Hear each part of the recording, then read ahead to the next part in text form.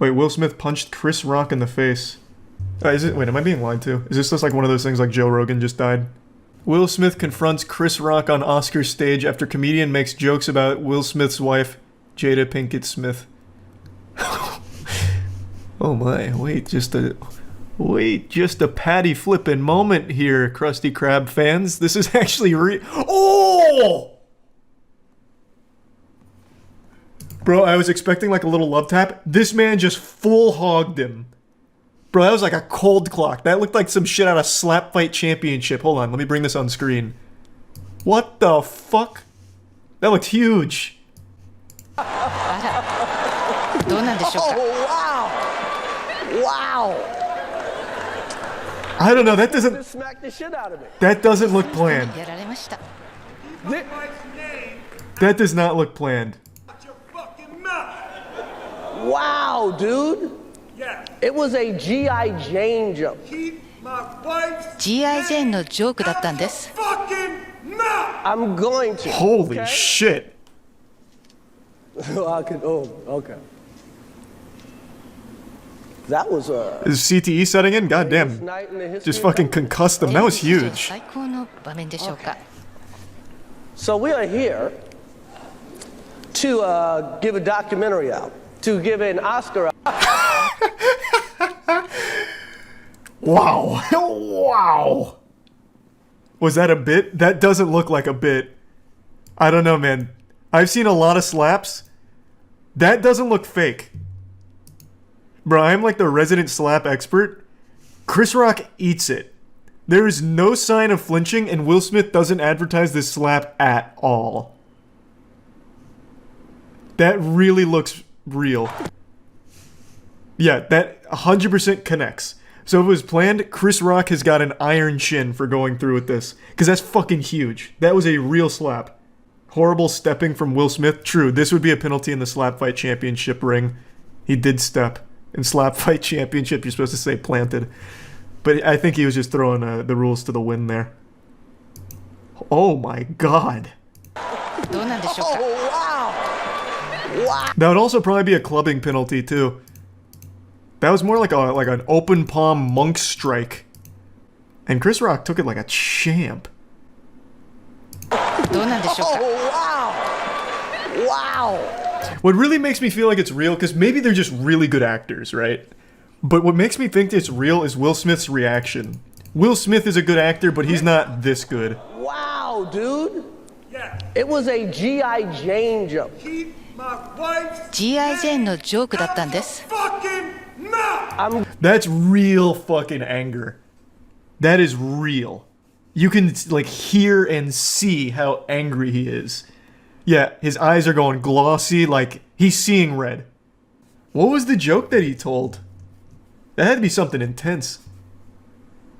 His wife has a condition where she loses her hair, and did he make a joke about it?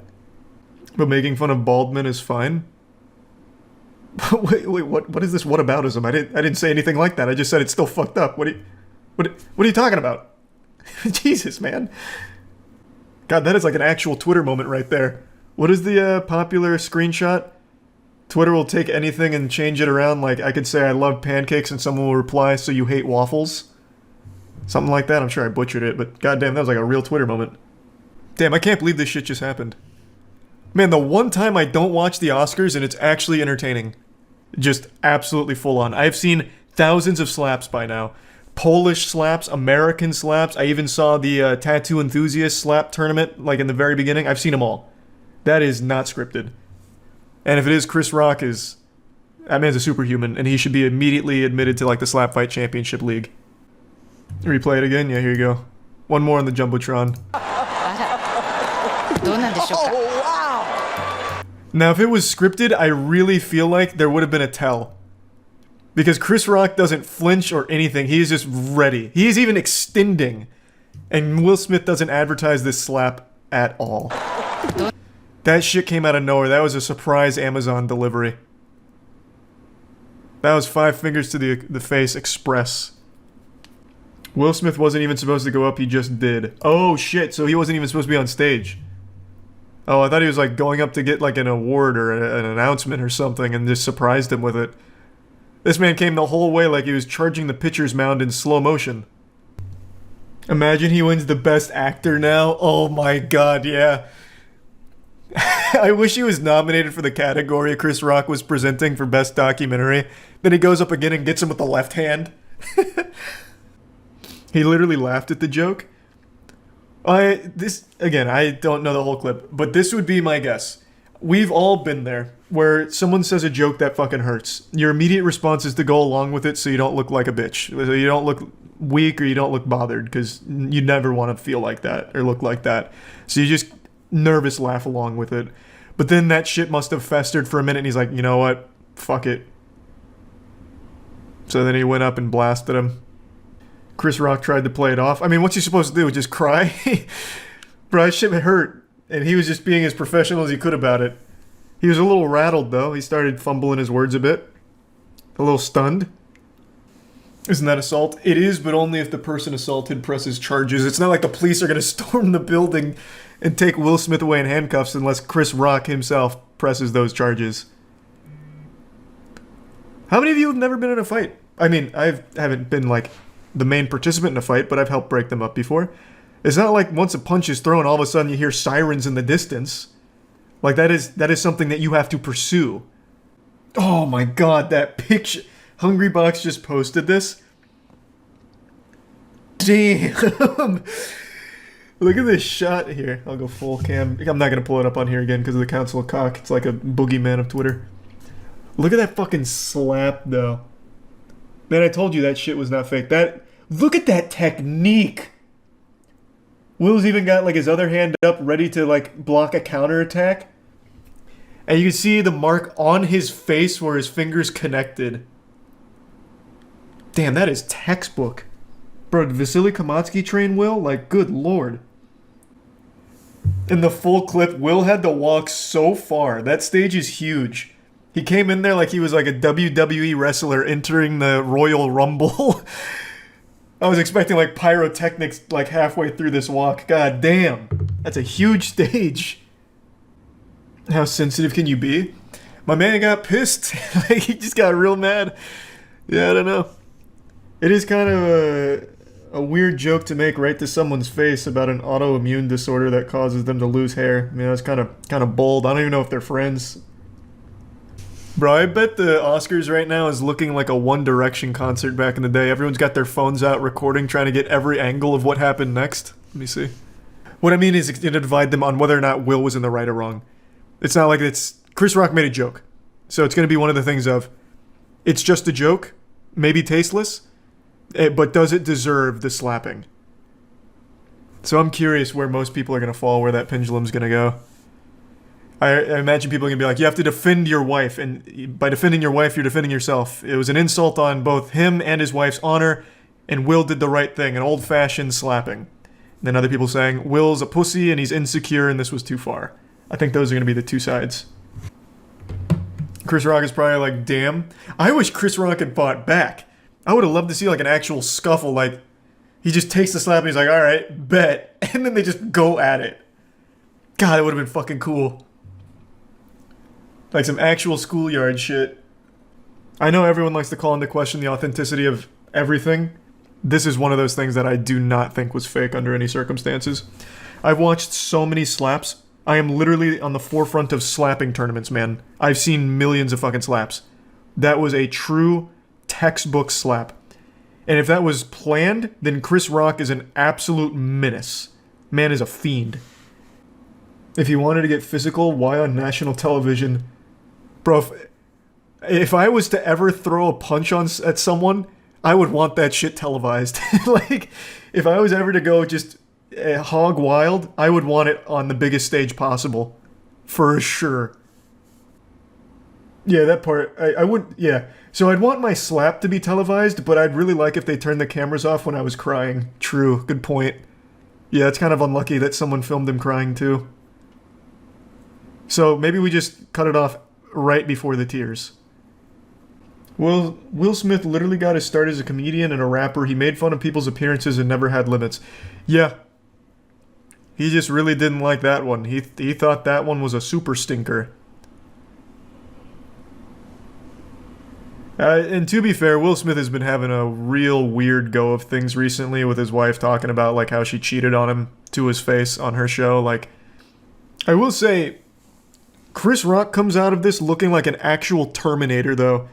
The way he ate that slap makes me think that his chin could stop a bullet. Good thing he didn't joke about Jada fucking other guys. I thought that's what it was. So when I first heard the reason he did this is because of a joke Chris Rock told about his wife, I thought for sure it was about being like a cuck or something. Or about like the infamous podcast clip where Will is very upset and his wife just keeps going about how she cheated on him and like she needed to cheat on him. I thought for sure that's what it was. If he had done that, Will would have really beat his ass. I don't think so, man. I think, because Will's really like come to terms with that, it seems. Like he was sitting right there as his wife was going over these things, and then they even did like a high five at the end and said bad marriage for life. So I really feel like if Chris Rock was joking about that, it wouldn't have gone anywhere. Will Smith actually won. Will Smith won. Please tell me Chris Rock is presenting the award in like a cast. So he just won Best Actor? Oh my god, I hope he gives a speech. Maybe he calls Chris Rock out to a boxing match? Will Smith with a steel chair. Yeah, it gets real WWE and he brings up the chair and a kendo stick and just starts beating his ass. So what's he saying? You usually give like some words when you win. What's he saying? Come on, guy. Fucking keep me up to date. I don't have it pulled up on like a TV or anything. Come on. Where's my fucking real-time intel? He just sucked Chris off. Why am I asking Twitch chat for information on what's happening? Oh my god. What kind of sick madman puts a speech as a GIF? There's no audio on it. What is wrong with you? He's talking about having people disrespecting him and protecting people. I don't know about all that, but I will say after all this, if there's someone here that I think could protect someone, it's Chris Rock. That man is like an actual human riot shield with the way he took that slap. I'm so happy this happened during stream. I got to be on the cutting edge of it as it was unfolding. We watched this tweet go from 5,000 likes to 177,000. So, we were here. We dug our feet in. Do you think Amy Schumer will make a joke about Will slapping her vagina? Is Amy Schumer at the Oscars? What's she nominated for? I also love the people that tagged me after this slap went live immediately on Twitter saying a new slap champion has entered the arena. Yeah, it's crazy the public perception of Will Smith over the years, man. I remember growing up, he was one of the most beloved actors of all time. And then over the last maybe like 6 or 7 years, I'd say, it's gone real south. You know what it was? I can pinpoint the exact moment. YouTube Rewind. The second he did YouTube Rewind, shit went tits up. He did YouTube Rewind the year after his wife is talking about how she cheated on him right to his face, and then it's like it just keeps getting weirder and weirder for him. The Oscars is going fucking wild tonight. For Best Picture, they might just actually have a fucking SWAT unit repel in or something. I think this is a really unique opportunity for the Oscars. I remember before the Oscars were going up tonight, like before they started, everyone was like, yeah, no one gives a fuck about the Oscars anymore. It's such a worthless, egotistical waste. It's dead. Oscars ratings have been tanking for years. And now look at it. They can really pivot and maybe turn Oscars into like a combat thing. Like you fight for the award physically. So that way the fittest one, like the most like war-hardened veteran will win the award. That would actually get people to watch again. Yeah, apparently there was a nip slip too, but I don't give a shit about that. I've seen billions of nipples thanks to the internet. I don't give a fuck there. But you can't find high-quality slaps like that often. Where's his speech at? So he just keeps talking about protecting. I mean, I will say, if Chris fought back, I wonder who would have won. Because Chris ate that. Like, let's play out a scenario. Let's play out like a real Detroit urban survival training fitness course scenario. Chris Rock has jumped into Will's house. He's a burglar. And Will Smith has just tried to defend his wife with the slap.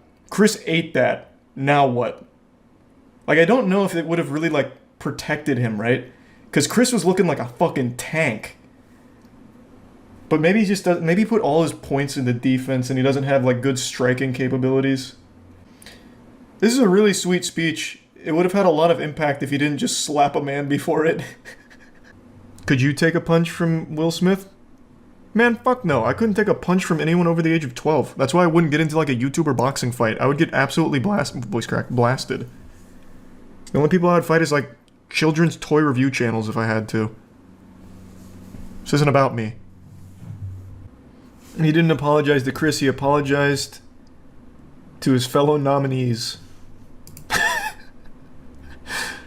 Nice. Hey, I want to give a real sincere apology. I did something real silly a minute ago, and it's to all my nominees. I'm sorry. Fuck you, Chris. He said, I hope the Academy takes me back. Man, fuck the Academy. They run like the Sith Order. Like, man, they're weird. If the Academy doesn't bring Will Smith back just for the sake of perhaps another slap, then they've truly lost their mind. Because now I know I'll probably watch the next Oscars, even though I had no interest in this one, just because maybe Will Smith slaps somebody else. Maybe he just goes across the entire stadium just fucking slapping everyone. Like, now anything's on the table. It's unpredictable. Maybe he'll keep this energy up past the Oscars too. Like, maybe now that he's got a taste of blood, he'll be ready for a fight at the drop of a hat at any award show. Like the Nickelodeon Kids' Choice Award. Like, you better fucking watch your ass if Will Smith is nominated, because shit might just pop off. Man, I'm so tired of all the people saying it's staged. You have to be really young or really dumb to think that. This is absolutely one of those very rare, real moments that happens on TV. I have analyzed thousands of slap matches. Literally thousands. That slap fully connected. It wasn't telegraphed. If it was scripted, he would have absolutely had some kind of tell, like moving his shoulder or something. He literally hit it till the last second and blasted Chris, who didn't flinch or anything. He never saw it coming. And in the actual picture, you can see where his fingers hit his face. It left an imprint. And then the way that he gets this angry afterwards, keep my wife's name out of your fucking mouth, that's real rage. His eyes are glossed over. Like, he is genuinely mad. Dude, they're actors, so maybe. Exactly, they're actors, not fighters. Chris wouldn't sign up to get actually, attacked. Bro, half of these actors won't even do, like, the simplest stunts of, like, jumping off a curb into a superhero pose or something. You think they're gonna take a slap to the face? No chance. Alright, I'm back. Will Smith pile up any more bodies? When you think of an apology video, you probably picture some stinky, goofy YouTuber petting their dog and fake crying, just trying to appear remorseful, and it's always just embarrassing, looking like some shit out of South Park where they're like tweaking on their nipples and saying, I'm sorry. Because for a long time, YouTubers have had a monopoly on shitty apology videos. Until today. Travis Scott, the famous rapper most known for his McDonald's meal, the Travis Scott Burger, has proven himself to be an innovator not only in avoidable concert-related deaths, but also in shitty apology videos. He posted his own bad apology video on Instagram today, and I thought it's only fair that we look at it. Now, I'm sure you already know, but Travis Scott was addressing the tragedy that happened at his concert Astroworld the night before, where 8 people died and 300 others were injured. This was due to a lot of factors, but the main one being crowd crush. Crowd crush is when a huge crowd of people occupies a small space and everyone gets too close together and inadvertently starts pushing on each other, which suffocates people in the middle. They die from asphyxiation. Crowd crush is an agonizing and horrible death, which unfortunately 8 people suffered yesterday at his concert. I made a video going over this, and since then there's been a few people that went to my Twitch streams just to say Travis Scott did nothing wrong and bears no responsibility and called me a cuck. And I swear to God, if I have to read one of those brainlet takes one more time, I'm gonna go sicko mode. I will say again, while Travis Scott wasn't responsible for the conditions that caused the horrible crowd management and the crowd crushing, he had ample opportunity to pause the concert or stop the show altogether. People were saying Travis Scott didn't know what was going on, so had no reason to stop the concert. So I guess they just think Travis Scott is the dumbest man on the planet who performs with his eyes closed. I don't know. Because if you just look at the pictures taken from the stage or some of the video from the stage, you can literally just see an ambulance going across the crowd, because there's ambulances at all times throughout the concert because people were dropping over unconscious, literally dropping like flies. You were statistically more likely to die at the Travis Scott concert than you were shark attack, lightning strike, fucking driving in a destruction derby. Like, it was a lot of people falling unconscious and an ambulance pretty much at all times in the crowd. And the crowd, of course, dancing on top of the ambulance, all of which was visible from the stage. And also the crowd was begging the organizers as well as screaming at Travis to stop the concert. But even still, let's assume all of that. Travis didn't see the ambulance. He didn't see or hear anyone begging him to stop the concert. There is a clip that I mentioned in my video where Travis Scott literally tells security to get one of the unconscious bodies out of there. He noticed that one of the guys was fallen unconscious or something. He asked security to get him out. Security is crowd surfing the guy's body out of the venue as Travis Scott is watching and singing at the body, literally giving it a walk-off song. Travis Scott knew people were falling unconscious, as evident from that one clip alone, and he still chose not to pause, take a break, or stop the concert. He bears a lot of responsibility, and Travis Scott has stopped concerts before for much less. There's a very popular clip that's now floating around where Travis Scott crowd surfed and got his shoes taken, and he stopped the concert on the spot to spit on the guy that took his shoes and tell the crowd to beat his ass. So Travis Scott has stopped concerts for his shoes, but doesn't stop it for the loss of life. So he values shoes more than people's lives, I guess, more than his fans' lives. That's the impression I get. Travis Scott bears responsibility, accept it, stop defending him, stop huffing that copium. Now with that being said, let's check out his apology video. I just want to send out prayers to the ones that was lost last night. We're actually working right now to identify the families so we can help assist them through this tough time. You know, my fans really mean the world to me, and I always just really want to leave them with a positive experience. Man, you can tell this clip is serious because he put the black and white filter on it. Fuck. You can tell it's really getting to him. This whole apology video looks like he was just woken up out of a deep slumber and forced to make this by, like, his lawyer or something. Like, hey, get the fuck out of bed, we need you to make an apology video. And he's like still sleepy. He's like, oh fuck, okay. Hey guys, sorry. And then he's like rubbing his face really hard, hoping to get one or two tears to come out, but they just won't fall. He can't get the tears flowing. It seems more like he's annoyed than sad. Like, this is how I react when my dog takes a shit on the carpet. It's like, ugh, fuck, it's on the carpet, which means I'm gonna need to use like nature's miracle or something to get it off, and it's gonna be a big mess. Oh Jesus. Anytime I can make out, anything that's going on, I stop the show and, help them get the help they need, Yeah, but you didn't. You did identify someone who was unconscious. You identified someone's lifeless body and told security to get out of there. And then you started singing to the body and then continued on the show. Like, you immediately just went into a song. So, I mean, you did identify it, and I mean, I guess you got them the help they needed, getting them crowd surfed out of there, but you didn't stop the show. Even after finding that, you still continued. I could just never imagine the severity of the situation.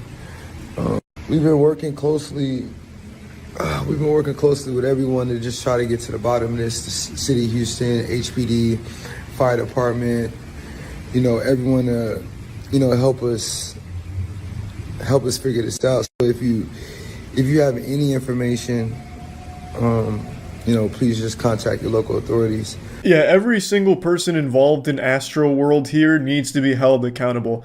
The second people started breaking through security checkpoints and climbing fences to flood the venue, they should have taken precautions to pause the concert, delay it, or something, because they were not equipped to handle that capacity, and this is the natural result of that.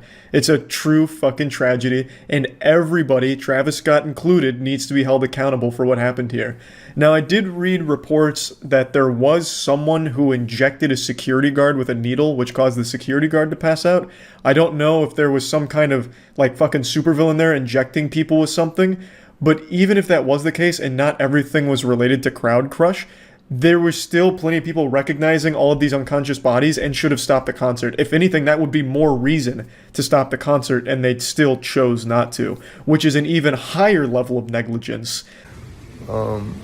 Everybody continue to just keep your prayers. I mean, I'm honestly just devastated, and I could never imagine anything like this just happening. And I'm gonna do everything I can to keep you guys updated and just keep you guys informed on what's going on. Love you all. As is standard practice for apology videos, there isn't an apology. There's no "I'm sorry." It's crazy. Every single fucking apology video ever, for some reason, lacks the most basic apology. A simple "I'm sorry." Nothing. None of that present here. And I just wanted to go over it. It's not like a very informative video or anything like interesting, but it just shows how disconnected celebrities are, that this seemed like a good idea to him. At no point do I get the impression he truly cares about what happened. It seems more like he's worried about potential lawsuits that he's going to face. And not potential, the inevitable lawsuits that he and his team will face. It seems like something that he was forced to make, as is pretty clear by how uninterested he looks in the video. And it's so baffling. Why even bother at this point? He made a Twitter statement. Why did he even bother making this when he clearly doesn't seem to care that much? He doesn't even take responsibility at all. So, I mean, I just wanted to at least show this since he did post this apology video on Instagram. And yeah, that's about it. So, yeah. Today, Will Smith posted a YouTube apology video for slapping Chris Rock at the Oscars. And when I saw it, I had to scratch my head and wonder why. It happened so long ago. I was confused. Why is he apologizing now? I felt like Robin Williams coming out of Jumanji asking what year it was. And then I remembered that happened this year. It was 4 months ago that Will Smith slapped Chris Rock's head clean off his shoulders at the Oscars. He turned an award ceremony into a public execution when he blasted Chris Rock to Valhalla, just banishing him to the Shadow Realm with a slap. Mm-hmm.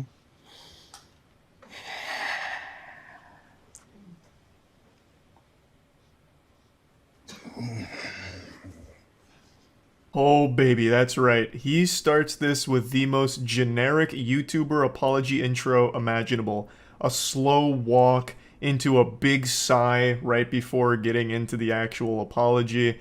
Textbook. He's clearly been trained by some of the YouTuber apology greats like Logan Paul, Laura Lee, Tati. I mean, this is perfection here. Every box of YouTuber apology cliche gets ticked immediately except for one.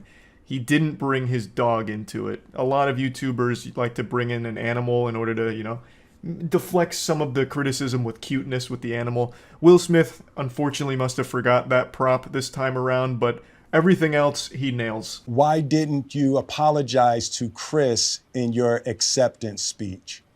I was fogged out by that point. It's all fuzzy. So the main thing he's doing in the apology video here is answering questions that people have asked over the last 4 months. And again, I have to wonder, why even bother? It's been 4 months on internet time. That's basically ancient history. Like, that's back there with like Y2K now. Most people have moved on and forgotten about it. So it's a little weird to be this tardy to the party with addressing these things. Now, of course, I understand this was like a career-ruining moment for him, so he wants to do his best to be perceived positively again, both by movie execs as well as the general public. So if he really did feel strongly enough that he wants to apologize, then all power to him. But anyway, the first question that he addresses here is one that I don't think anyone with half a brain ever asked in the first place. Why didn't you apologize to Chris during your acceptance speech? The answer should be pretty obvious if you have eyes. It's because he was still mad.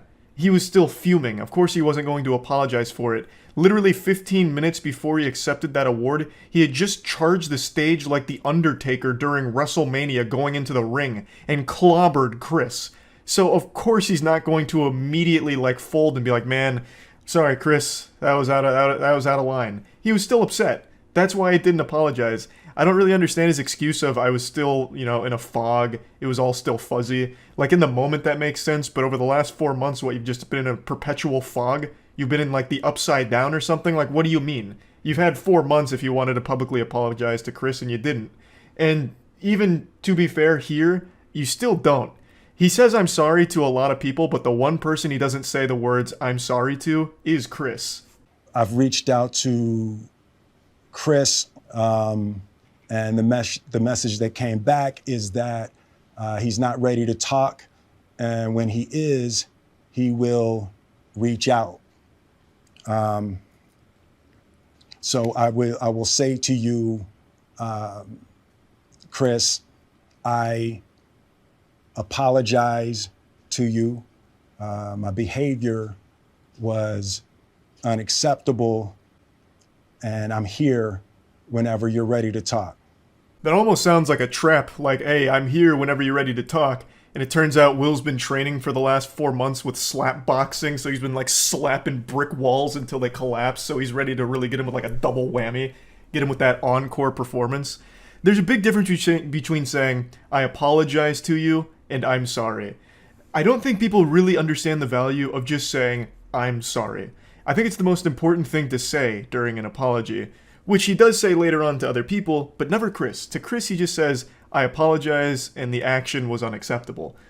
Which is, you know, that's good, that's definitely a start, but I really think you needed that cherry on top here of an I'm sorry. This is also just one of those things that should have been handled privately. I'm sure there were plenty of ways in the pipeline to let Chris know that you were genuinely remorseful for what happened, but I understand why he thought this was a good idea. I'm gonna make a video coming forward, publicly apologizing and owning up to my mistakes, letting people see how horrible I feel and what I'm doing to change and be better. The thought process makes sense. You know, let people see a vulnerable side of you and let them know that you made a mistake and you know that. And that, it again, does make sense to anyone who's never been on the internet. I think one thing most people online are starting to understand and wake up to is that when you make an apology video, you lose. It's like what war games taught us. The only winning move is not to play. When you make an apology video, it is a lose-lose situation for you. You're either going to have people that don't believe that you're actually sorry, or they're going to have people that think that you didn't need to apologize in the first place, so now you look stupid. You look like a pussy. Which I'm already seeing with Will Smith's apology, like, why is he apologizing? He stood up for his wife. Does he not support his wife anymore? Oh my god, I've lost all respect for Will with this apology now. And then on the other side of that coin is, man, Will really needed to apologize, but this apology video was so dog shit, he missed the mark entirely. This is the worst apology video I've ever seen in my life. You just don't win with an apology, so again, this should have just been private. 3 months replaying and understanding the nuances and the complexities of what happened in that moment. You slap the shit out of a man. It's not that deep. Talking about it like it's the most complex situation of all time. Like this slap was somehow, you know, like a Cold War or something here. It was a simple act that affected a decent chunk of people. Chris, most notably, I would say, was physically affected by the slap, but Will's career was also hurt by it. Chris's family was probably pretty upset by it. Like, yes, of course, people were affected by it, but it's not like there needs to be like 4 months spent of just digesting this giant web that all spawned from a slap. Because, again, at the end of the day, it's really not that deep. After Jada rolled her eyes, did she tell you to do something? No. It's like, you know, I made a choice on my own, from my own experiences, from my history with Chris. Jada had nothing to do with it.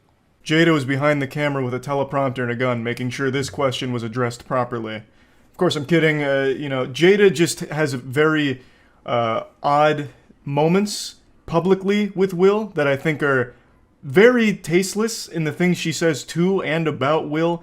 And it's the reason why a lot of people felt like she may have contributed to this overreaction from Will. You know, her rolling her eyes and then just having all of that context with the things she has said publicly about and to Will just made people wonder whether or not she was somehow involved in that decision from Will. But he's clearing the air here, saying that it was just him doing it. And you know what? I'll take his word for it. I think this was just an impulsive decision here. I don't think Jada had some kind of device that she can control Will's brain like something out of Dexter's lab. I really think he just completely overreacted and went fucking berserk here for some reason. And I don't think Jada is necessarily guilty of that, but I do think she is guilty of being a very toxic partner. I know that sounds parasocial to say, but the amount of clips and videos of Jada just shitting on Will to his face is baffling. Like the time where she was just talking about cheating right to him and how much she like enjoyed it or whatever during their red table talk. Oh my god, it's so hard to sit through. As Will's like in tears about it and she's just joking. Oh man, it's fucking brutal. And so now Will looks like a cuck. I mean, I'm just not a big Jada fan. I'll say it. I don't think she's that nice. What would you say to the people who looked up to you before the slap, or people who expressed that you let them down? Let me just stop you right there. You don't have to apologize to me. I found this whole thing to be highly entertaining. I thought this was extremely goofy, and no one seriously got injured or anything like that. This was just an absolute fucking wild moment. And honestly, for this section, he should have just said, "You're welcome." You know, to the journalist that wouldn't stop fucking writing about it, like a million articles all going deep into it for no fucking reason, talking about how this is setting a bad precedent and how in the next Oscars, all of a sudden people might be showing up there with battle axes to attack their critics, how journalists are no longer safe, you know, this and that. Like, he honestly should have just said, "You're welcome," for the 2 weeks of just articles and videos about it. Now, of course, there were super fans of Will that were disappointed to see this, and I think it's cute that he said that he was sorry for it and letting them down. He apologized to Chris's family, his family for the negative backlash they've faced. He apologized to pretty much everyone that was directly impacted by it. And now in this section, he's talking about how horrible he feels when he doesn't live up to people's image of him. And I will say he does seem pretty sincere for the most part. But again, it's been 4 months. Most people have moved on. This was pretty unnecessary. Though I'm sure a lot of people that did feel like really disappointed appreciate the gesture. Disappointing people is my central trauma. I hate when I let people down. It hurts me psychologically and emotionally to know I didn't live up to people's image and impression of me. Deeply remorseful. And I'm trying to be remorseful without being ashamed of myself, right? I'm human. And I made a mistake. But yeah, he finishes it off by saying that he is remorseful and he's, you know, working on being better. And if you stick with him, you can all be friends again. And that's basically where it concludes. Overall, I don't think it's like the worst apology ever, especially in the tier list of YouTuber apologies. I think this one was one of the more sincere ones, at least from everything I've seen from it. Unless I've been deceived by his great acting, I couldn't tell you. But this is just one of those situations that is so wild to me. Why do this 4 months later? If he had done this like a day, 2 days, even a week after this happened, I think the reception to it would have been much better than it currently is. Yes, it still has, I think, a pretty positive reception overall from like his actual like dedicated fans. But the general consensus I'm seeing here is, why is he doing this? This seems very fake to do it now. It's way too late. We've all moved on, this and that. So again, you don't really win with an apology video, but if he'd at least made like a statement like this, a big statement like this, right after it happened, I think he would have been in a much better position now than he is currently, if that makes sense.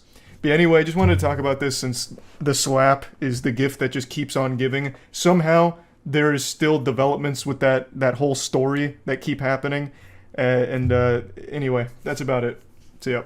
Hey, we're playing the Guess That Tweeter game, where we're gonna figure out who tweeted some gobbledygook. Was it Aaron?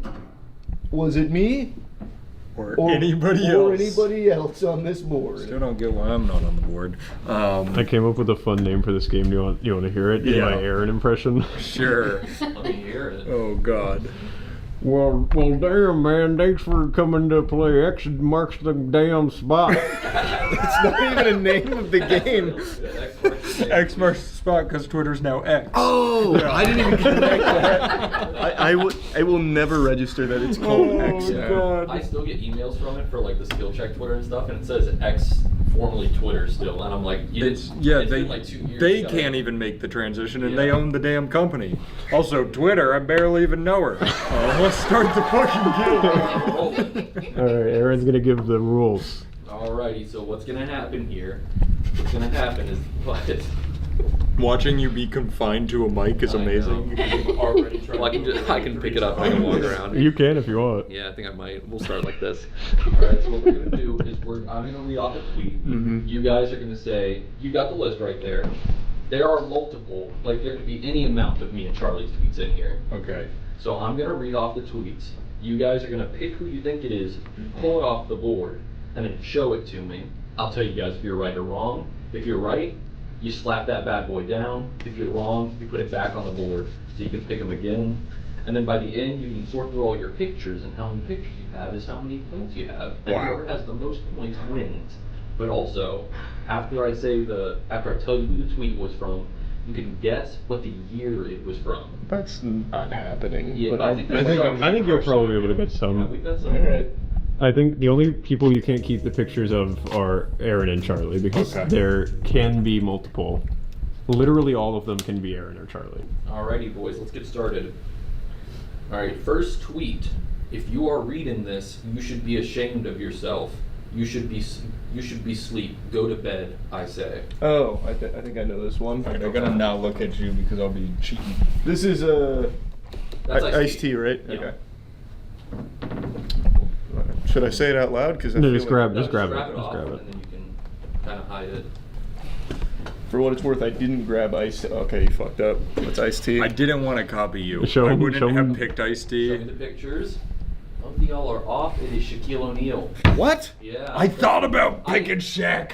That is the problem with some of this is you can't see the spelling, but I also think it's better because the Shaq spelling. I'm not showing you the whole sheet, but the Shaq spelling gives it away crazy. Gotcha. It is capital IF, as though he's talking about the movie Ifs. And then it says letter U, letter R, reading, no G, this, letter U, SHUD.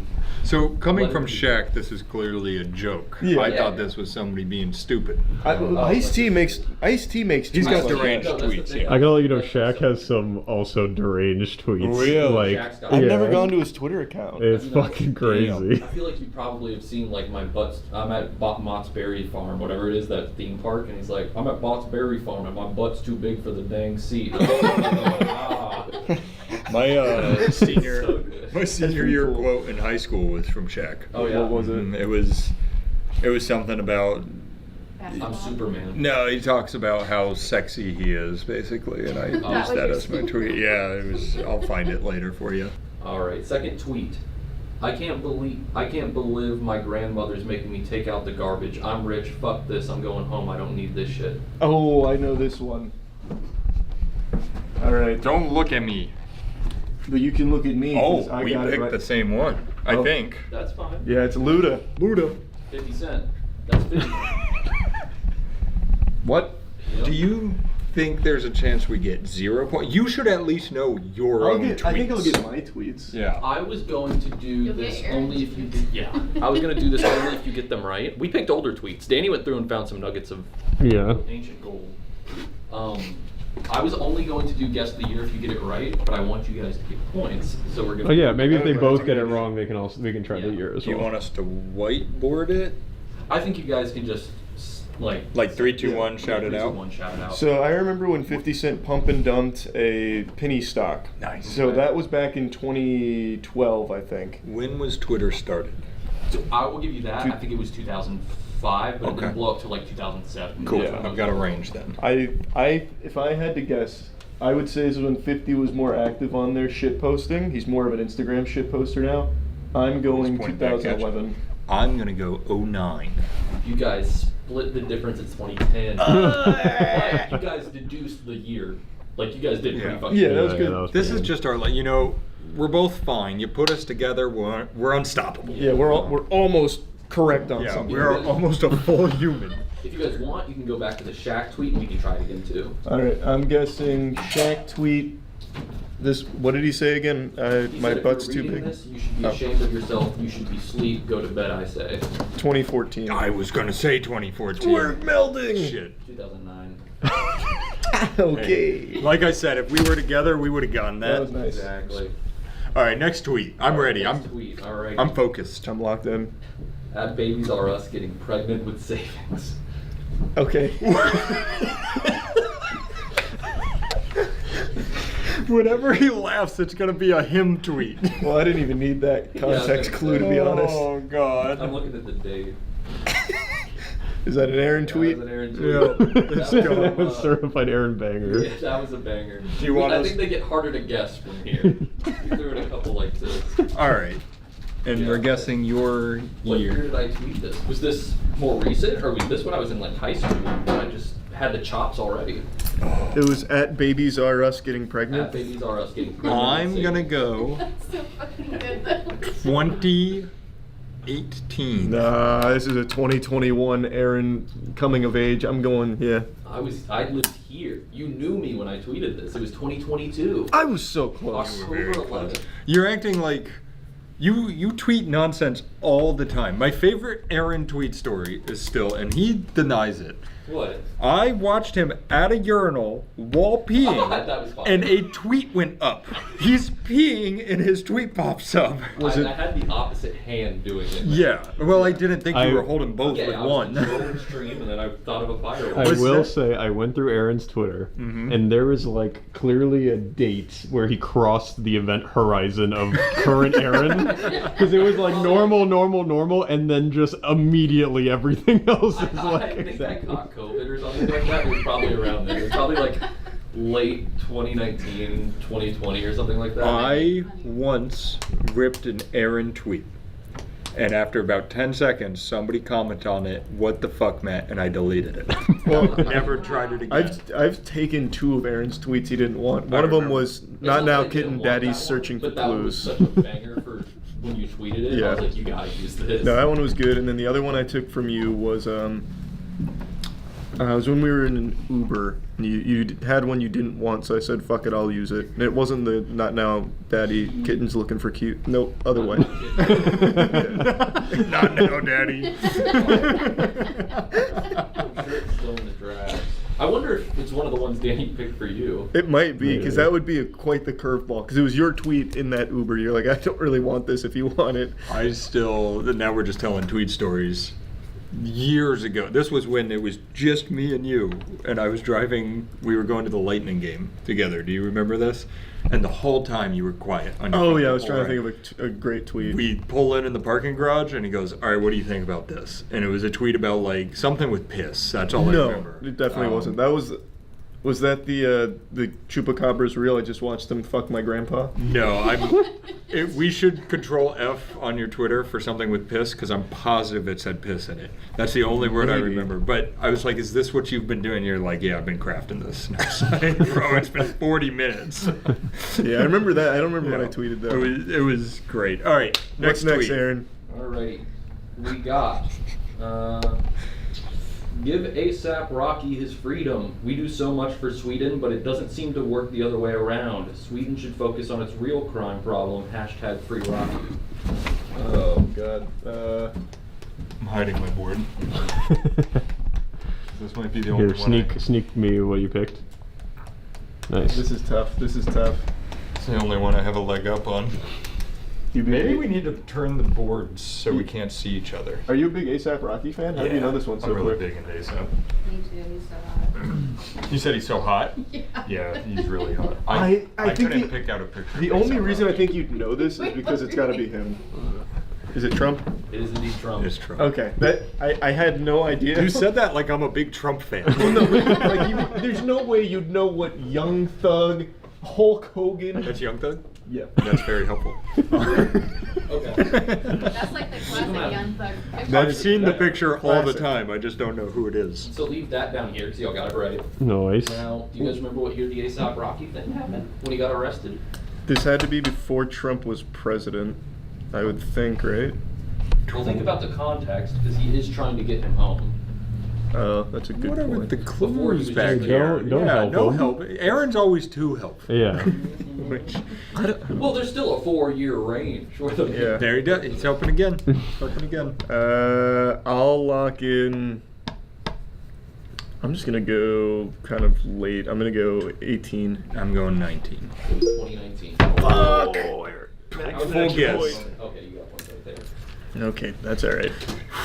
Well, hey, wait, I got a point too. Yeah. For Yeah, I think she's just doing Extra the. point. Oh, extra point because we get the Pictures, picture. you get Yeah. Can somebody? What is the popsicle stick? It's because you can't take Aaron or Charlie off the board, so. Oh.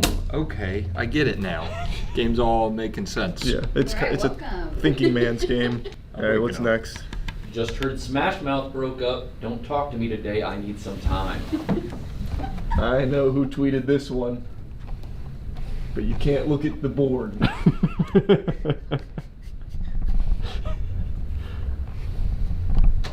I think this is a certified Chuck classic.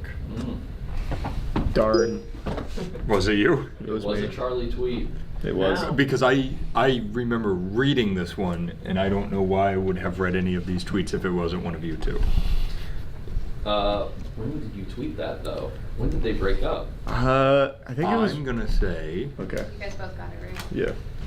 2023.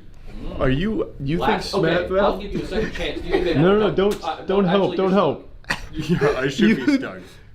You know Steve of Smash Mouth died in 2023. Well, that would be a good reason for them to Good break reason up, to That's right? that is a good. You're onto something actually. I didn't Come on, think that man, it all makes sense. I fucked up.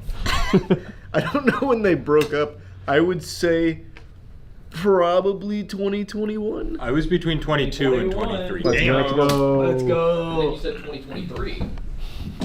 Taking this bad boy off the stand. Off the damn stand. Oh, he's so free, Hey, how's it Mike. going, guys? Yeah, let us know when you guys Yeah, stand. give us a tight 5. No. I can't wait to write you guys stand-up comedy though, and then you have to go perform it. That'll be. I actually love that wait, video. I idea. got a pop. Oh, we got these. Yeah. Game's making sense. You got it. All right, next tweet. Next You I tweet. feel like Matt keeps coming to in the middle. Can you guys tell we did the whistle? It's all that ashwagandha. All right, next tweet. Heard about the glass ceiling. No worries, I'm making some phone calls. Oh, Fuck. wait. That sounds so I familiar. read this one. I think I got this. I think. I don't know. Something tells me that this is probably wrong, but it's all I got. I'm going Aaron. Oh, that's interesting. Matt, you got that deep cut.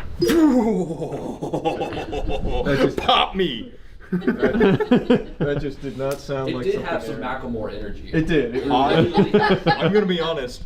If I didn't come to that, I thought Aaron did it. Macklemore was my other choice. Yeah, that's what it sounded like to me. Fuck. That was good. All right, for the bonus point. Yep. Um, All right, guys, what year? 2022. No, this has got to be more vintage. This is probably right when Aaron had like the The Winter brain Soldier. Yeah. 2019. He tweeted that while he was here, for no, sure. it was right before. I was in Michigan. It was God 2021. damn. Right before I moved here. Why did I read that one then? We were friends before you got You here. probably saw it and were like, gotta see what this guy's got in the bag. And started- We need to hire him now. Meatball of fruit? What? Is meatball a fruit? That's the whole tweet. No, I think you're reading that wrong. You're missing. I am. It's meatball and fruit. It's meatball and fruit. That's why we have more than 2 people up here. We're all fact checking each other. It's meatball. I'm surprised one of you doesn't know this one because when I just Googled like weird celebrity tweets, this was number 1 on every single one of them. Really? Lists. Yep. It How changes. about we just pick at the same time? Okay. That- 3, 2, 1. Oh, you went Luda. I don't think Luda. Luda. I don't think he'd make number 1 on the lists. Luda and Miley Cyrus. I actually think Miley Cyrus is a really good choice, but it is Post Malone. Friend of the show, Post Malone. Wait, who's We're that gonna- in post picture? Is Yeah, I that can't- Charlie Is with? that a damn wild Charlie? Damn, when did he get up there? I can't believe Post got a picture with Charlie like that. That wasn't number 1 on the list of like best pictures of Post Malone. Well, we haven't looked yet. Yeah, we have to check That's that next later. video. Which picture of Post Malone is this? Oh, I really thought that was Miley. I mean, Miley's got some crazy ones in there. That Yeah. one's believable. See, What there's a year hint. did he tweet that though? That's got to be like old. Yeah, I'm thinking like 2016. Oh no, I think even older. You have to remember, Really? Post Malone was actually in the Minecraft That's YouTube true. space for a while. That is very true. I'm gonna go like 2011. 2018. Let me double check Whoa. that. Oh. 2018. It's on my old sheet of paper. Yeah, 2018. Wow. Well, All right. Mm-hmm. He was just feeling himself that night. yeah. Do you have the time he tweeted it? Probably like 3 a.m. That was my guess. Can I interest you in another tweet? Yeah. This one's personally my favorite on the list. Oh. You guys may get it instantly. It's him. No homo, we smoking penises. Oh, I've heard this. Who said it? No homo, we smoking penises. 4 exclamation points. Fuck. Who said that? It wasn't Neil deGrasse Tyson. I can know that. You never know. No homo, we smoke. All right. Are you ready? You got an answer in your head or no? No, give me one more second of deliberation here. Fuck, I'm between two people and it's hurting me. There are 3 people I can safely rule out. What about you? I don't think I've ever said no. That's what homo. I mean. You can safely rule out yourself. Oh yeah, and me. I meant aside from me. And I know it's not Aaron because this one was like a big tweet that blew up. I just don't remember who fucking tweeted I've it. got fucking random shots. What's the most likes you've ever gotten on a tweet? Wow. I think Charlie liked one of them, and then it was back when it showed the thing like liked by, and I think I got like 300 or 400 just because Charlie was like people saw What it. is shout out your Twitter? Let people see. Well, I was gonna say when he's reading the tweets, we're gonna put them on screen, That's so true. they'll see it. Yeah. All right. Alright, I know who I'm going with. Fuck it. Oh, I'm between 3. All right. 3, 2, 1. You've guessed Luda 3 times. It's gotta be right at some Yes, point. see. That's Young Thug. I was gonna. God damn it! I was thinking Young Thug too, but I thought I maybe. still don't know who he is. Fuck. All right, I was between 3 people, and Young Thug was not one of them. I should have trusted my Young gut. Thug when no, wait, this is old. I thought I thought you were gonna say, wait, it's not Young Thug. No, one of the Migos I remember got hacked, so we started saying shit like that, and it was like balls in my Wait, but what year was it? Yeah. 2014. 2015. 2011. Oh, Very old. Jesus. Who tweeted in I was gonna say he just randomly tweeted that. I thought he got hacked. He did it just for fun. He did it for the love of the sport. Sometimes you gotta. Good for him. Yeah. Wow. All right. All right, you guys gotta lock in. This is tough. I've got my 3 friends. Yours looks exactly like Plank. Yeah, it does look like That's blank. really good. Where's your Trump picture? Over here. Oh, keep it in front of you so we can Twump. see. Twump. Alrighty. This one is a series of 3 tweets. We'll start. I'm gonna preface this by saying these were all tweeted like almost the same exact date 3 years in a row. Yeah. Oh, Okay, that this actually is helps me interesting. a That's lot. a deep cut. That means Yeah. it's him. Okay. The first one, we'll start from the oldest one, and then. Do you want to say we can give them 3 points if they guess any of the, like 1 point for any of the? Yeah, years on it? let's do that. Another thought to disturb your restful slumber, especially if you're in vain. In a mirror, you can kiss yourself only on the lips. In the next tweet, for narcissists only, laws of reflection require that if you kiss yourself in a mirror, it'll always be on the lips. And then, just an FYI, in a mirror, you can only kiss yourself on the lips. I know who this is. This was 3 years in a 3 row. years in a row, like. Yep. I can give dates, but it's not the year. Like, I can give like that. Yeah. It was August 28th, then August 30th, and then July 12th. Fuck, I'm between 2 people. Well, I know who it is. This has all the hallmarks of. Yeah, this one is. Yeah. I do believe you can get this instant. All right. I had that immediately. 3, 2, 1. Fuck, man. Damn it. Neil deGrasse Tyson. I didn't know if it was a mental break or him doing his smart thing. No, this was back when he was like the intellectual Twitter authority. He was like, well, did you know, like, if you die in a school shooting, it's kind of just like you're getting hit by a shark. Yeah. You should tweet that and see what the response is. Well, no, he did tweet that. Like, when there was a school shooting, and he tweeted, we often have emotional Oh my God, I reactions, forgot about yeah, that, yeah. to something as outrageous as a school shooting, but we don't carry the same energy when it's a shark attack or something like that, and they have similar odds. It's a really cool Wow, stance to take. what a guy. Yeah. The Key and Peele skit from a long time ago where they were playing him cheating on his wife was unreal. I don't remember that, Where but that's cool. she keeps being like, I saw you with her. And like they make the argument like, I'm not in a vehicle, I'm in a...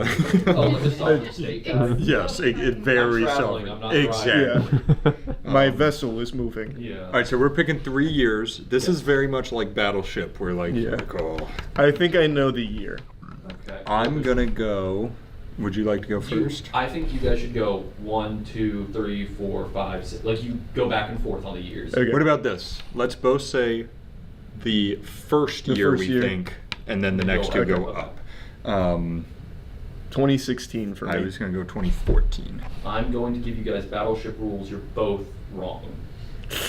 All right. Oh, I And see on the what you're next one, saying. I'll tell you if you're too high or too low for the last one. Okay. Then I'm gonna go next guess. 2018. I'll go the opposite direction. 2012. That is closer. Okay. We have one guess left. So Between just the to two- hit any of the 3 years? Yeah. I'll Okay. give them any of the 3 years right now. Between the two of us, surely we One can of us- get one. one of us with is gonna get 6 this. guesses. Remember when Twitter started, and then remember around where Matt I'll, was, and I I'll think go you guys could hit pretty first. much all. Yeah, all right. I'm gonna go 2009. I'm going 2010. I'm 1 for 6 ain't bad. 2010. It was Hey. 2010, 2011, 2013. I feel like we worked together to get there. So I'm made it. proud of you. All right, next tweet. Alrighty. I'm so fucking tired of people saying that wrestling's fake. If it's all fake, then why does it give me a boner? I think I know who tweeted this one as well. All right, 3, 2, 1. Yep. That's our friend Charles. That was me. But when did you tweet it? This was probably around that time when I was making tweets in cars when doing nothing. I think that would have been 2019. I'm going 2022. 2020. Ah, dang. We're circling. We're like Darn. sharks. Yeah. You're circling. Which we don't have an emotional reaction to, like school shootings. Imagine you guys are like circling a shark, and the shark's about to like close in on the guy, and except the guy just goes like disappears right before you get him. That's a great tweet. I forgot I did that one. That is a really good tweet. That's a banger. All right. I just taste for the first time a smoothie. May God bless America. Okay, I think I know who did this. If you want to lock in. All right. Make sure I'm not making stuff clip. 3, 2, 1. Bang. Oh shit. Oh, wait, show me who Is you it got. the Hulkster? Or is it iced tea? Guys. Or It was anybody? Giannis. He's not from America. What? He came to America. Post Malone's tweet is fruit and meatball, or is meatball and fruit. This man was. I thought this was just like a patriotic thing. Like, man, did I love too. being an American. Yeah. I can drink a fucking smoothie. Also, you guys picked a picture. Giannis looks jacked. Giannis is he is jacked. Yeah. But he looks really good in I that remember there was picture. That one summer where he went from like actually a string bean. Yeah, he to looked just like that, and I was crazy. like, that's Giannis, okay. if you're watching, we all think you're attractive. Come on the show. Yeah. So, HR.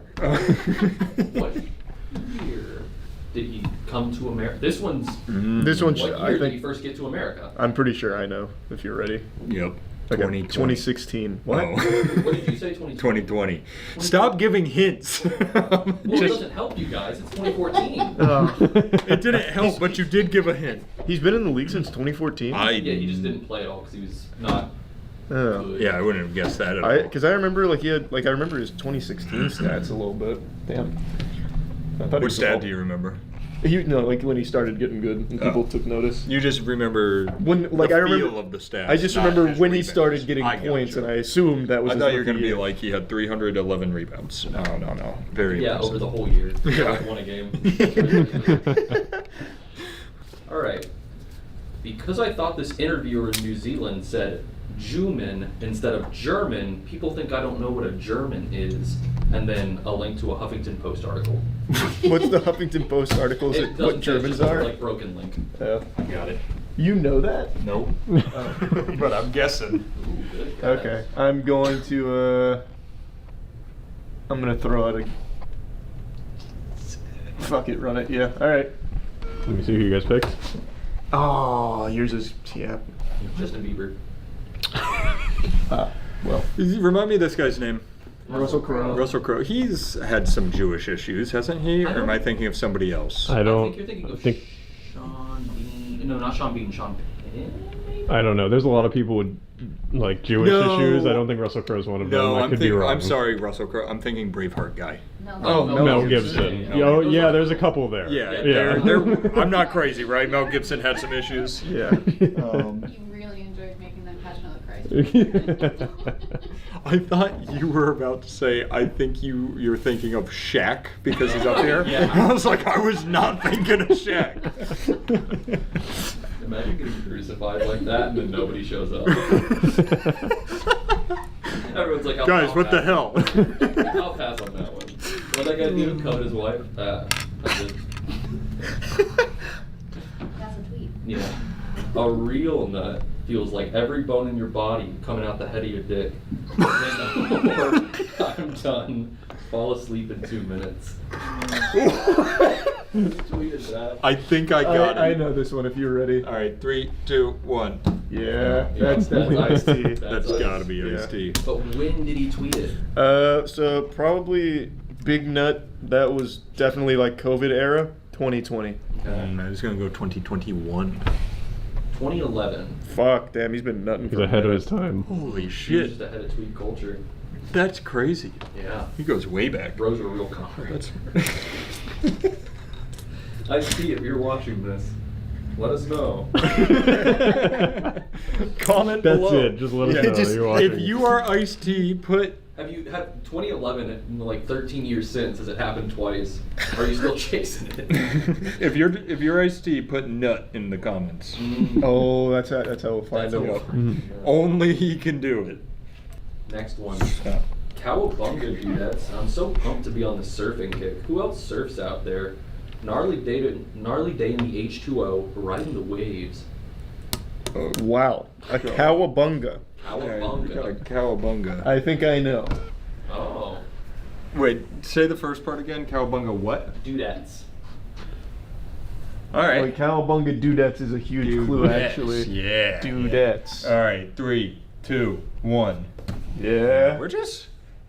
That is a Kim K tweet. I had a sneaking suspicion, but too late now. Could you guys both pick Miley? Miley. I was thinking you guys may get it just because she's so disconnected from That's real true. life that she's just throwing out like Ninja Turtle buzzwords. That's true.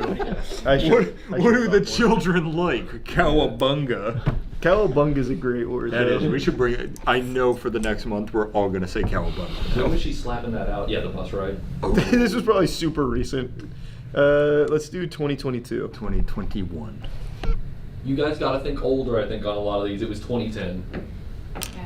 You think Kim K's fucking surfing right now? Yeah, I was gonna say, I feel like now she's just like, get your ass up and work. And then in 2010, she was like, Yeah, she was living the high life. Yeah, in she was 2010, she you was know? a surfer dudette back then. That's Yeah, she's connected to That's the on us. salt of the earth. That's on me. That's yeah. our I thought fault. it was just like she's so disconnected. She tweeted it. Yeah, recently. I kind of was in the same So boat. that could be it too. All right, next one. You guys have not gotten very many. No, This is hard. This is a hard People game. always call me hot, sexy, funny, and smart, but no one calls me what I really am. Dumbass. That started like it could have been an Aaron tweet, but then it's Yeah. just it peters out at the end. That could be like an OG Aaron tweet, like when he first started. No. Well, I've had Twitter since 2013, so you guys cook on that. Since my brain was like barely fully formed. I'm not going for that. I won't take that You're bait. not gonna give in. I'm not giving in to temptation. The sin won't tempt me with the apple. I know what I'm doing. All My right. aura just went by. 3, Ah. 3, 2, 1. I'm doing it. Oh, you did it. Oh. I didn't And believe Matt it. is correct. Whoa! See, at some point he had to start. And he couldn't have been good at it. No, so there was a time where even if it was kind of shitty, I was Thanks. like, I'll throw that one out there. So when did he rip this one? Fuck. And I think is more recent than we think. I'm going for the third time in a row, 2021. I'm gonna just trust my instinct. I'm going 2015. 2020. Okay. On the right I'm track. right there. I'm circling. That one. I say I'm right there. The last one I guessed 21. It was 2011. Yeah, no, you're on the cusp. I got a lot of. If it weren't for you two, I would not be doing well. Yeah, these are hard. These are really This hard. one is nuts. I hope you guys get this one, but I don't know if you will. Because I don't know why anyone would tweet this. The only 420 I really remember was the Columbine massacre, and that really ruined everyone's high. Bad day. Holy.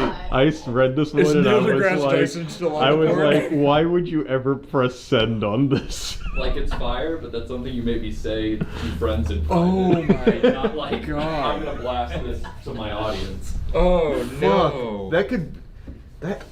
I'm between two people right now. Was this Charlie? Imagine. I've kind of only got. Yeah, I'm between two as well. I'll just pick one 50-50. You got an idea? One more time. Read it one more time. I'm gonna look for tone. Subtle vicissitudes, as you The say. only 420 I really remember was the Columbine massacre, and that really ruined everyone's high. Yeah, I know who I'm Bad day. going. I heard a voice in that one. Yeah, it's the tone speaking to Yeah. me through the words. You ready? I'm ready. 3, 2, 1. Damn it! I was thinking Hulk Ooh, immediately, but then I very changed my different. mind. That one was Macklemore. What? Was it really Macklemore? What Yes. the fuck? Holy shit. Holy shit.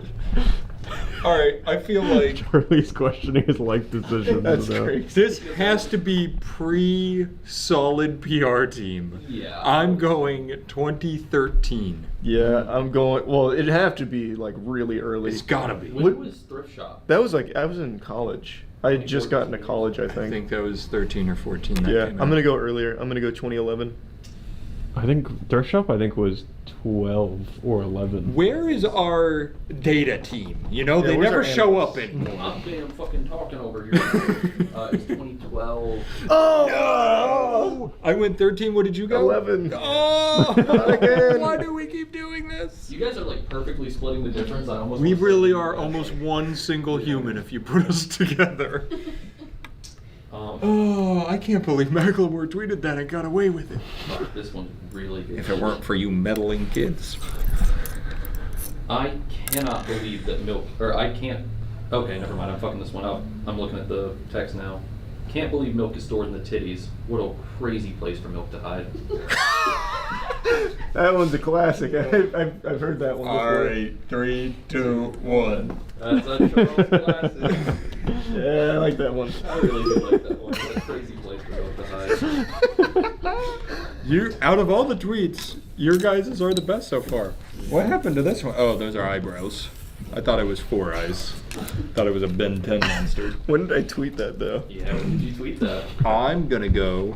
You're gonna be shocked by this. 2021. No, I definitely think it was earlier. I think that was like a 20. Wow. I think that was like a 2019. I was thinking 21 or more recent. No, I think it's older. 2021. May of 2021. Hey, Nice. I know my boy. You nailed me. I don't remember tweeting much in 2021, but those years are like a blur now. They are. We were all tweeting, you know, tweeting Yeah. up a storm. Different times. It was a different time. You got Macklemore talking about Columbine. I guess that was 10 years before 10 that. years before that. He walked so we could run. Alrighty, guys. Min, if a woman says it's hard for her to come, have. Wait, what the fuck? Min, if a woman says it's hard, number 4, her number 2, have an orgasm from penetration, but easier from oral, do you please her or do you please yourself first?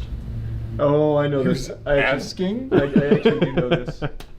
Min, if a woman says it's hard for her to come, God. have an orgasm from penetration, but it's easier from oral, do you please her or do you please yourself? I know this one. All right, Let me know when you're locked in, man. I'm locked. Go. It's finally Ludo. No! It's Luna. Oh, I did it. I knew. Charlie's finding him out, and then Matt's just kind of Fuck. brain blast getting Well, I guessed Luda 6 times. him. You get him right eventually. That was my secret. We have gotten all the same ones. I know, damn it. Now, when did he tweet that? It's too easy. It's 2018. No, it's 2012. Close, 2009. Yeah. With those earlier years, it was all kind of Wild West. It could be anything. It could have been. I like that he Any of was them. searching for information there. He was Like, Googling he it. didn't know. He was sitting there about to go in and was like, his legs were shaking. I don't know what to do. Let me ask. I like to think that Neil deGrasse Tyson gave him the correct answer. He did. You'll Have you find tried him. kissing your mirror? You'll find him in the comments section. Well, women don't actually come. It's a At least I've never seen it happen in my scientific data collecting. through the wormhole, or like through no holes. Or too many holes. It's true. Yeah, ask me why. Nipples are where the titties go wrong. These are such good teams. That's a really. Nipples are where the titties go wrong. Who could have tweeted that?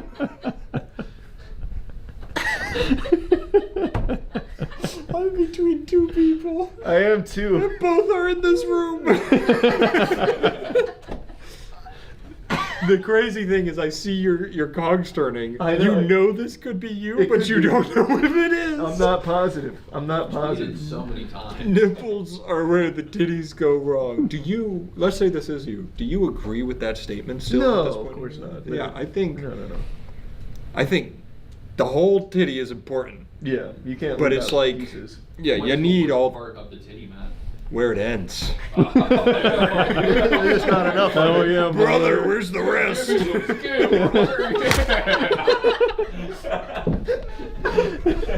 Alright, I think I know. Bernie, if you're watching this, I'm sorry, I love you. I think I know where I'm gonna walk in. All right. I think it's gonna be a curveball, but 3, whatever. 2, 1. Show me. I. You both look. You don't even have to take it off. That's Miley Cyrus. No! Damn you! Wait, Miley, go for that. I thought it was you because the word titties. I was Yeah, gonna say, I've made quite a it few. sounded exactly like it came Yeah, from your I don't mind. think Aaron's. He doesn't type titties out very much. I'd also just never say a titty went wrong. Yeah, which is why there's no So negative true, there. so true. Yeah, you're more of like a milkers or bazongas, bazookas, that kind of thing. Yep. I'm going 2017. I'm going like peak meltdown Miley. I think was 2015. What did you say? 17. 2014. Fuck! I am You are tickling always- it. I'm yeah, you are. tickling it. Yeah. Yeah, that seems to be the case. All right, well, we got that wrong. Next one. This is another one that may be kind of hard. I just sharted myself. That's where you fart and shit yourself on accident. Wait, that's not even correct because like you don't fart on accident. Like the fart You is shit on calculated. accident. The shit yeah. is the You accident. try to fart. That's what you said. You fart and shit yourself on accident. Yeah, but that implies both the fart and the shit Yeah, are they're- accidental. yeah. Whereas Did he only just one. accidentally give us I a think hint? she's just, I think Yeah. she's just using her You like. keep saying yeah, she. stop using pronouns, saying Aaron. she. Oh, I went woke. All right. You want to guess? Yeah, I want to guess. 3, 2, 1. Yeah, but I feel like maybe he just tried to throw us off. No. That's on me. Yeah, Aaron gave that one away. I would not have got that otherwise. But they need to get more. They have I would not 5 have now. guessed Chris Jenner at all. Yeah. But Alright. the other two have already been tweeted. I know I said the Young Thug homo smoking penis is one. Wait, Might be my we got to favorite. guess the year. Oh, right. Come Go on, for it. man. What time? When was sharding at its most popular? I feel like it really hit its peak in 2013. I'm gonna go 2014. 2013? Yeah. Oh, so close. 2012. Oh, because that's when it was supposed to end that year. Oh. So people didn't care anymore. They were Oh, sharting shit. themselves all over the place. Fuck, man, you're- What did you do? What was the day? It was December 12th. Was it 12th? December think 12th, 12, 2012? Yeah. What were you doing? Like, did you do What- anything special? No, I desperately tried to get laid because I was still a virgin and it didn't work And out. did you think the world was going to end? Yeah, I was Okay. like, well, just in case. I was Just like, in case I you were failed. going to. Yep. I So I went remember- home and I played Halo 4. Ah. Did it help? No, it just made me feel even worse. I was like, damn, this didn't work. Well, so we had a big group of just guys in one of the rooms at my house, and we were playing ping pong and stuff, and Oh, we that's cool. counted it down, and nothing happened. Well, Also, did not get laid. Yeah, I wasn't there. Yeah, Alright. that's Yeah, that's so weird. really weird. Hey, next one. I'm watching the History Channel in the club, and I'm wondering how do these people know what's going on in the sun? Ain't nobody ever been there. Is this Neil deGrasse Tyson? Do you sneak in a second one? No. We didn't use anybody twice except So for the sun. All right. Sun. How do we know what's going on in there? I know who I'm gonna guess. Alrighty. 3, 2, 1. Tarantula. Yup. Yep. Kevin Durant. Kevin Durant's got some almost crazy. See, that's the thing. I haven't been guessing Durant because I thought you were going to use his biggest tweet. Is it the Scarlett Johansson? Yes, Yeah. I thought for Well, sure. we tried to pull deeper cuts. That makes sense. Tell him the ScoJo. Oh, he's like, I may have to find it, but it's like Scarlett Johansson, I'll drink your bath water, pretty much. Yeah. Oh, nice. That was. I thought for sure that's the one we were going to use. So now That was I a done big pull fucked for up. me. That was a big pull for me. I think So- one of my more favorite recents of his is when, what's his name, Kendrick Perkins or whatever was on ESPN. He's like, yeah, Kevin Durant, man, he's got to do more things, man. He's not doing enough. And he was like, yeah, I remember when we were in like the conference finals and you averaged like a big 5 or something like that. But you played hard, big dog. And I was like, damn. Yeah, Perkins was Big Baby, right? Yeah. No, No. That was Glenn Davis. Yeah. Yep. Kendrick Perkins he's like everywhere now. Really? Yeah, I see his clips all the time He on just Twitter. takes dog shit takes. Yeah, he was like Oh. the topic was Celtics. They're like, they've never swept anyone. And he's like, brother, they just swept the Pacers last night. He's like, well, oh, you're right. And you're on ESPN to talk about it. Yeah, but they were supposed to sweep them. It's so funny. Yeah. He was always a weird dude. Yeah.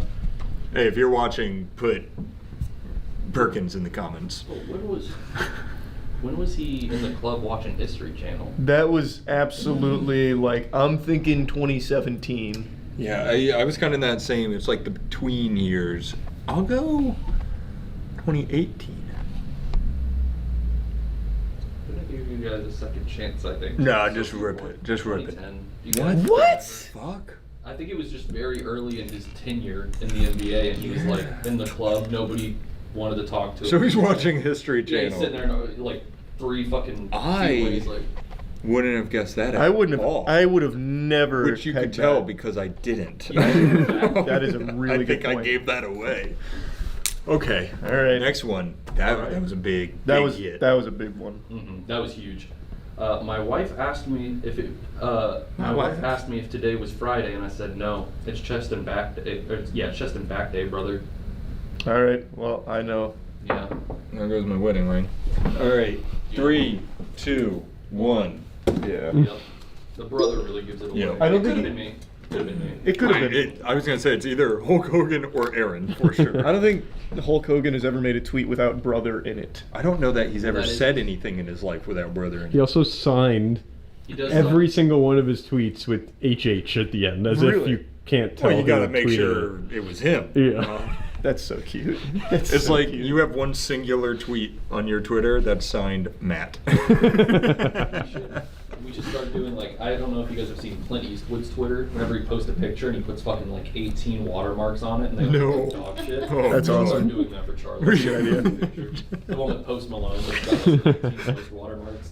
What's the site you used to go to, like with all the fight videos? Lively Neopets. or Neopets. What was? I thought one predated Live. Oh, League. World Star Hip Hop. Yeah, Yeah, World yeah. Star Hip Hop. We should put World that Star. watermark on all of your pictures. Just the World Star Hip Hop. That would actually be kind of cool. That would be great. All right, go ahead. I'm For the year Hulk Hogan tweeted that, 2016. Yeah, Matt. What year? Oh, I thought you said he's right, and then asked No, me. no. 2012. 2016, 2012, 2015. Oh my So, God! sniffing. Next time you do one, say your answer in your head And then go one lower. down a year. Yeah. And that's the time that one will be it. That's like you used to take a test and be like, you'd go back and check your answers, change it, and then the first one was Was the right, right and one. nothing made me want to just go insane more than that. Yeah. Damn it. All right, next. Give me 1 second. I gotta. Maps. I love them. Love reading them. Love planning adventures. Love seeing how things relate topographically. I got this one. I know this I one. got this in the bag. What a fucking insane tweet. All right, are you ready? Ready. 3, 2, 1. Yeah. Wow, how did you guys both guess Russell Crowe? Like, I know we're getting towards the end. It's gotta be. Well, yeah, It is nothing Russell less. Crowe. Yeah, there's no way it's not. Who Look the at fuck else would he- board. yeah, Who's like- else going? I love topographical maps. You never know if Shaq's a big, like... We've already had Shaq. Yeah, maybe we have multiple. You told me in the beginning we don't. I was worried about this. Could have been me. Yeah, I don't know. Aaron's That's not true. into topography. It felt too serious. If it felt jokey, I would have guessed you. But it felt too serious. We need to not seed be. our Twitters with more serious ones. Yeah. Okay, I found the year for it. Okay. What year was it tweeted? Probably super fucking recent. Probably on the set of The Pope's Exorcist, 2022. I am going to go. Didn't the Pope 2016. Exorcist come out last year? No, it was 2 years ago, wasn't it? That was one of the first. Filmed 2 years ago. That was one of the first movies him and I saw together. Oh, really? 2016. 2013. Damn. Yeah, I love him, Matt. He's old, like older. Yeah. So he's got like a 20-year range. He could have been. That's Yeah, true. it could have been Like anywhere. that. He invented Twitter. Yeah. How many do we have left? Not many. My last tweet used a swear word. I apologize. It'll never happen again. Apology press conference is tomorrow at noon. Well, I mean, there's only one option. I mean, or all right. I'm gonna hate myself if I'm wrong for this. All Yeah, right, how you know ready? if I don't- didn't pick someone. Yeah, You ready? I'm ready. Go for 3, 2, 1. Yeah. And Aaron So when did I tweet that? Probably 2019. 2021. And I'll split the difference again. I'll make a COVID tweet. God, This game is frustrating me. I'm so close every I've got time. popsicle sticks. It makes no sense. That was the last tweet. All right, check the scoreboard. Count your stuff. All right, I've got 5 popsicle sticks. How many pictures do you have? And I have 1, 2, 3, 4, 5, 6, 7, 8 I pictures. think I beat you by 1. But then wait, have we to don't do know bonus points yet. What do you have on the 3, board? 6, 7, 8, 9, 10, 11, 12, 13, 14. What do you have? 5 plus whatever I said, I forgot. Just count real quick. Okay. 6, 1, 2, 3, I 4, think 5, both. 6, 7, 8, 9, 10, 11, 12, 13. And I'm at Or 14. 14. Yep, and then Alright, bonus what's the points. bonus points? I need one Wait, more bonus tell me how point. many Charlie has. Should I just flip the board around? No. Give me suspense. Okay, Charlie has 2. Which brings you to 15. Yeah, so if you I got need 1. 0, which we know I didn't. You need 1 or more. I don't remember how many I got. Lay it on. Flip it around. Matt also has 2. Damn, that was a close shave. Damn. Somebody wants to eat some fish.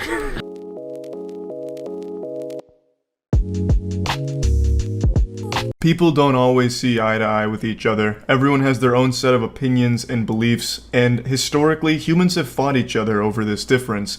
Now, while we may be divided by land or belief, there's one thing that unites all of us, something buried deep inside the human DNA that makes us all on the same page.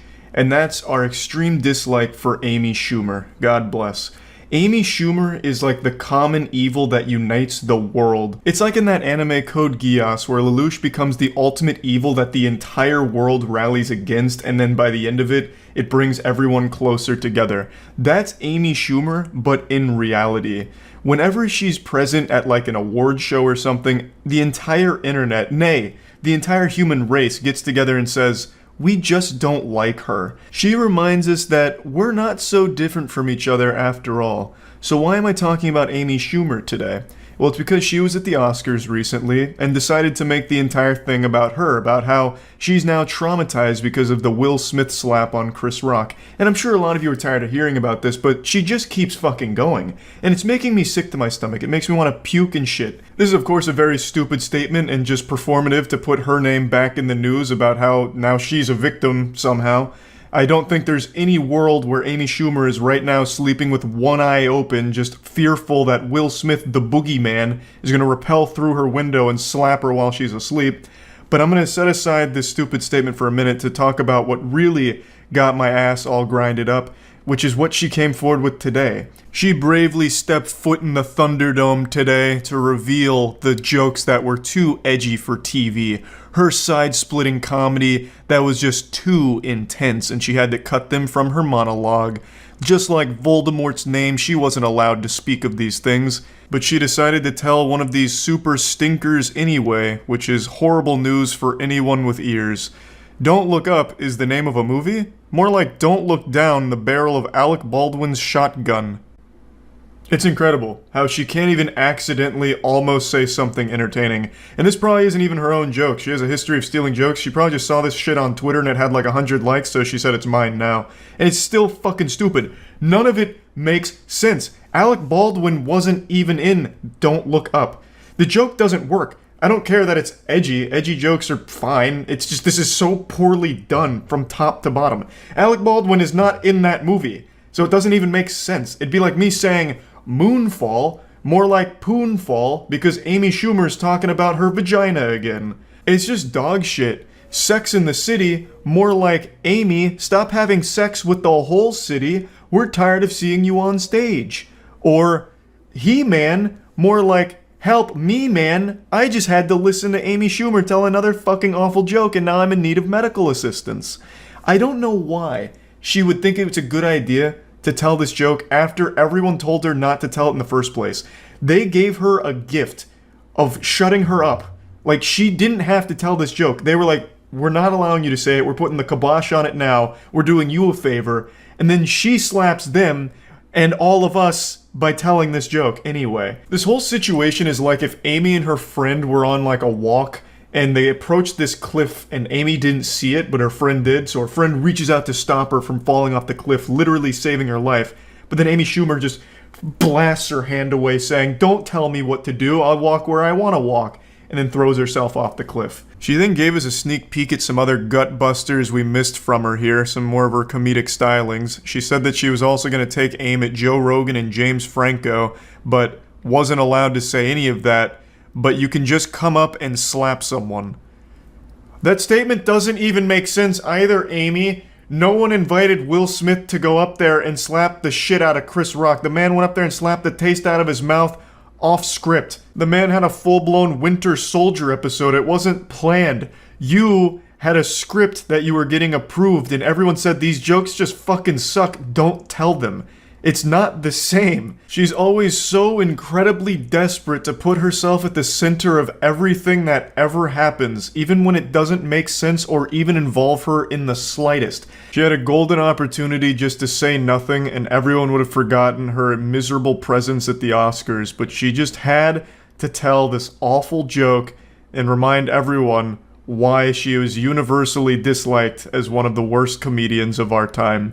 The only reason she ever even made it into the industry in the first place is because of getting a lucky spawn in life. She was born into a really rich and powerful family, and through leveraging those connections, she was able to make it to the big time. And it's one of the saddest stories in all of entertainment. But anyway, back to how traumatized Amy Schumer was from the slap. She said she's gonna need some time off to process it, and I think I speak for everyone in the world when I say, Amy, you take as much time as you need. If it's years, if it's forever, even, God damn it, you take that time until you feel better about what happened. We will all understand. No matter how long it takes. No, it should take a very long time to recover from something like that. So, wishing you the best in that road to overcoming that experience at the Oscars, having to watch that, and yeah, that's about it. So yeah, I'm not ashamed to admit it. I have been glued to everything involving Will Smith over the last couple weeks since his slap at the Oscars.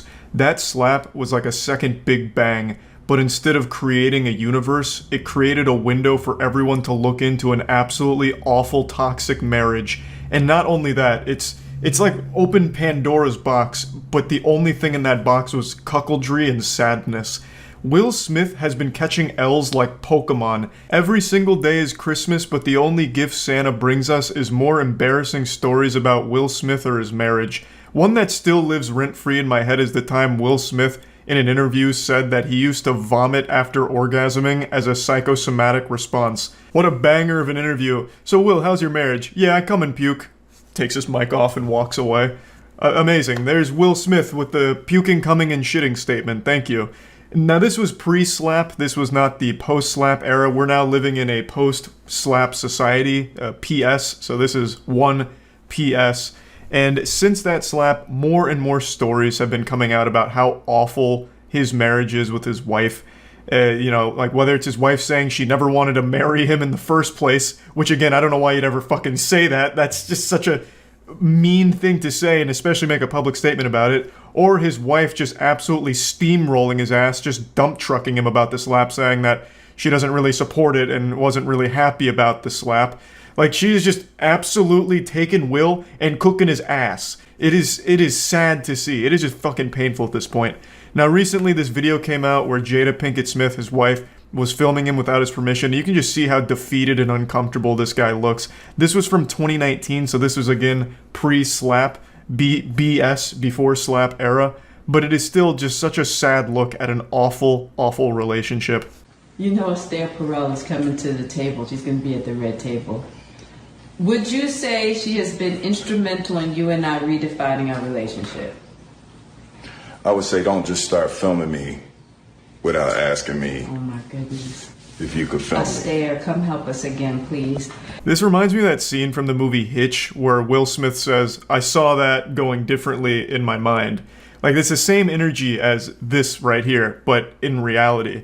So his wife just starts recording him and trying to make him like dance like a puppet to, promote whatever she's trying to talk about. I'm not really sure the full context, to be honest, but it's about how someone helped their marriage, but she's doing it without Will's permission and his consent to film, which is obviously an intrusion. That's not okay. That's just violating his personal space and his privacy. He clearly didn't want to be on camera for this, but she doesn't respect boundaries, as evident from the time when she sat him down on her show to tell him about her entanglement with other men, right to his face, just talking about the cheating and making light of it. And Will is very clearly like upset, nearly crying about it, but she just keeps going and pushing it. And you can see that it's not just like something she does for her show. It seems like it's something that translates to their actual household. I'm becoming fully parasocial in this Will Smith relationship now. Will Smith is a fucking weirdo. This whole family is weird. There's nothing I'm trying to defend here. I'm just watching as a spectator and trying to wrap my head around this absolutely wacky and wild season of the Will Smith household. I'm still dealing with foolishness. Don't just... Would you say that she helped us heal the hurts that we caused between one another? My social media presence is my bread and butter, okay? So you can't just use me for social media and not, don't just start rolling. I'm standing in my house. Don't just start rolling. Please watch us stare at the red table because she's helped us a lot. Can't you tell? God, that seems absolutely fucking miserable, where your wife is also playing the paparazzi, so you're just never safe. You could just at any moment end up on fucking Instagram live stream or whatever this was without you having any prior knowledge of it and just embarrassed. I can't even for 1 second think of a possible reason why she'd even film this and post it. This is just straight up delusional. It seems like it was supposed to be like a promotional piece for her upcoming episode with a guest that supposedly helped their marriage. But that marriage is not looking that healthy. Will Smith looks like he's trying to come up with a plan to fake his own death to get out of this marriage easier. Whatever wounds she was talking about being healed thanks to this person have clearly not healed. She has been scammed. It's like a fucking crypto scam here. Those wounds have not been healed. It seems like only salt has been poured on those wounds, like a jellyfish sting, and the only thing they've done for it is piss all over it. It's not getting any better. This looks awful. And it seems like it was supposed to promote her upcoming episode, but this did the opposite. It just made the person she's bringing on look like a fucking idiot, if she was at all responsible for what you're seeing in this clip here. It just blows my mind. I don't really know what Jada Pinkett Smith's show is about. The only clips I've ever seen from it are the ones where she's talking about how much she hates marriage and embarrasses Will on it. So it really sounds like her show is just a weekly roast of her husband. I don't really get it, but damn, every single day a new story comes out that just makes Will look fucking awful. It's just more and more awful stories surface or videos surface that showcase an absolutely brutally dysfunctional marriage and household. So yeah, I've been really keeping up with it. I can't help it at this point. I'm so invested. That slap has just been like a gateway drug, and now I'm fully addicted here. Will Smith has been banned from the Oscars for like 10 years now. I don't really know what's going on with Chris Rock. He's probably still laughing about the whole situation. But I mean, overall, that whole Oscar slap thing has just been the gift that keeps on giving if you care about celebrity drama and gossip. What a wild and wacky ride. And I'm sure even more information about Will Smith or his wife is going to come out tomorrow. Like, at this rate, it's probably going to be a new story every day because it does not seem to be slowing down. But anyway, I just wanted to talk about it a little bit. That's about it. So, yeah.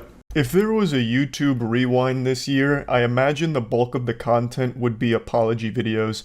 There have been more apology videos in 2023 than there have been apologies throughout the last 100 years of our species combined. And just like my age, that number only keeps going up. It's crazy just how common of an occurrence this is. And today we're going to look at a pretty rare one. This is the shiny Pokemon of apology videos. This one's not from a YouTuber or an internet content creator. It comes from two celebrities that I know all of you have seen before.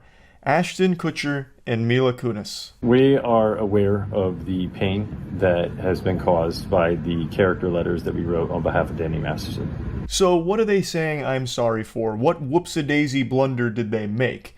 And I'm sorry to say this, sports fans, because it's not some kind of silly mistake. It's not like they gave like a hot take on anime and got dogpiled on Twitter for it or anything.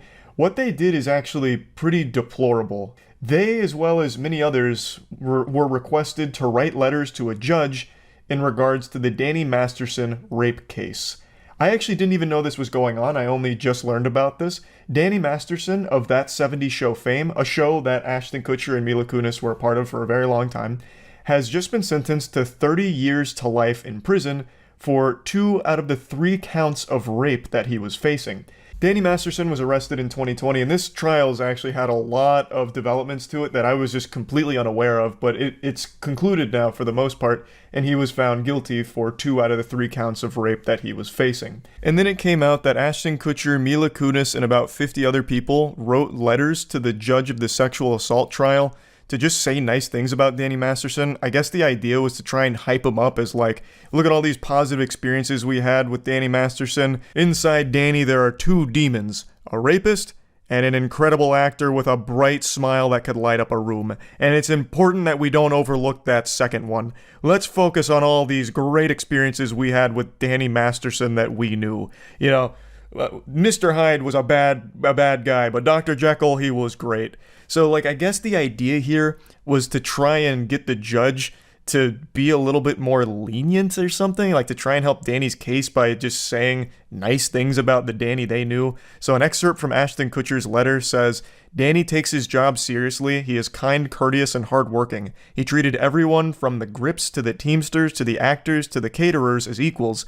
As a role model, Danny has consistently been an excellent one. A great role model to rapists, maybe. What the fuck is this? This is just an absolutely evil thing to say about somebody like this. What? How delusional can you be? He took his job seriously. He even said good work to one of the caterers. I'd never seen such a saint on the That 70s Show set.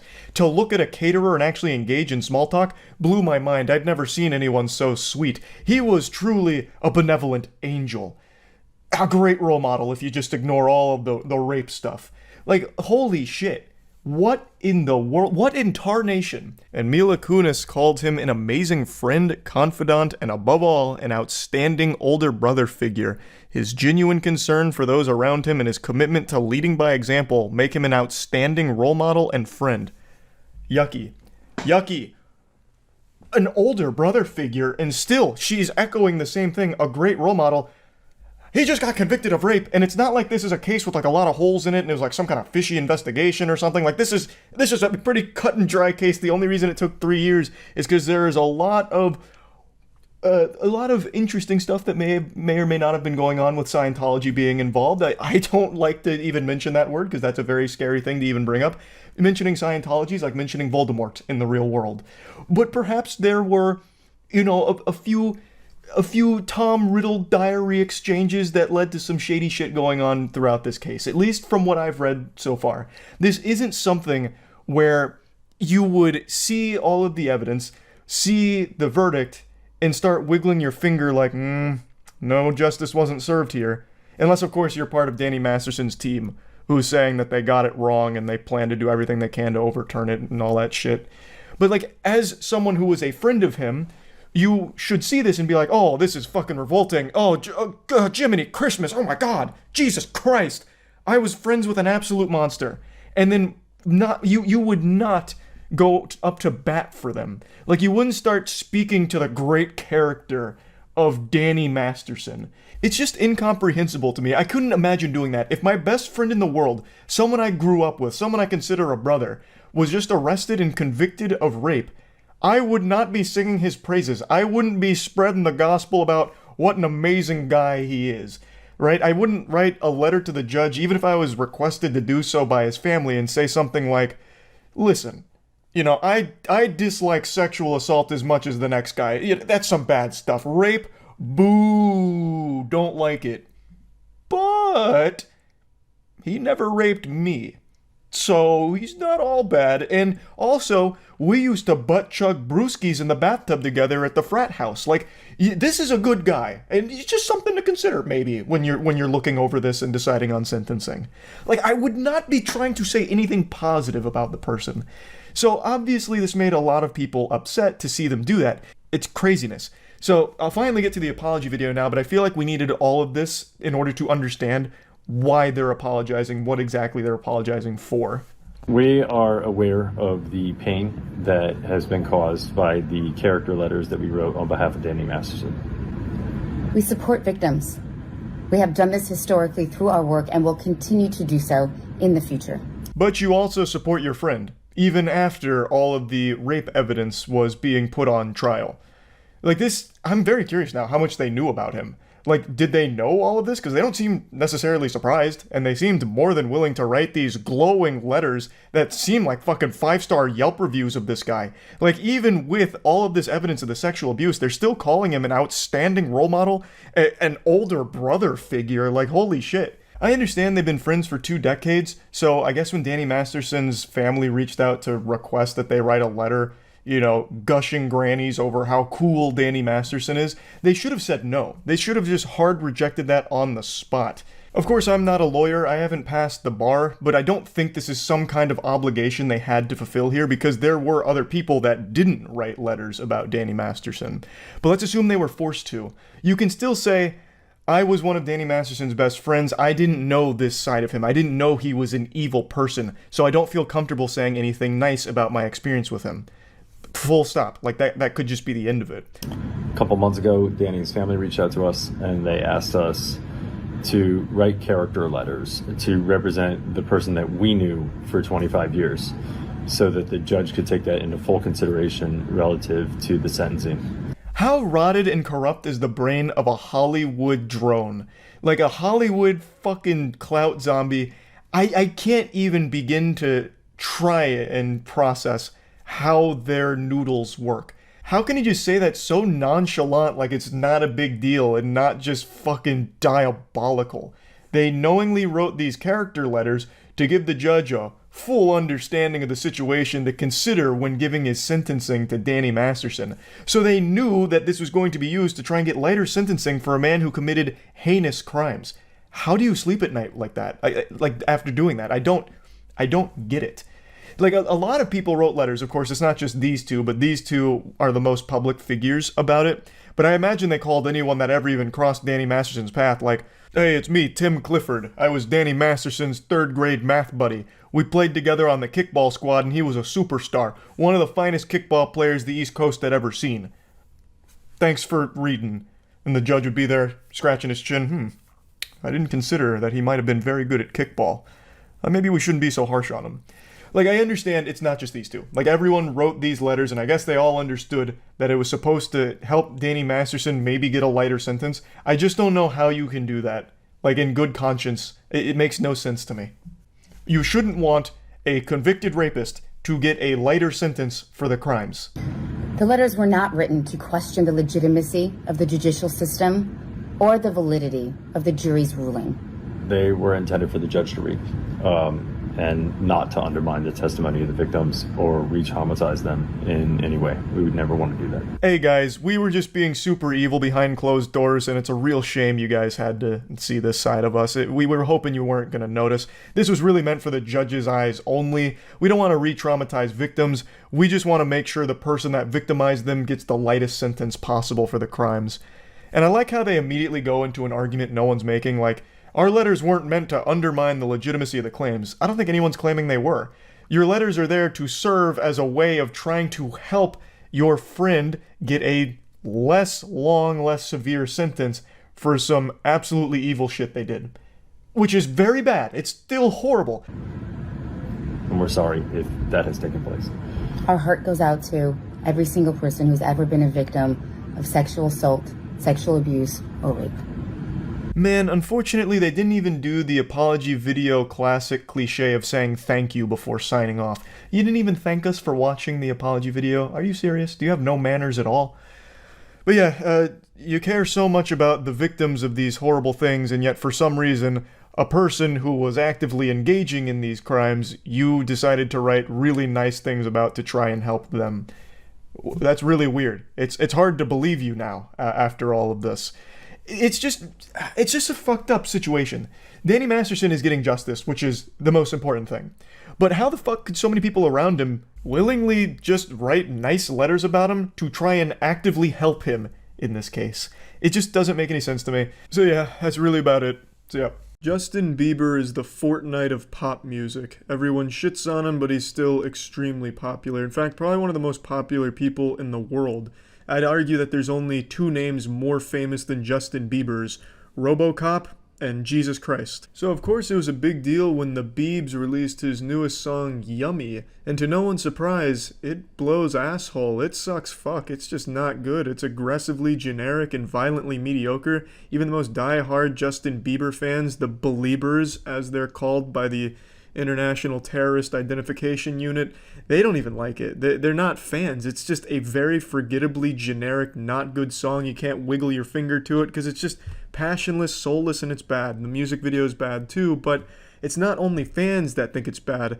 Even Justin Bieber's remarkably large marketing team is disappointed with its performance, and they're getting extremely desperate, begging for people to show interest and make it catch on as a meme or something. And Justin Bieber's marketing team is massive, by the way. That team is probably larger than all of Disney's lawyers combined. Shit's crazy, and they're doing their best. They're firing on all cylinders. The fucking Justin Bieber's headquartered marketing strategy unit is probably on fire right now, coming up with ideas, because this shit is not landing. It's not doing well. So let me show you some of their desperate attempts to get people interested. You need to look no further than his Instagram page where he posted these things, which are now deleted because it was so utterly pathetic. He was begging fans to just constantly replay on YouTube, Spotify, and iTunes, and even gave them a tutorial on how to do it because the Biebs knows that his army of children is not old enough to know what half of these words mean, so he tried to spell it out and put it into a little Comic Sans font that even any 3-year-old could understand. Which is smart, but also scummy, desperate, and pathetic to look at from the outside, especially for someone of Justin Bieber's size. To not be able to get a song to be popular when you're as big as Justin Bieber, that's something special. At Justin's size, you best believe that he could do fucking anything and it would pop off. He could genuinely take a picture of his asshole stretched full goatsy. He could take a picture with a dead body urinating on it and it would still be an extremely successful post. Tons of engagement, people praising him as a modern artist genius. But this song is so bad that not even they are able to make it popular, so Justin has to try and brainwash them into making it popular. And I'm not stupid enough to think it's Justin posting these things. It's obviously his team of out-of-touch boomers that think this is an okay look, but it's still sad either way. And in the spirit of Justin Bieber and his begging, I'd like to say I think it's very sad that there's people out there that don't watch my streams at twitch.tv/moistcritical. Stop being so fucking sad. Come on over. I'd love to see you over there. I stream almost daily. And it's not just Instagram where the desperation is really up in your face and worn on his sleeve. His YouTube channel is also very clearly desperate here. He has a playlist for Yummy where there's 9 different videos of Yummy in here, but it's all just a re-upload of the song with a different coat of paint on it. There used to be 11, but 2 of them got removed, probably just due to embarrassment. But these horrible little animations here that seem like they were made by one of the Finger family units somewhere with no effort put into it. and then you know your song is a real piece of shit when Lele Pons and her crew of the worst comedians ever can't even make a popular video dancing to it. It's just a song that's flopping real hard, but you can see how hard they're trying. They're getting all of the most robotic, generic YouTubers to do shitty little dance moves to it. It's just not paying off. No one gives a fuck about Yummy. It's a bad song. And yeah, I know it's low-hanging fruit to make fun of Lele Pons and that whole crew. It's a free punching bag that everyone drops their meat on. I get it. But when not even this corporate manufactured group of celebrities can make your song popular, that's something very special, because pretty much anything they put their names on has an audience and gets a lot of eyes, because, you know, kids like that, and then people with real shit taste, of course. But not even they care about Yummy. I'd also like to point out in this video here with Justin on the FaceTime, he looks so fucking bored and uninterested. I'm pretty sure he hates this song, but the record company wanted something really safe and by the numbers, so they came up with this abomination. I feel like he just hates it, and he hates doing these videos. He's never smiling, he looks super bored, he's not even looking at the camera. So, I mean, I almost feel bad for Justin to a certain extent. But yeah, anyway, the playlist goes on. They have lip-syncing videos, Beliebers react videos, which isn't even them reacting, it's just a music video with an occasional blurb from them. They have choreographed dance moves to it. They have this weird food fight video, which is just this phase montage of random clips from TV shows where a food fight breaks out. I don't really understand it at all, but the whole playlist is just sad. But yeah, I've never really seen this before from someone of Justin Bieber's size, to be so openly desperate and crying out for attention and to try and manufacture or artificially inflate the views or the popularity of your song. That's something pretty new, and it's flopping pretty hard. It's backfiring. Not many people are enjoying it. Justin Bieber's Instagram is also super weird, because for like a full week he was posting random pictures of babies with the caption #yummy. I mean, the whole fucking thing is just totally weird, and the song's goddamn awful, so I mean, that's about it. Just wanted to talk about it a little bit. So yeah. It's 7 a.m. and I just have an insatiable appetite for a healthy, balanced breakfast of shitting on the world's most prolific television scam artist, Dr. Oz. I'm sure you've heard of Dr. Oz, maybe even watched some clips and laughed at him, but you know who's not laughing? Your mom and your grandma, who's buying all the dog shit that he keeps peddling. This guy is like the television version of those tech support scammers that take advantage of old people. It's so fucking gross, but what's crazy is he's an actual real surgeon, and I guess a pretty well-respected one at that. But I guess when he's outside of a hospital setting, he just gets hit by like a stupid beam and just becomes like a mindless drone that promotes anything that pays him. His television show is nothing but bad advice, outright lies, and selling products that don't work. You're better off getting your health advice from your local crackhead. At least he'll be more honest than Dr. Oz. You can really find endless examples of Dr. Oz lying about shit on his show in order to promote some new fat buster or magic cure to something. The main thing he always targets is fat busters, metabolism boosters, and just general magic pills. He's always going on about pills. This man promotes more pills than a fucking pharmacy. And it's the most nonsensical garbage you've ever heard of. This is goat urine concentrate. It's wonderful and will instantly cure any muscle aches in the body, as well as fighting that stubborn belly fat.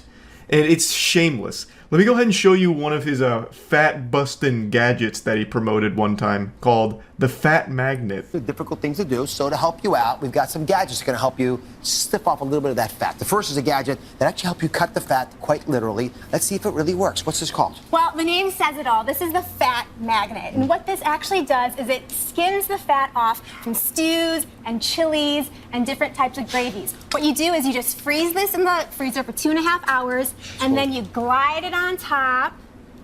And what this does is it gets rid of all of that grease. Can you all see that?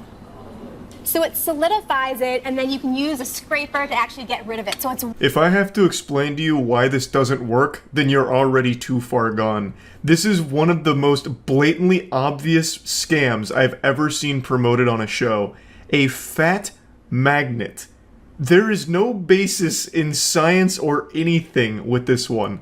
And the demonstration they give here is, oh, you just run it on top of the food here, and look at all the grease it picked up. And it's just some fucking grease sitting on top of there. no shit, you just put it inside of a fucking greasy stew. Like, you could get the same effect if you put a paper towel in there. But what gets me is the audience going, ooh, whoa. Like, if their mind just got blown, like they've never seen fucking grease on the surface of something. This doesn't suck up fat or anything. There's plenty of videos, including news agencies, that were just debunking Dr. Oz because it got so bad at one point, going over like how the fat magnet doesn't work even slightly.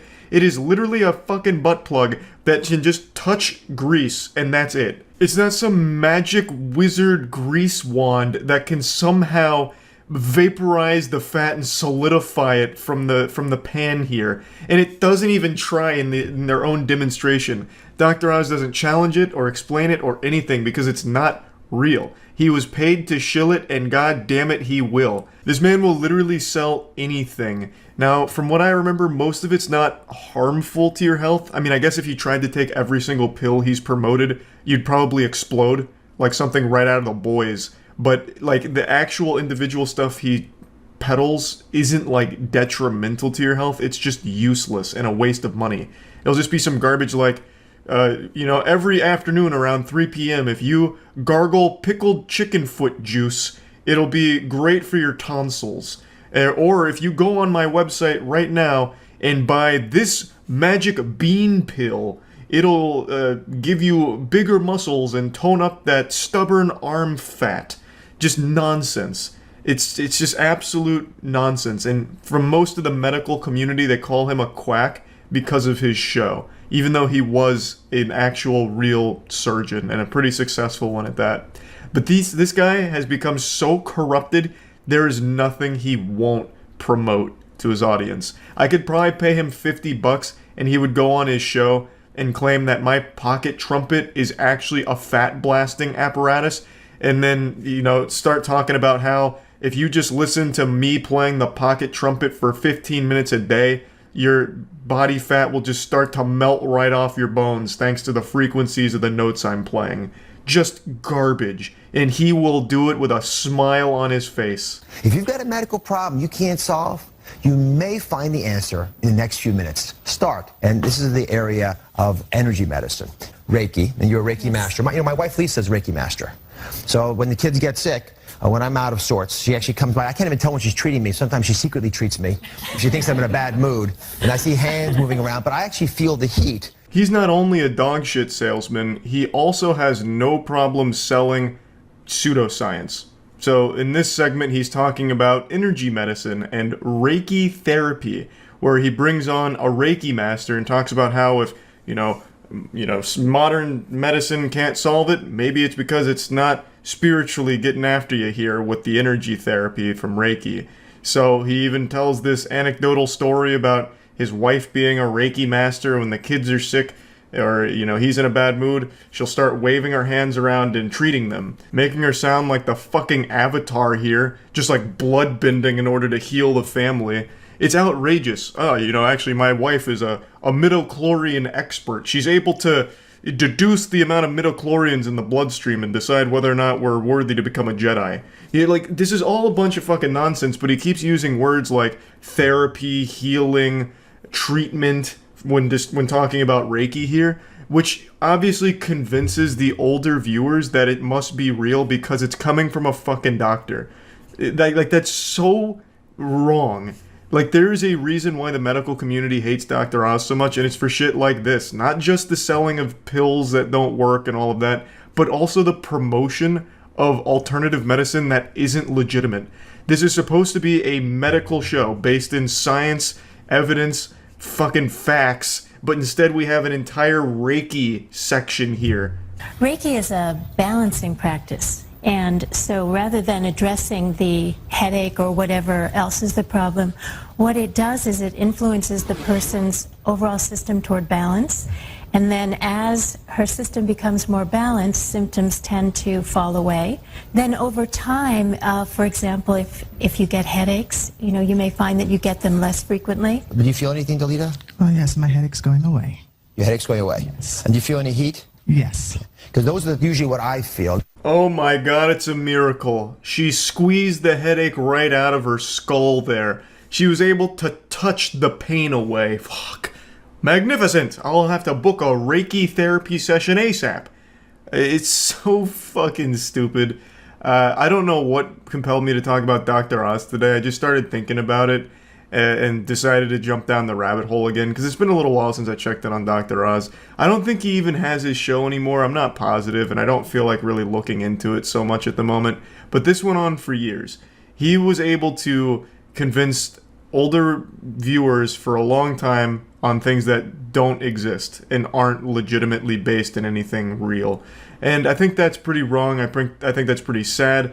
I do remember that Dr. Oz is trying to get into politics. I think he's actually running for Senate or something at the moment. Hopefully that doesn't pan out. That would be fucking awful and miserable. But anyway, I just wanted to talk about some of these scams here a little bit, and that's really about it. So yeah, you all know how much I love awful YouTuber apology videos, but today I've got something truly special to show you. This is the magnum opus of saying I'm sorry.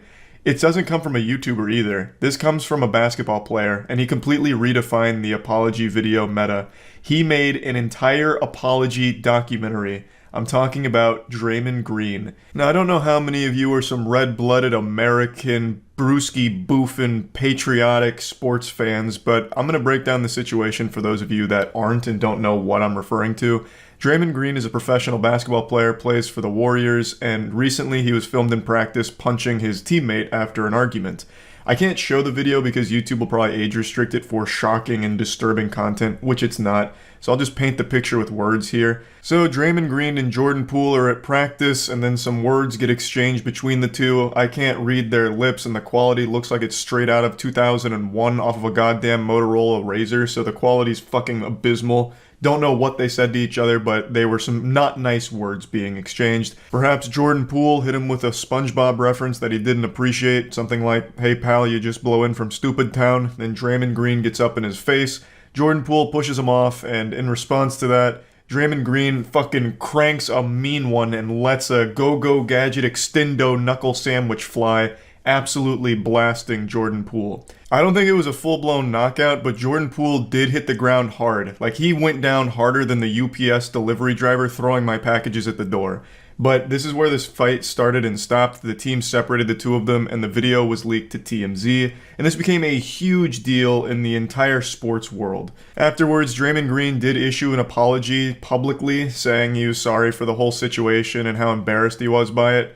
But clearly he wasn't embarrassed enough because he decided to shamelessly make a documentary about this whole situation as well. The man made a full-blown, goddamn Michael Moore-style documentary on his punch of his teammate.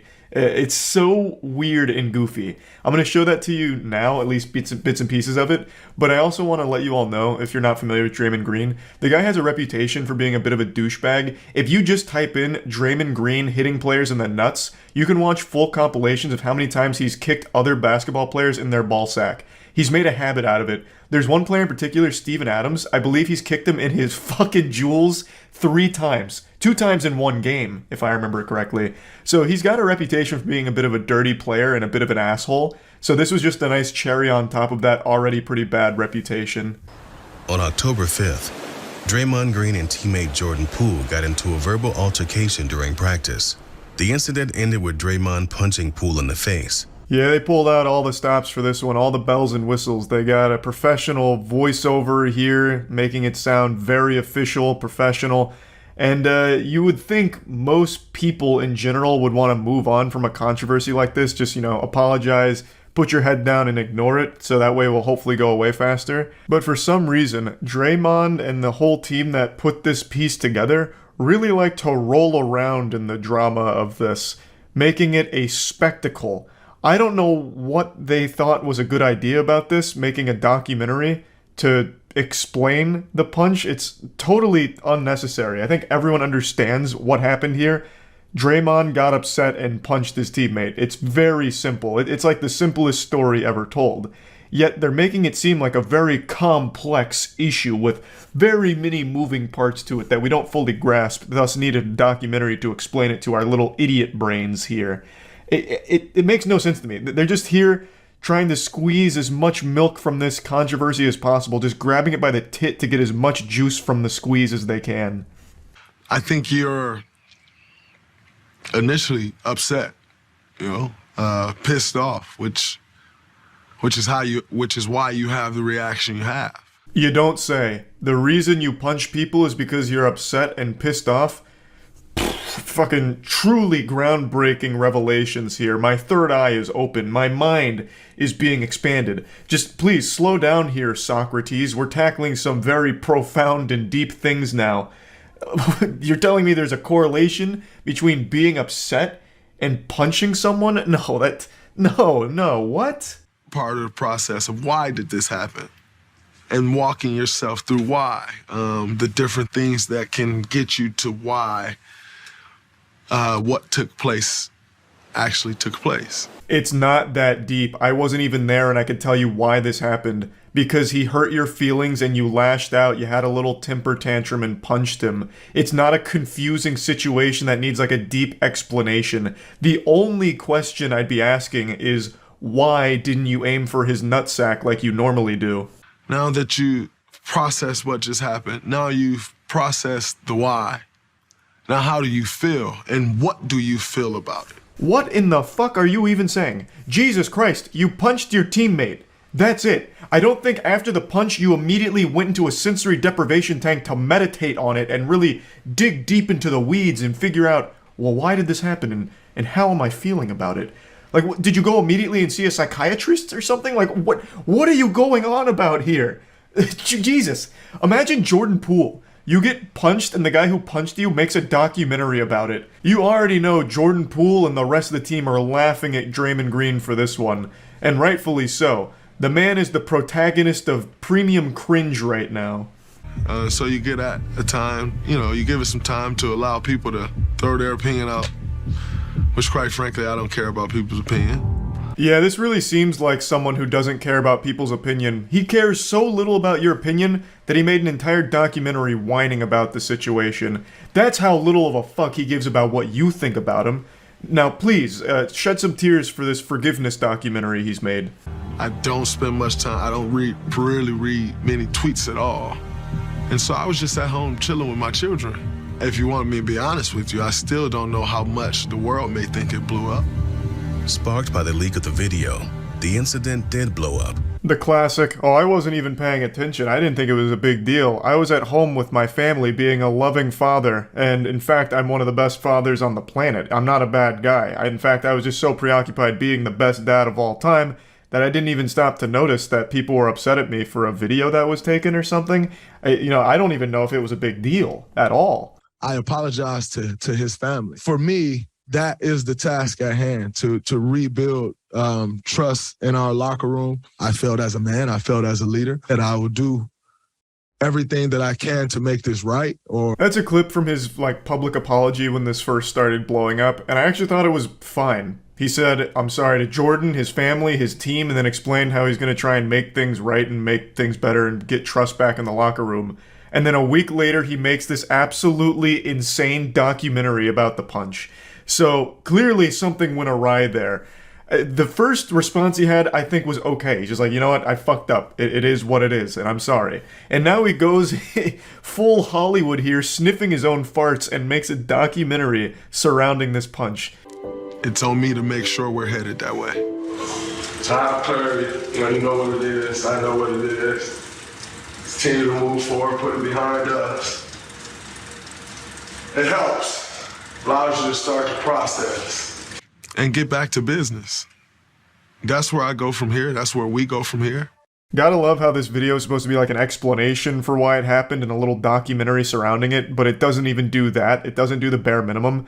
He just says well, why did it happen? And it's the process of understanding why it happened, but never even says why it happened. He never even explains why he did it. I mean, everyone knows why he punched him, we all get it, but this whole documentary was built around the idea of, well, here's his chance to defend himself and give his side of, what happened here and how regretful he is. But it doesn't even do that. But you want to know the best part of this documentary? It says nothing. It doesn't even make a point. It's just hey, here's Draymond Green, he punched this guy. And here's him moderately reflecting on it. And then he goes back to practice and he says it's time to get back to work and he hopes he could lead the team better now. That's it. That's the whole documentary. Like it has no purpose whatsoever. It's mind-blowing that this got made, but regardless, that's pretty much where the documentary ends. It's very silly, and I just wanted to talk about it because I think it's a wild set of circumstances here. Making a documentary about your outburst punching your teammate is such a bold move, and yeah, that's about it. So yeah, I was trying to have a conversation with my girlfriend earlier today about some of the wacky stuff going on. Like I was trying to talk to her about Howie Mandel posting a prolapsed anus on TikTok, but she just didn't have much interest in the topic. She just can't appreciate a good prolapse like we can. So I figured, you know what, if she's not interested, I'll talk to you all about it. But it's not just the blown out asshole that I want to talk about. There's a couple things that went on this week that I just want to at least discuss a little bit. But let's go ahead and start with the most interesting. On Howie Mandel's official TikTok account, he posted a peculiar piece of film where he showed a picture of a man whose entire butthole fell out and asked if it was related to COVID. I obviously can't show the full anus here, but I can at least show Howie Mandel's portion of it. When my friend Neil bent over, this happened. Does somebody know, is this COVID related? And if it is, what do we do about it?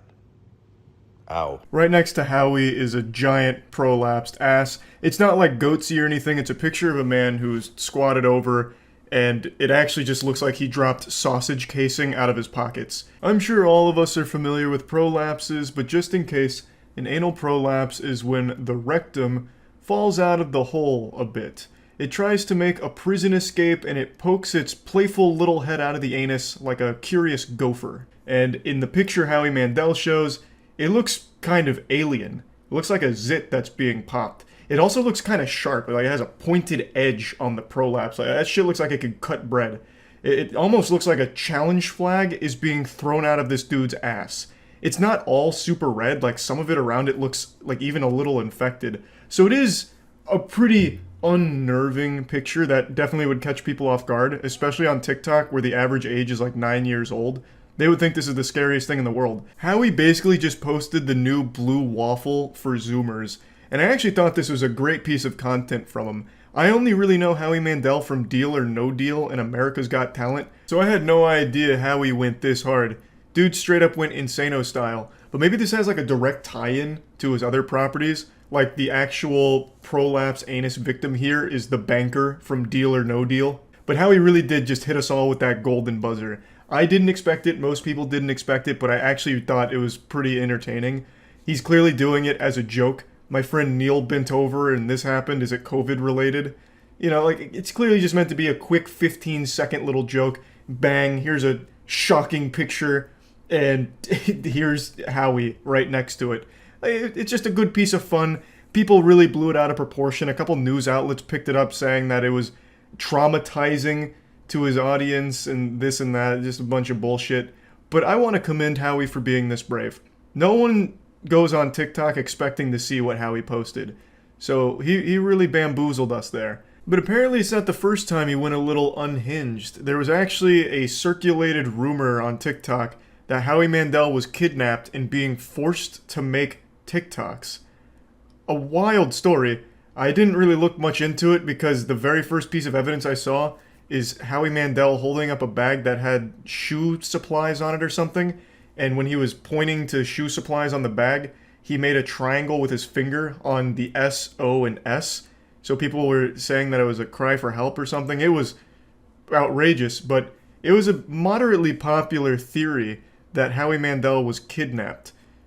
I don't necessarily believe it. Maybe he was. I mean, who am I to say? I'm not Howie's PR guy. I don't know all of his lore.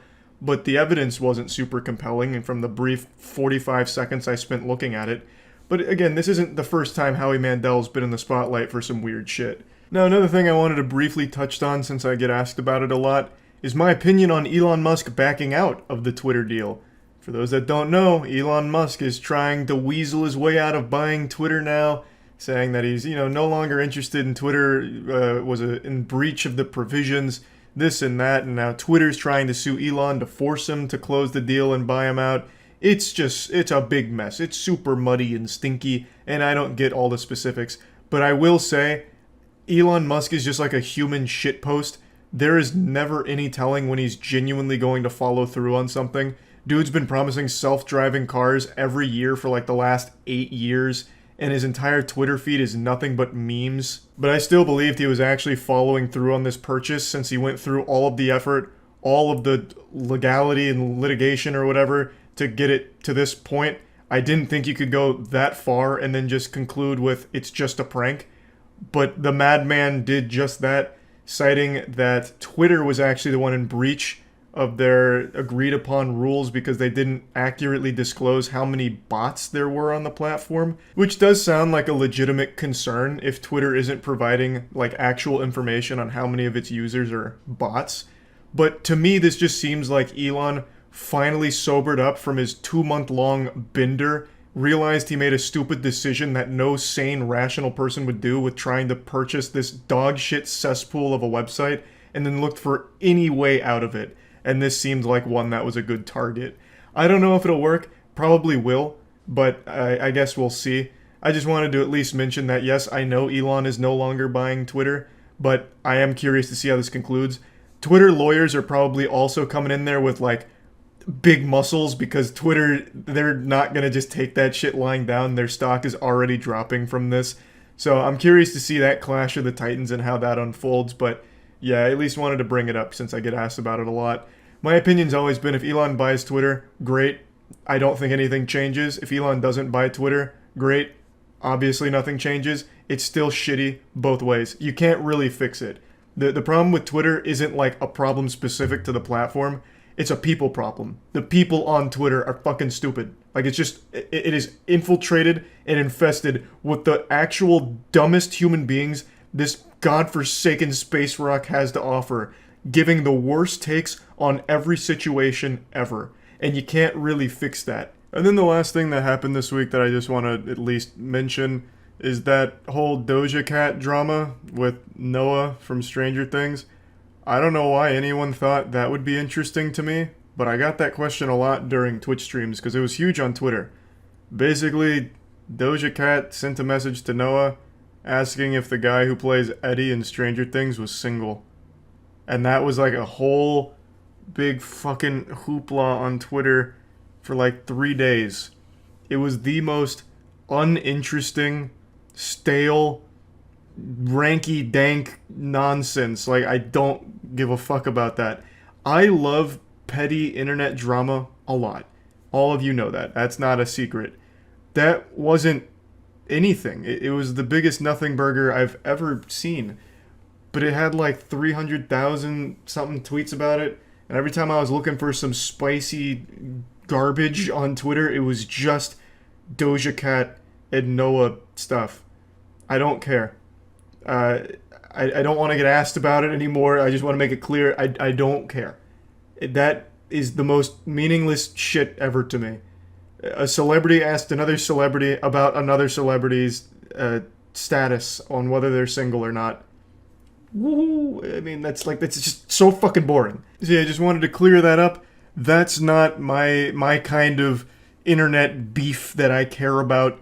That's just not super interesting to me. I like the more wacky and wild stuff. So anyway, just wanted to mainly talk about the Howie Mandel shit, but also at least briefly mention these other two things since I got asked about them so much. That's really about it. So yeah. P. Diddy. I'm sure most of you know that name, and I'm sure in recent times you've at least heard a little bit about the awful things he is accused of. P. Diddy has been a huge individual in the music industry for decades now, and with a lot of new information coming to light about his past as well as what he's been doing behind the scenes, a lot of people are comparing him to the Harvey Weinstein or the Epstein of the music industry. It's abhorrent stuff that's come to light. And in recent times he's become known as the Diddler. And you don't want to fiddle with the diddle. P. Diddy's got a laundry list of extremely serious accusations, and he's embroiled in a ton of controversy as well as lawsuits, and there's just been a lot to keep track of with everything he's accused of. From car bombings to assault to abuse to sex trafficking. It's like he's trying to get the platinum trophy for crime. He's committed like every crime imaginable, allegedly. It's scary stuff. And like I said, there's been so much that I imagine a lot of you aren't even aware of all of it, but luckily, Jackson, Windigoon, and myself did all the heavy lifting and compiled all of the information about everything he's accused of into our Red Thread episode covering P. Diddy. I'll drop a link to the full episode in the description, but for this one, I'm just going to give you all of the most pertinent information concerning the P. Diddy case. We're going to start with Cassandra Ventura's case against P. Diddy. She was in a relationship with him for quite some time and suffered greatly as a result. It initially started with P. Diddy signing her to his record label, Bad Boy Records. He signed her for a 10-album record deal, which is a ton. 10 albums is more than probably most artists have ever put out. Unless you're someone that's just using AI-generated music, it's hard to just shit out 10 albums. That's a lot. Like, that's not small potatoes at all. You're fucking in there for like 30 years to make 10 albums, most likely. And it seems like from the very start, this was all just a ploy, a nefarious scheme from P. Diddy to get Cassandra to be with him. So immediately he started driving a divide between her and her boyfriend. He would leverage his power in the industry to just have control over her. And it's just a horrible, horrible situation. So on the 16th of November of 2023, P. Diddy's ex-girlfriend, Cassandra Ventura, filed a lawsuit detailing a years-long series of abuse perpetuated on her by Diddy. Ventura claims that she was trapped in a cycle of sexual abuse, violence, and sex trafficking, listing that Diddy, A, raped Mrs. Ventura in her home after she tried to leave him, B, often punched, beat, kicked, and stomped on Miss Ventura, resulting in bruises, burst lips, black eyes, and bleeding, C, blew up a man's car after he learned that he was romantically interested in Mrs. Ventura. D, forced Mrs. Ventura to engage in sexual acts with male sex workers while masturbating and filming the encounters. Ran out of his apartment with a firearm in pursuit of a rival industry executive whom he learned was nearby. All right, never mind. He could have absolutely killed Tupac if he's doing shit like that. He's assassinating rival industry executives. Yeah. Yep. So for what it's worth, I don't know if you clarified, but the car explosion was actually Kid Cudi being the victim. So Kid Cudi's car exploded in his driveway, and P. Diddy is the one that's blamed for it. Cassie was in a relationship with producer Ryan Leslie from 2004 to 2007. It appeared from the start, however, that Diddy was interested in a relationship with Cassie. He started to push her away from Ryan and forced a divide between them. Diddy was in a long-term relationship with Kim Porter, which ended in 2007 due to his alleged infidelity. Even while in his previous relationships, Diddy would apparently not allow Ryan, her boyfriend, around, flirting with Cassie and forcing her to do drugs while she was in private with him. Cassie was young and impressionable. Diddy flaunted his wealth, showing his ability to look after her or control her. Diddy had the ability to skyrocket Casey's career, but in return, he seemed to have wanted her obedience and loyalty. She feared that rejecting him would harm her future career and album deal, so she eventually went along with his request. So just the like age-old manipulation tactic that all of these like Hollywood producers and all these executives have used time and time again. It's like you want to be famous, don't you? Yeah, you want to be famous. Just holding it over their head.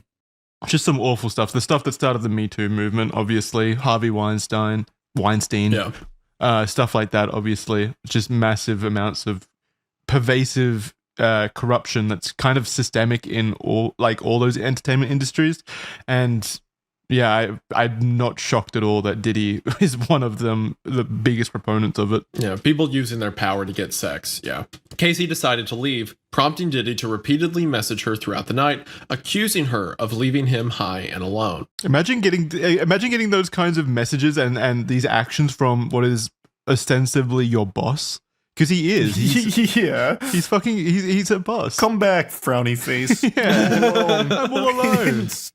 You're just gonna leave me like this? I'm scared. I'm high and I don't want to be alone. Why have you never messaged me like that, Charlie? The phrase of that did seem kind of juvenile, accusing her of leaving him high and alone. I'll start sending you those text messages, Jackson, when I'm out, like in a bar. It's like, Jackson, I'm so lonely. Where are you? Why didn't you come? Why aren't you here? Where's my hug? Yeah, where's my hugs? But it's a little funny that someone whose whole mantra is like, as a big, tough, and rumble rapper, part of the lawsuit is that he had a cuck fetish, you know? Yeah. I mean, that's how that always goes, right? Like, does, I feel like we see that a lot with like these perceived powerful people, like strong guys. It's always like, well, he actually really like to watch me fuck other dudes in front of him. Happens all the time. Oh, yeah?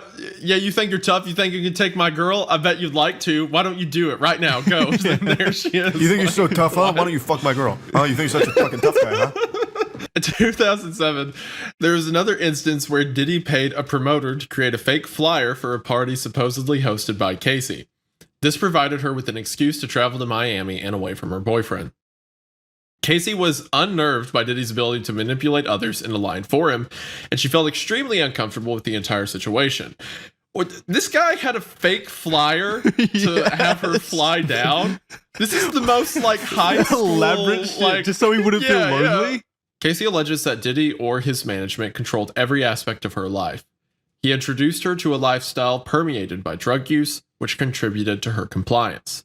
He insisted that she refer to him as Pop Pop, a term she called her grandfather. It's fucking disgusting. Ew, gross. Oh, Gross. yuck. Diddy would have his personal staff accompany Casey during all of her day-to-day activities, and even some of her medical records sent to his email address. The example listed in the lawsuit is from when Casey suffered memory loss, possibly due to injuries from abuse and or drug abuse. When she had an MRI, her results were sent to Diddy and not her. Diddy also made Casey get prescriptions from his doctor in her name for medication that he was addicted to when he exhausted his own supply of pills. God, that's so like Lex Luthor. Yeah, He's, like, that's getting older. fucking just constant drug. Diddy would often show spouts of incredibly violent fits of rage, apparently beating Casey multiple times each year, leaving bruises all over her body. He would go to extensive lengths to hide evidence of this, like having Casey hide away in hotels for days while she healed. She recalls after one particular party, in which Jay-Z was named as being in attendance, that Diddy kicked and hit her and forced her out of a vehicle on 5th Avenue in New York City. She got a cab to take her to her apartment, but was so traumatized and afraid of Diddy that she had the realization that she could never tell anyone due to how influential he was in the music industry. Where Diddy discovered that Casey had a conversation with another music producer at a party in Los Angeles in 2009. Casey wanted to discuss her career with the producer. In response, Diddy abruptly removed Casey from the party and departed in a car. Allegedly, Diddy forcibly pushed her into a corner of the car and proceeds to, quote, stomp on her face. Despite the presence of Diddy's security team, the situation escalated beyond their control, which showed her just how loyal his network was. I doubt the security team even like tried to stop it, right? No, they definitely didn't. Casey was expected to find locations and hire male sex workers when Diddy wanted. The situations being frequent, sometimes weekly. He would become so intoxicated and belligerent during these situations and would allegedly also beat Casey in front of the sex workers. The lawsuit lists multiple locations where this, what Diddy referred to as our secret to Casey, would happen, including Trump International Hotel, the London Hotel, the Intercontinental Hotels, and more. Man. Hotel suites would be decked out with baby oil and Astroglide, and Diddy would provide Casey and the sex worker with seemingly endless supply of drugs, including ecstasy, cocaine, GHB, ketamine, weed, and alcohol. What's GHB? I have no idea. I don't know what that stands for. Diddy would film these encounters, and even when Casey deleted the videos, Diddy would claim that he had backups. So using it for blackmail, probably, like hoarding these videos. Oh, yeah, absolutely. Casey tried to escape Diddy multiple times, but he utilized his staff and networks to lure her back in. During a brief breakup, Casey actually dated musician Kid Cudi. Diddy was irate as he had found her phone and saw emails between her and Kid Cudi. He apparently had a manual corkscrew in his hand and charged towards Casey in an attack. In a panic, Casey escaped to Kid Cudi's home. She returned to Diddy, however, as she felt as though she had no choice when Diddy would ask to just talk to her. Diddy was still enraged and hit her multiple times. Casey says that he threatened to blow up Kid Cudi's car. Around this time, Kid Cudi's car did explode in his driveway, and Cudi has since come out and confirmed her version of these events. It's probably just a coincidence, right? Yeah, just faulty wiring somewhere. Casey says she was stuck in a cycle of abuse, trying to run away, being trapped, apologizing, and coming back. It was a rotation of bruises, black eyes, busted lips, and heavy amounts of makeup. She believes that Diddy paid Intercontinental Century City $50,000 for hallway security footage that showed him beating and throwing glass at her. Man, if that's fucking true, if that is true and they have proof to back that up, that Intercontinental Century City is complicit in hiding evidence of domestic abuse, fuck whoever accepted that offer it at had to that be a hotel. manager or something, right? Because it's not like 50,000 is a bribe to the whole organization or anything. Yeah, it'd be nothing. It'd go to an individual, so they need to find the individual. They arranged a dinner in 2018 where she thought they would be discussing their official separation. However, instead they returned to her apartment after the dinner and he forced his way in and onto her. She repeatedly asked him to stop and attempted to push him away. She was sexually assaulted and this left her traumatized, and says she continues to suffer emotional distress. Just one day after the lawsuit was brought against Diddy, they settled outside of court. The terms of this were not disclosed, and Diddy's attorney in a statement made it clear that this was not an admission of wrongdoing. Cassandra's statement in this says, "I have decided to resolve this matter amicably on terms that I have some level of control. I want to thank my family, fans, and lawyers for their unwavering support." And Diddy's statement says, "We have decided to resolve this matter amicably. I wish Casey and her family all the best. Love." This next allegation is from a woman named Liza Gardner. On November 24th of 2023, another lawsuit was filed against Diddy and singer Aaron Hall. So it was a suit against two people by Liza Gardner for battery, sexual assault, and negligent infliction of emotional distress. The lawsuit was filed within the time frame of the Adult Survivors Act and details an event that happened in 1990. Basically, what happened was Liza and her friend were invited to New York City by a few close friends of theirs who were members of a chart-topping recording group signed to MCA Records, which Diddy was a part of. Liza was from North Carolina at the time. She recounts that they met up with Diddy and Aaron at the offices of MCA Records where an event was being held at the time. Diddy and Aaron were very flirtatious and offered rounds of drinks all throughout the night. So remember, this is in 1990, so this is a long time ago by this point. Diddy and Aaron extended an invitation to Liza and her friend to join them at Aaron's apartment for an after party. There, Liza alleges that she was offered additional drinks and coerced into engaging in sexual activity with Diddy. Following the assault, Aaron allegedly barged into the room and proceeded to assault her as well. After the ordeal, Liza hastily dressed and fled the apartment with her friend following closely behind. And when they were speaking to each other afterwards, they kind of recounted their experiences and a lot lined up, suggesting that both women had been exchanged between both Aaron and Diddy.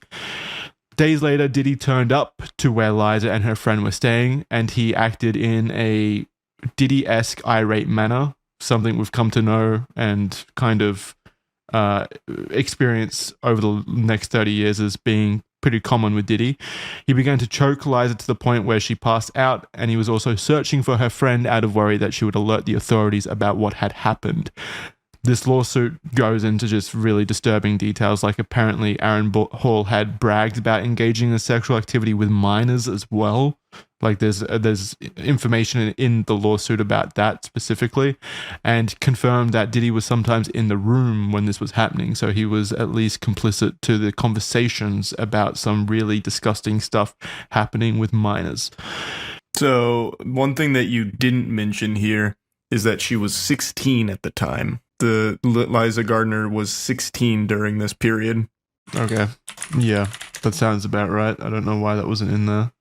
It's awful. Yeah, I double checked, and yeah, according to NBC, the amended complaint filed by Gardner on Tuesday, which was like a week ago, obtained by NBC, said she was 16 at the time, thus too young to consume alcohol or consent to sex. So that's in the amended lawsuit? Maybe that's why I didn't see it. Yeah, this is that might be why it's not there. Because I remember seeing that headline, and the fact that it wasn't there, I just thought it was important to mention as well. Yeah, so yeah, maybe you just missed it because this is pretty brand new. Charlie, you can take the next one. Sure. This next one is Dickerson Neal versus Combs. On the 23rd of November 2023, a lawsuit was filed against Diddy, Bad Boy Entertainment, and Combs Enterprise LLC by Joy Dickerson Neal for suffering as a result of being drugged, sexually assaulted, and abused and being the victim of revenge porn. The lawsuit was filed within the time frame of the New York Adult Survivors Act, same as Liza Gardner's. Joy was a student at Syracuse University studying psychology. She was looking to make a step into the music industry and also worked many odd jobs in the industry, such as a receptionist at a renowned talent agency and as a location scout. When they met, Diddy made several advances on Joy, but she had heard that he had a reputation of treating women badly and rejected him every time. So he already had that reputation. Yeah, and this was in 1990. Yeah, before he even had like his massive amount of fame to his name. Fucking Christ. In January 1991, she eventually agreed to meet Diddy in New York, but she chose the Wells restaurant in Harlem as she was reluctant and knew the employees there. During the evening, she started to feel more comfortable. They were sharing drinks and food, and she made a point to say that there was a period of time that she went to the bathroom and she left her drink unattended. Diddy did not want the date to end, and invited her to run errands with him. And once they were in the car, he brought out a blunt. Originally declining, Joy felt pressured to take a hit, and Diddy told her he would have her home with enough time to study. After this, Joy says her memory is incomplete. She remembers feeling rubbery in the legs and being unable to stand, and he brought her to a music studio. Then she recalls being outside of where Diddy was staying, possibly thinking that it was his house, but an acquaintance of both of theirs answered the door. Once inside, she was sexually assaulted, and due to being drugged, was unable to fight Diddy off. She says that the day after, she was in so much pain in a way she had never felt before, and held a lot of embarrassment and shame. This resulted in her not going to the hospital or reporting the incident, instead seeking safety in her apartment. Devontae Swing, a member of the group Jodeshi, would inform Joy a few days later that Diddy had filmed himself assaulting her and showed him and others the video. She was horrified to hear that everyone had seen it and that it would haunt her for the rest of her life. Joy recalls that Devontae wanted to speak up about it, but was scared that the band would lose their record deal as they were in the midst of recording their album Forever Lady. Holy shit. So they saw this video, still didn't do anything about it, and he is bragging about assaulting her and filming it. Well, he not just bragging about it, they showed the video. Yeah. They was just willingly showing these to people in the industry. Again, it's just... And the dude's like, sorry, we've got this whole deal worked out, Yeah, so I saw you get sexually assaulted and shit. That video was brutal, but we're recording Forever Lady right now, so if you could just tough it up till that's done. Every single time these situations happen where someone gets away with decades of assault and abuse and rape and stuff like that, it's always because there were 100 people who were like, yeah, but that didn't want to make things weird. Yeah. Yeah, we just had so much going on that was in jeopardy if I was to report this. It's is it that urgent? Do I need to report it? We're doing great on iTunes. Record. I don't want to kill that momentum or anything. Yeah. What's that fucking saying that's always overused about how the only the one thing that lets bad people do bad things is evil prevails when good men do nothing. Yeah, something like that. Yeah, that's the Call of Duty quote that comes up when you get killed in COD 4. I'm pretty sure it's a Churchill quote originally, but yeah, it gets used everywhere. It's true though. So many situations here could have been prevented if the people witnessing these events had put aside their ambitions, their goals, their fear of them being targeted by Diddy, and instead done the correct thing and alerted the authorities about just the troubling stuff. This is 1991. You could have stopped Diddy before he ever even spiraled even more out of control. He wasn't even that. He was successul, of course. I'm not gonna claim that he wasn't and that he didn't hold some level of power, but he wasn't Diddy, the multi-billionaire, the billionaire media mogul, empire creator that he is now. It would have been way more possible back then. I also just don't understand because I feel like you gain so much more by being the one to blow the lid off it, right? This band or this group, I'm not even familiar with, and they were so excited for this album that I don't know. But I probably would know them if this was the group that led to him going to jail for these kind of things and stopping him. They would have had so much more success. I don't think back then, but now, yeah. In current year where everyone's so connected and the allegations and stuff like that gets a lot more screen time and people taking it seriously.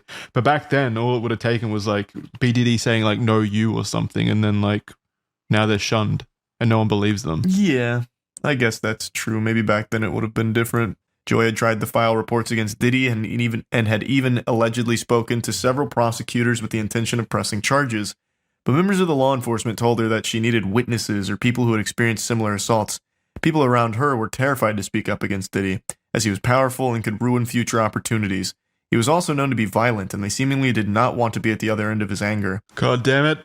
This is Lil Rod. On 26th of February 2024, a lawsuit was filed against Diddy, his son Justin, multiple members of his staff, and Chalice Recording Studio, Love Records, Motown Records, Universal Music Group, Combs Global Enterprises, and more by Rodney Jones.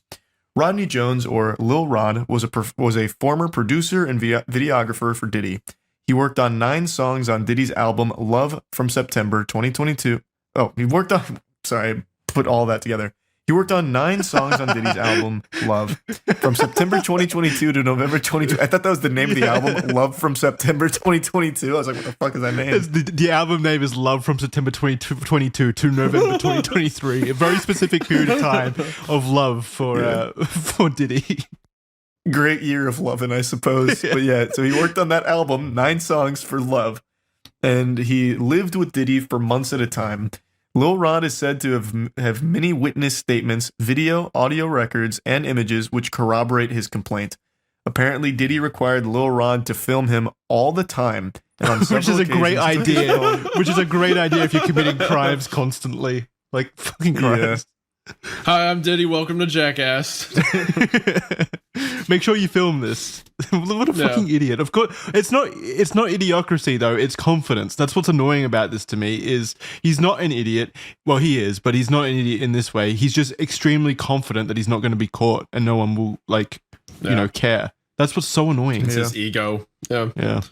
So on several occasions, took his phone and recorded himself. So he started vlogging his own shit too. Yeah, great. This has resulted in hundreds of hours of footage and audio recordings of Diddy, his staff, and guests engaging in illegal activity. Lil Rod claims to have irrefutable evidence of the acquisition, use, distribution of ecstasy, cocaine, GHB, ketamine, marijuana, and mushrooms. The displaying and distribution of unregistered illegal firearms, case 124CV 01457, document 1 filed on 2/26/2024. Page 7 of 738. You didn't need to read it specifically. You could have just said his no, just in case anyone wants to check out the case number and they're only listening via audio, so they can go ahead and quickly remember that case number.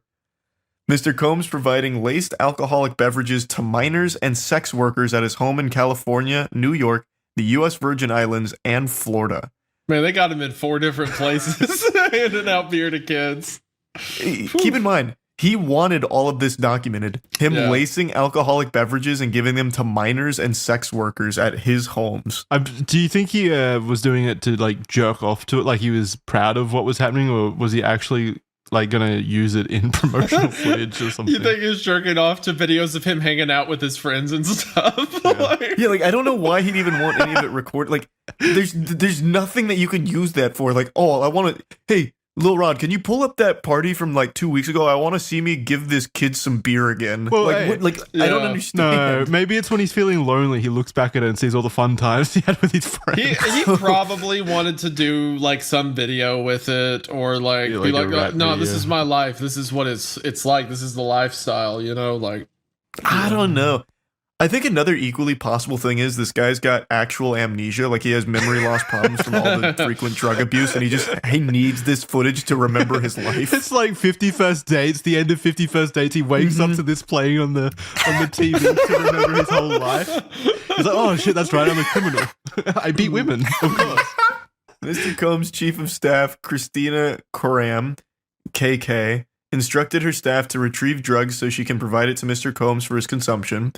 Christian Combs drugging and sexually assaulting a woman. Mr. Combs detailing how he planned to leverage his relationship with Bishop TJ Jakes to soften the impact on his public image of Cassie Ventura's lawsuit. Young Miami's cousin and or assistant sexually assaulting Mr. Jones.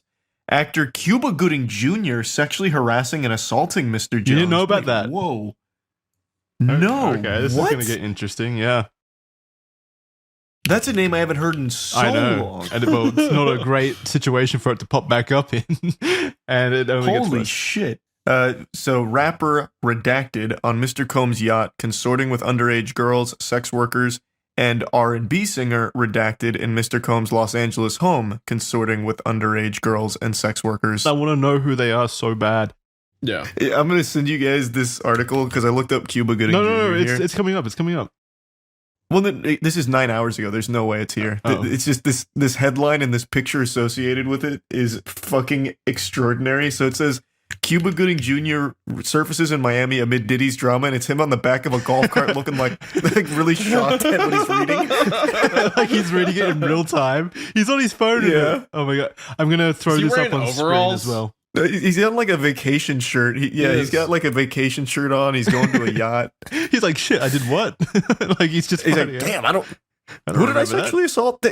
He's in the next picture. He's shaking his fist. Damn you, little Rod. However, this turned from promises to threats. Allegedly, Diddy even threatened to harm Lil Rod physically, saying he would eat his face off. Diddy even said he would kill his own mother, Janice, to achieve his goals. Jesus Christ. Unprompted, just go. Yeah, I can imagine how that conversation went. Listen, I will kill my mother right now. Like, I will do in it. an instant. You think Janice is reading these fucking allegations and be like, what the fuck? My son said what? That's fucked up. My son's gonna kill me. Why? Also, eat his face off? Was he on fucking bath salts at the time? Like, what a Probably, yeah. weird threat. According to the lawsuit, Diddy was relentless, intimidating, flaunting his firearms, and boasting about his ability to evade consequences for violent acts to sow fear in individuals like Lil Rod. In September of 2022, Diddy was holding a writers and producers camp at Chalice Recording Studio. Diddy, his son Justin, and a man named G were in a heated conversation that moved from studio into a restroom near where Lil Rod was shitting. Sitting. Is that because you read restroom? Yeah, I definitely thought that said shitting because they went to the restroom and I thought they barged in on him pooping. That's the most fucked up allegation of all. They didn't knock before they barged in. Where Lil Rod was sitting, which was about 2 feet away from the bathroom.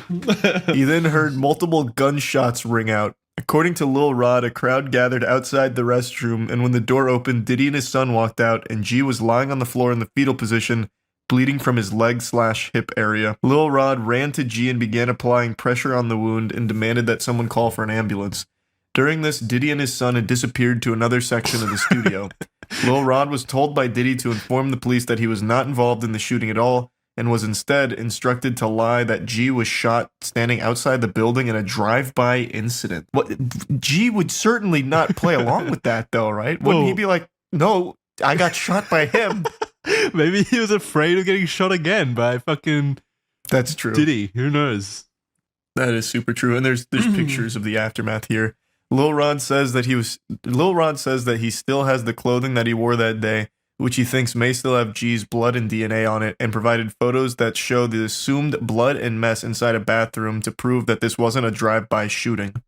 Lil Rod suffers from PTSD, severe anxiety, depression, and insomnia from this event, as the gunshot was so close to where he was sitting that he thought it likely that he himself was about to get hit.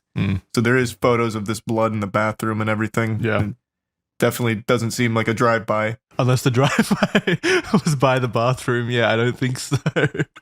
While living with Diddy, Lil Rod says he was the victim of constant and unsolicited groping and sexual harassment by Diddy. He was also forced into working in environments like Diddy's bathroom, where he would walk around naked. Lil Rod expressed his discomfort to Christina Karam, who was chief of staff to Diddy.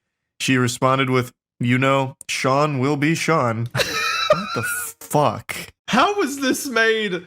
Just what was the absurd lengths they went to be like, it's just dudes being dudes, all right? Get your pants off. I've got some Astroglide.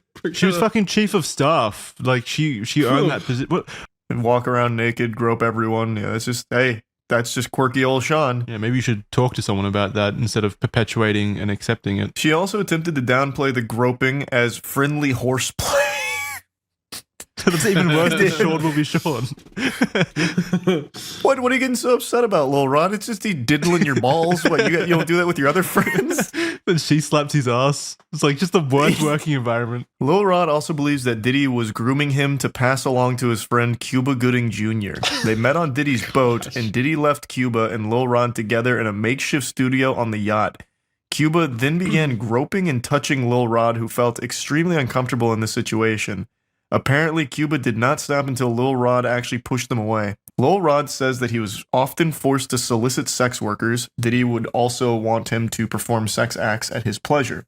Another incident on Thanksgiving saw Diddy asking Lil Rod to solicit sex workers from Booby Trap on the river in Miami. Shout out. Diddy actually provide... I think it's Booby Trap on the river. Oh, that's the whole name of it? I think so. Like, is there only one river Booby in Trap Miami? on the river? Yeah, I think. I have no idea. I've never heard of that. You've never been? But anyway, Diddy provided Lil Rod with a bad boy baseball cap and forced him to wear it at the venue.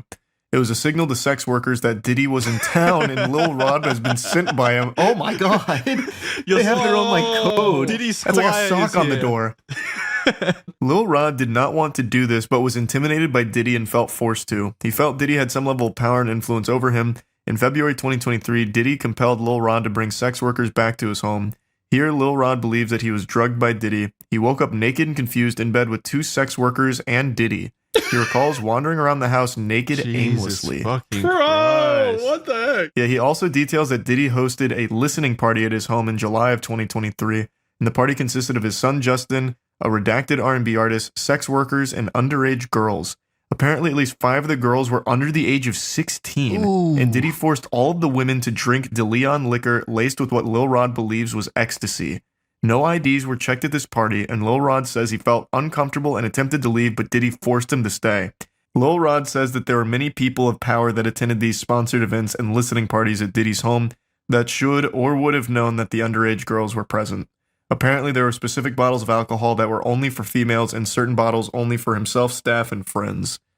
That is fucking abominable. Yeah, it's one of the worst allegations so far. Because if this is happening, I mean, it has to happen frequently, right? It's just, there's so many people involved. He's got his own code language, so this is definitely frequent. Oh, yeah, true. Like the baseball cap.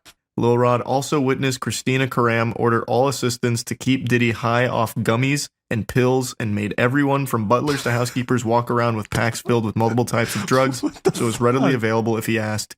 Has he ever been sober? It doesn't sound like it. She made Lil Rod carry around a drug pouch on multiple occasions. Another shocking allegation made in this lawsuit was that Diddy has hidden cameras in every room in his house, which I 100% believe. Yep. So my guess is that Stevie J video came from one of Diddy's listening parties where he started doing whatever was on that video that he secretly He's clearly recorded. got like a bunch of footage of all these powerful people, and that's probably why Stevie J went to bat for him against Lil Rod. So Lil Rod believes that Diddy has incriminating videos of important celebrities, music label executives, politicians, and athletes without their knowledge and in compromising acts. So anyway, the quote from this is, "I have never seen any lawyer in any pleading in any court accuse people in companies of criminal conduct without the slightest basis and then try to file an amended pleading completely jettisoning every allegation underpinning the original claims and substituting completely different and can someone pronounce that for me? Irreconcilable. Thank you. Allegations to support the very same claims." So that's from Universal Media Group's or Music Group's lawyer representation. So they're claiming that because the lawsuit was amended, this is clear, irrefutable proof that some tomfoolery is going on and such. So I don't know if that. I mean, there's fucking photo evidence and apparently hours and hours and hours of footage evidence of all the stuff that Lil Rod is talking about here. I mean, throughout the document, I've got the pictures here. So it doesn't seem like it's just made up to me. Plus, there's a history that you can pull from the other lawsuits and the other victims of Diddy. So many people talk about it. And that brings us to the next thing, which is something that happened very recently. So on Monday, the 25th of March, 2024, authorities from the U.S. Department of Homeland Security conducted raids on Combs' 2 residences situated in Miami and Los Angeles as part of a federal investigation into sex trafficking. So they clearly had information. If the lawsuits corroborate an unrelated Homeland Security investigation of sex trafficking, that they think the federal government thinks it's worth it to raid 2 of his houses at the same time. Yeah, shit's not looking good for PD. Like, not looking good. Yeah. We didn't even really touch on sex trafficking in the allegations. Like, I don't think that like this investigation by Homeland Security has even been spurred on by the allegations themselves. No, it hasn't, because like, sure, it can be implied, like maybe sex trafficking was happening with some of the underage prostitutes and stuff like that, but like it's not like a few celebrities filing lawsuits made Homeland Security decide to do this. They've been doing their own investigation for a while. Yeah, that now everything's coming to light at once. So if their determination is that they need to execute a search warrant for an investigation into sex trafficking on 2 residences owned by this guy, they've found something that led them to a search warrant being justified, which is pretty concerning. And also speaks to something much larger here. Validates the lawsuits as well. Also, he was not at either of these residents because allegedly he had received some kind of tip that this was going to happen. So this is when like the fleeing allegations came out, where he had run away. So he had abandoned both of these properties. He was well aware this was on its way.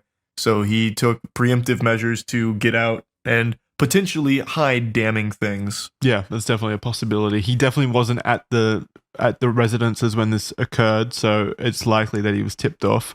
That's good. If there's something there, which I assume there is, they would have found it. Well, I don't think there would be, since he clearly knew this was coming. I imagine he got everything out that would be a problem.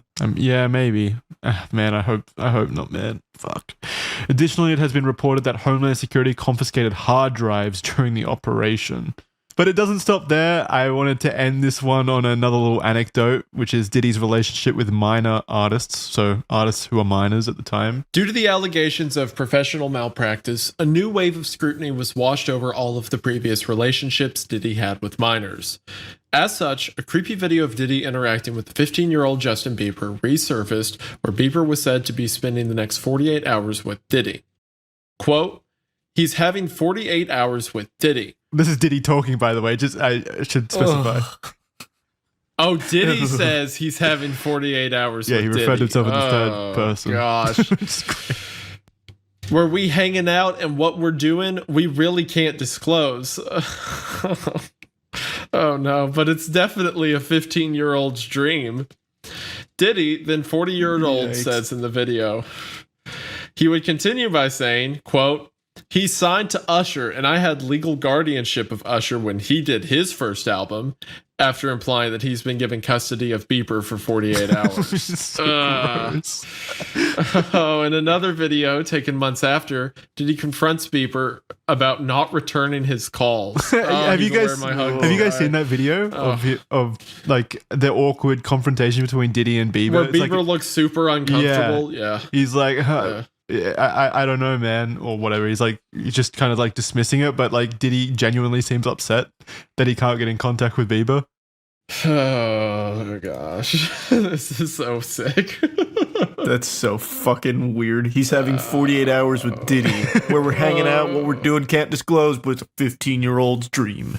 That's I don't like it so here. Creepy. Was a resurfaced Howard Stern interview with Usher from 2016, where Usher, who was closely tied to Diddy when he was a minor, admitted that he saw some, quote, "very curious things" that occurred at Diddy's New York mansion. Usher was sent to live with Diddy for an entire year, hence the legal guardianship referred earlier, when Usher was just 14 years old. Why is Diddy? What is happening with these parents? Why are they just sending children to live with Diddy for like? Well, you hear stories all the time about like, you know, parents would let it happen because they thought it would help the chances at fame or something like that. Yeah, but this is they're acting like it's a medieval kingdom. Like they're sending their children as like wards of Diddy. It's so strange. Like, here's your new squire, Diddy. It's Usher. Like, it's so strange. How would this help?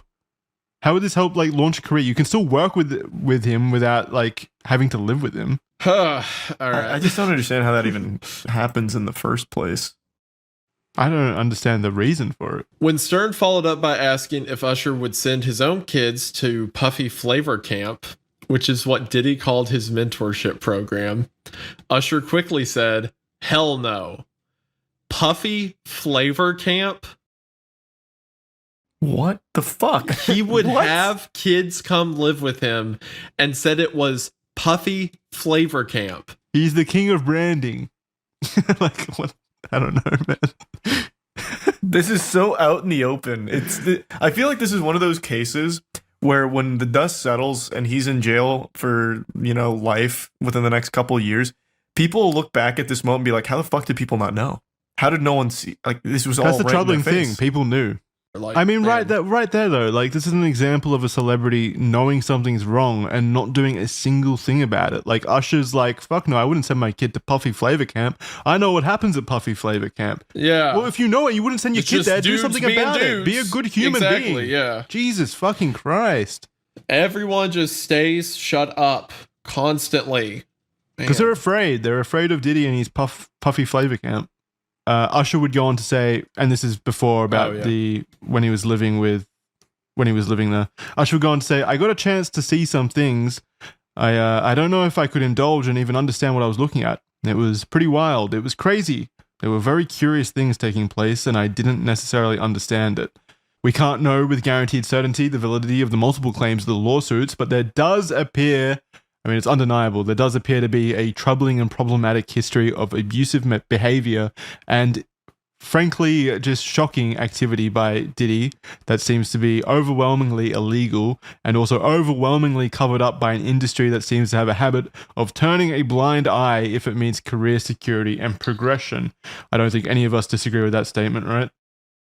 Mm-hmm. I definitely don't disagree. Like I said, I think he's guilty on pretty much everything he's accused of. There's too much evidence, too many similar stories from so many different people. I think that he is guilty. I'm like...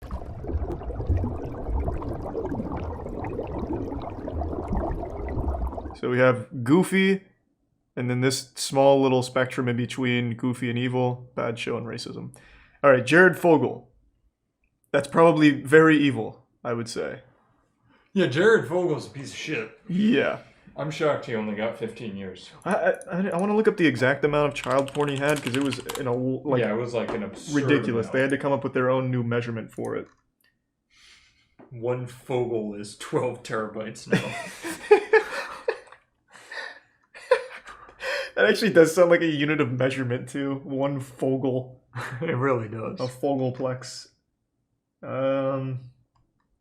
It looks like 15 terabytes. Where do you see that? And the possible release date is July 11th, 2019. Sorry, 2029, excuse me. He had 5.6 terabytes of child porn. And he received a 12.5-year sentence. That's nuts. I know. That's fucking wild. That's insane. Also, keep in mind, that's 5.6 terabytes of child porn in the early 2000s. Yeah, literally just getting a terabyte storage back device was fucking difficult. Like, accounting for inflation, that would be like 200 terabytes of child porn by today's standards. That's true. Yeah, that is absolutely That's wild. What the fuck? Yeah, and only 12 years in jail. If I remember correctly, he also filmed some of it, but that's just an allegation, not to besmirch Jared's good name. All of this is allegations from our part. We're not positive about it. Well, no, he was found guilty. That's true. We know he had 5.6. I'm pretty sure he filmed some of his own. Yeah, Fogel had filmed more than 300 commercials. O.J. Simpson. O.J. Simpson. Probably evil, I would say. That's straight into evil, yeah. Yeah, that's murder. Allegedly murder, but yeah, he eventually got busted for trying to steal his own memorabilia back, True. right? Yeah. Yep. Stealing's also pretty bad too, so I mean that's definitely evil. We're saying, what is this? What is this? It's a celebrity ranking. Celebrity ranking by their worst moments. Yeah, bad bad celebrity moment tier list. Yeah, real goofball celebrity things like murder. Yeah, and sexual assault and making bad Netflix shows. Yeah. Evil celebs is a good title, but Robert Downey Jr. is not evil. Neither is Chum Lee. Yeah, this... Or Bill Nye, for that matter. The titles are work in progress. We'll come up with a cool title. Yeah. And now it's time to talk about Raid Shadow Legends, a mobile game I'm sure you're very familiar with. It's basically a household name at this point, and for good reason. Raid Shadow Legends, quite possibly the greatest game ever introduced to the mobile and PC game market. This is the kind of video game designed to give you hours upon hours of entertainment, wherever you are. It's full of incredible champions, all from their own unique factions, and by God, these factions bring the lore. Let's talk about the Bannerlords. Cool name, huh? Even cooler premise. They're awesome human knights who have just launched a war against their old allies, the shifty High Elves. And I've even heard rumors that their king may have come under the influence of evil. Could it be true? You'll have to investigate in Chapter 1 of the exciting campaign. To do that though, you're going to want to train up your Bannerlord champions so that they can endure whatever evil they come across. My advice would be to farm the campaign as much as possible. You grind XP and get loads of silver and artifacts at the same time. This means you're always ahead of the curve and your brave knights are ready for whatever may come next. More of a social gamer? There's great weekly rewards when you join a clan and fight clan bosses. Do your duty to the realm and your peers, and you may just walk away with the treasure that will keep those high elves in their place. There are brand new quests for you and your clan members to work on together, and even a brand new clan shop that gives you access to some incredibly powerful items. This month's also got new champions to collect from fragments in the Doom Tower. If you want to get a huge head start in Raid, all you have to do is hit the link in the description or scan my QR code and you'll get an epic hero, Chodoru. Take him to the Doom Tower, trust me. You'll also get 200k silver, 1 XP boost, 1 energy refill, and an ancient shard so that you can summon an awesome champion as soon as you get in-game. All this treasure will be waiting for you at the inbox button in-game. See you in the wonderful world of Raid. So if you're interested in trying Raid Shadow Legends for yourself, make sure to click the link in the description below to get started. Also, OJ... Sorry. Oh my god, you just scared me. Also, OJ Simpson wrote the book, If I Did It, Here's How I Would Have Done It, or whatever. Not actually, what a fucking idiot. Yeah. Bill Cosby, recently found innocent of all of his crimes. C tier. Yeah, that's in between goofy and evil. I feel like Bill is evil too. Well, right? I would definitely say yes. so. He has to be. All of these are going to be. He got out off of a fucking technicality. What was the technicality? I don't remember. I was getting so many conflicting reports. Apparently, he admitted to doing it when he wasn't told that he shouldn't do that. It was such a weird thing. Wow. So all I have to do is have my lawyers mess something up and then I can get out? Yeah, it was like... Oh, the cop lied Yeah, to like him. they lied to him saying that it couldn't be used against him, so then he admitted to doing it, and then they still used that. But I feel like that should be an extenuating circumstance. Like, if he's very clearly just open to saying he did it, Yeah, that should be used, but I don't know. That's always the the weeds weird of it. thing. It never makes any sense. Yeah. Right. He was poisoning, or roofing the pudding, right? I don't think it was pudding. I'm pretty sure it was pudding. Although the thought that the thought that everybody who's going on a date with him is like, please, Bill Cosby, can you say pudding and give me pudding? It's not crazy. I think the reason I think that is because of that episode that resurfaced after it came out where he said he put like laxatives or sleeping pills in the pudding. In the pudding. 60 women accused Bill Cosby of rape and aggravated assault. That's nuts. That is a lot. That's a lot of Good thing pudding. that our lowest tier is evil or bad show. Yeah, I think the order's a little off because we have bad show under evil. Here, you can move them. Yeah, let's do that. Yeah, nice. Yeah. And then racism is also evil, just a very subcategory. Yeah, of these it. are That's both fine, equal just- in evilness. Yeah. All right. Okay. Kevin Spacey. That's definitely evil. I Evil. think. Throw him in there. He's a fast one. Martha Stewart. You know the best thing is we're never going to use A, B, or C. We will absolutely use A, B, and C. I already know exactly who I'm putting there. But Kevin Spacey, do you know that 2 of the 3 men that accused him are dead now? What, are you serious? Yep, they died under mysterious circumstances. Hold on. This isn't from the Facebook group? Nope, this is real. Kevin Spacey accuser dies by suicide. So one of the accusers was a Norwegian royal who accused Kevin Spacey of groping him, died by suicide at the age of 47. Wow. Yeah. And then the other one recently sad. died. I don't remember how. At least I think there was 2. The fact that some of these people make comebacks is nuts to me. He even made this movie recently after all these allegations called like the Billionaire Boys Club or something. Yep. Like somebody's gonna try to reboot the Bill Cosby show with the Cosby Show with Bill Cosby. This is the other thing I remembered. Anthony wasn't the first person to make allegations. He was the first blow to Spacey's behavior. Another woman accused him of harassing young men. Linda Culkin was deemed Spacey's stalker and was sentenced to prison for death threats sent to the actor and bomb threats sent to 2 of his workplace. She also made allegations about his actions with young men, and she was hit by a car in March and died in the hospital. No driver was charged with the incident. Damn. Yep, no driver was charged. In September, another accuser died, though his name was not published. He was a massage therapist and was suing Spacey under the name of John Doe for sexual assault, and shortly before the trial began, he died. So 3 of his accusers died. Alright, maybe we shouldn't make this video. Yeah, no, like Kevin Spacey does seem to be like a fucking supervillain. Haha, let's put him in Goofy. He's a goofy guy. Hey, he's a goofball, a goober. Just so everybody knows, if either of us die soon, you now know why. Yeah, you have your prime suspect. You know how nuts that would be, like if I have a heart attack tomorrow? Yeah, he's got like a death note and he puts your name in it. Martha Stewart, that's an A to me. Yeah, I agree. It's not goofy enough. Right. But it's very close to goofy. She's funny. Yeah. So Martha Stewart went to jail for, it was drugs, right? Yeah. She sold them? She was a drug dealer? That's a good question, actually. Let me look it up. She was convicted of a number of financial crimes and in the end spent 5 months incarcerated at Alderson Federal Prison Camp. Wow. Financial crimes. That's goofy. When we thought it was drugs, it was AIDS here. But now that it's financial crimes, I say good job, Martha. Oh, it was a stock trading case. Oh, gotcha. Yeah. Okay. Now I'll keep her in goofy. Drake Bell. Oh boy. Probably can't be bad show. It can't. Show Yeah. slapped. It's definitely not a bad show, but I don't think it's evil enough to join here because, as far as I know, he didn't actually fuck the 13-year-old. Right. He was planning text, on right? it. Or like calls. Yeah, he was planning on it, but I also don't feel comfortable putting it close to goofy either. I'm just gonna keep it in evil.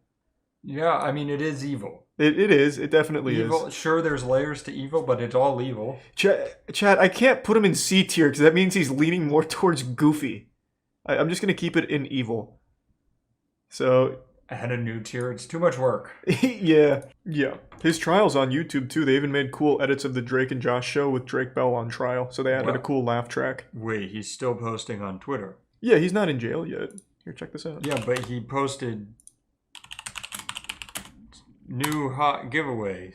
He's like giving art NFTs away. He lives in Brazil? Yeah. See, they even made a whole like Nickelodeon episode out of his trial. Oh my god. It's really good. Okay.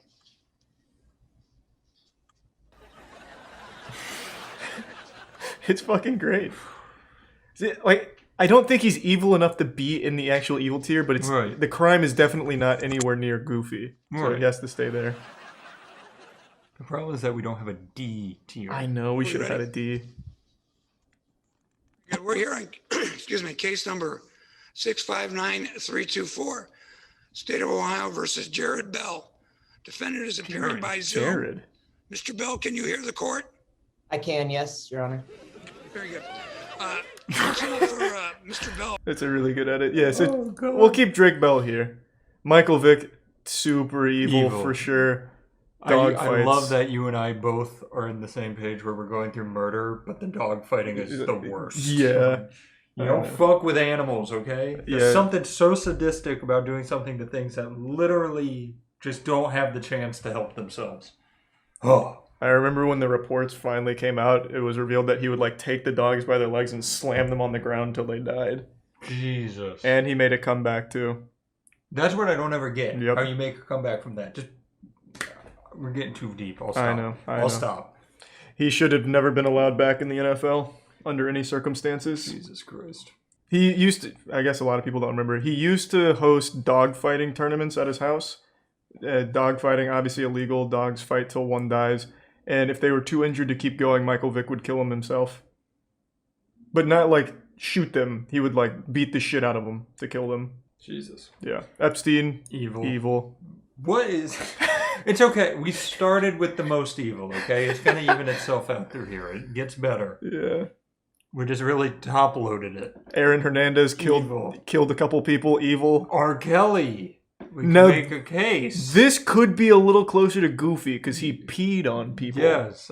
There was also stuff with underage girls. Oh, it was that he claims he did not know they were underage because he was in an 18-plus bar, and the bar should never have let them in, he claims. Fuck, yeah, but the girl he peed on was 15. Did he know? I don't know. I'd have to ask him. Just to make this clear, bad. Still definitely bad. Don't pee on people. Definitely evil. Especially don't pee on people underage, and only pee on people with consent. He fucked 13-year-olds. Okay, evil. Okay, that's Let's evil. throw him in there. All right. I didn't have all the information. Neither did I. But he did pee on people. The last thing I heard about... No, it wasn't R. Kelly. Never mind. All right.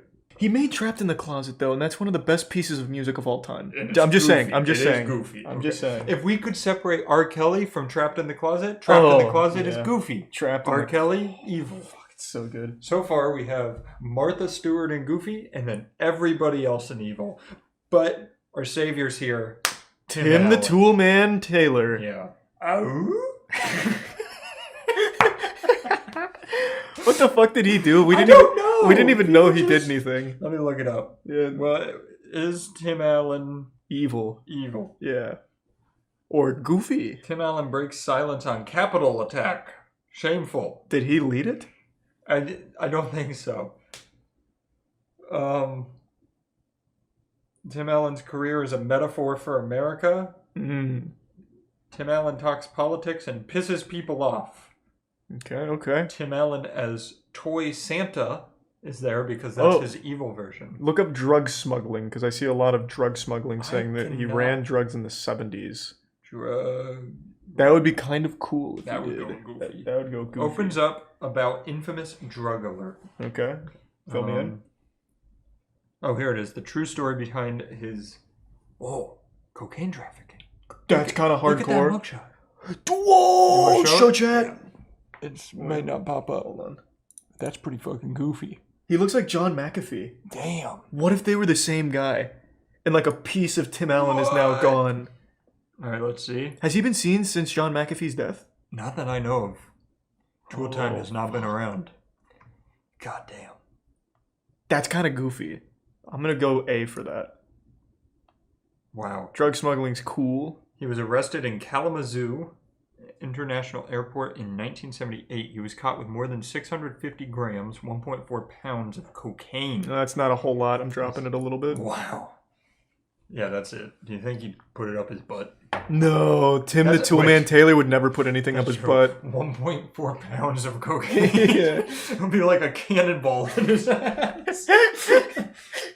Oh, God. They say he's a racist. Yeah, I see a couple people saying he's racist. Is he racist?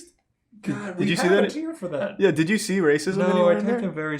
Tim Allen, racist. This is going to be confirmation bias, though. Yeah, maybe. Awkward Tim Allen interview reignites accusations of... Tim Allen demands to use the N-word. What?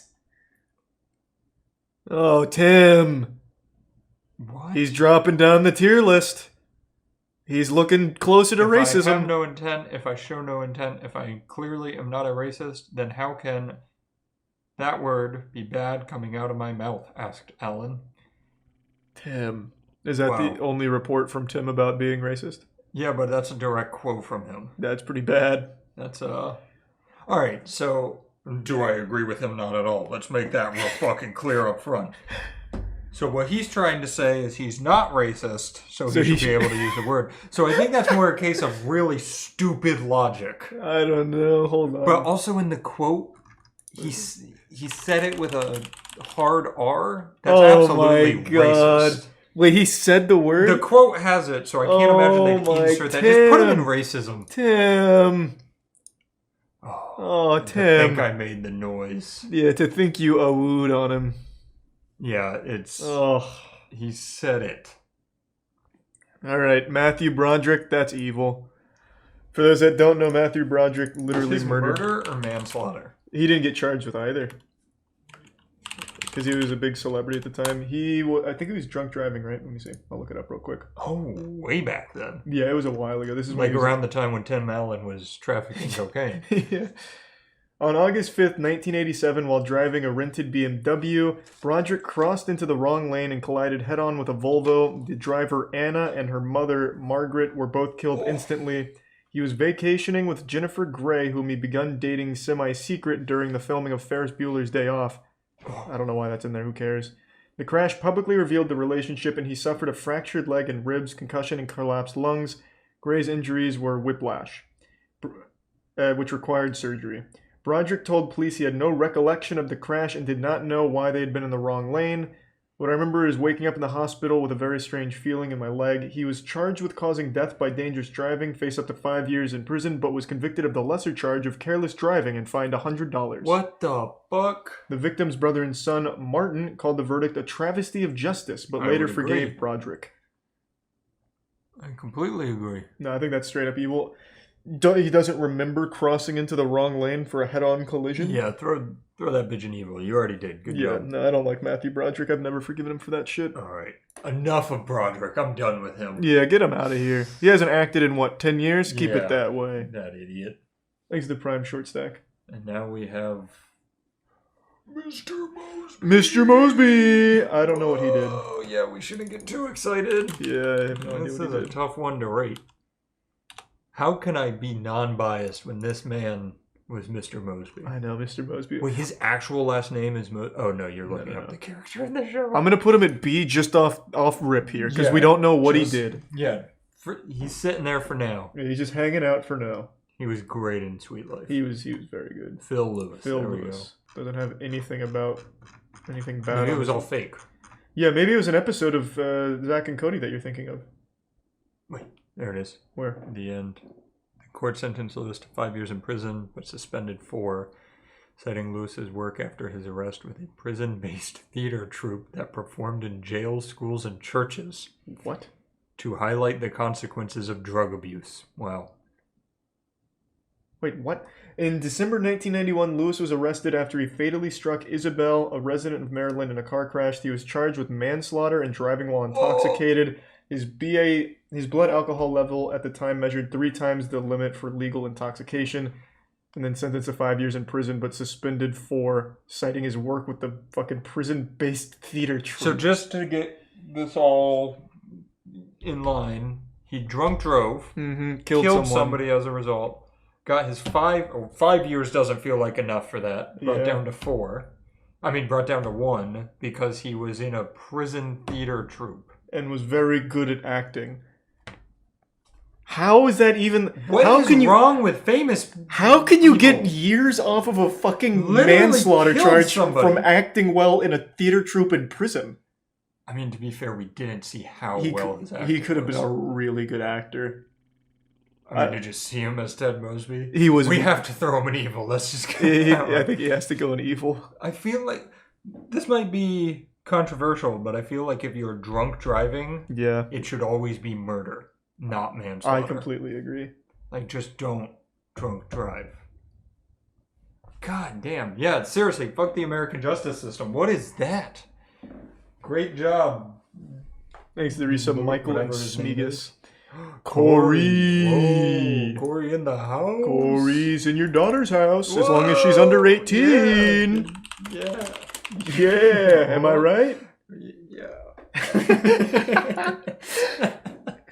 Yeah, I think most people know by now. Corey, he's facing charges for what is it? Grooming a 13-year-old and trying to fuck her for a long time. The weirdest part in my head is that is still Corey in my head. Corey in the house. So I'm like, he's 13 too. But how old is he? I don't even know. He's 29. He's older than us. He's older than us. Damn. June 29th, 2021, charged in Washington on 1 count of immoral communication with a minor. It came after a 2019 lawsuit, which Macy denied, saying that the lawsuit was an extortion attempt. Yeah, that's all that it has for that. Now, was he convicted? I don't know. He missed his second court date. Oh, that's not good. Yeah, but he was accused of sending pornographic material to a 13-year-old girl. There's like a long story. We talked about it on the podcast. Apparently they've been talking since she was like 9 or something.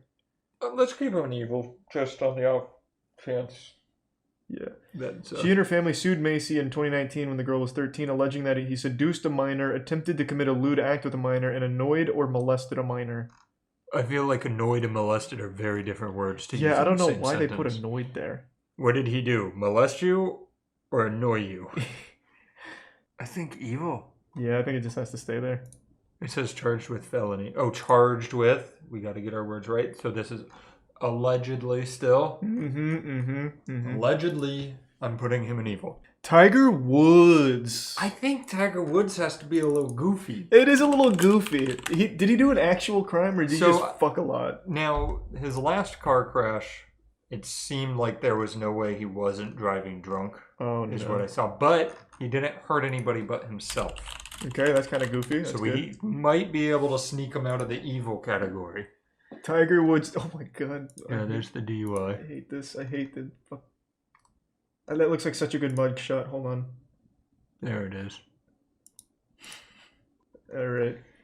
Pleads guilty to reckless driving after DUI. Yeah. He was found asleep at the wheel in Florida. So that was his first one, and then he recently got in a crash.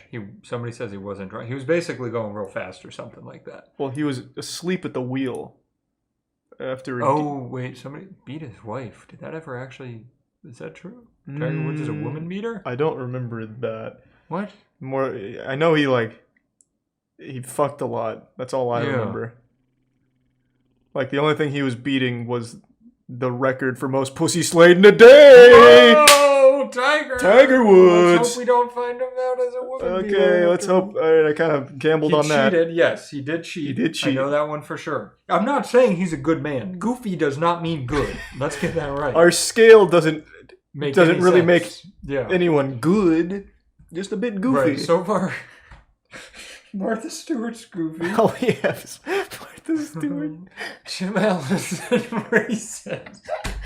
And everybody else is evil. I think we kind of loaded the dice here. We should have had more goofballs. His wife beat him after she found out he was banging other ladies. I do remember that one. Okay. I do, in fact, remember that one. He had 5 drugs in his system after arrest. He didn't hurt anyone, right? Like he just hurt himself? As far as I'm aware, he's only hurt himself. Okay, this is going to be our first C tier. Yeah. Pretty goofy. Yeah, this tier list is fucking depressing. I agree. We just had to put Corey in the house. Yeah, that was evil. That was hard. He's a tier 1 Onyx. Yeah, that was actually a good idea. We should have had a groomer tier. Yep. Dan Schneider, baby. All of his is alleged at the moment, right? Yeah, everything's alleged. Dan Schneider, the Nickelodeon guy, dude loved feet. He's the guy that went on Twitter asking for children to send pictures of their feet for one of his shows. I'm sure most people know who Dan Schneider is. I probably don't need to give the lore. I just don't think it's like confirmed evil, so it's just really weird foot fetishism targeted towards minors.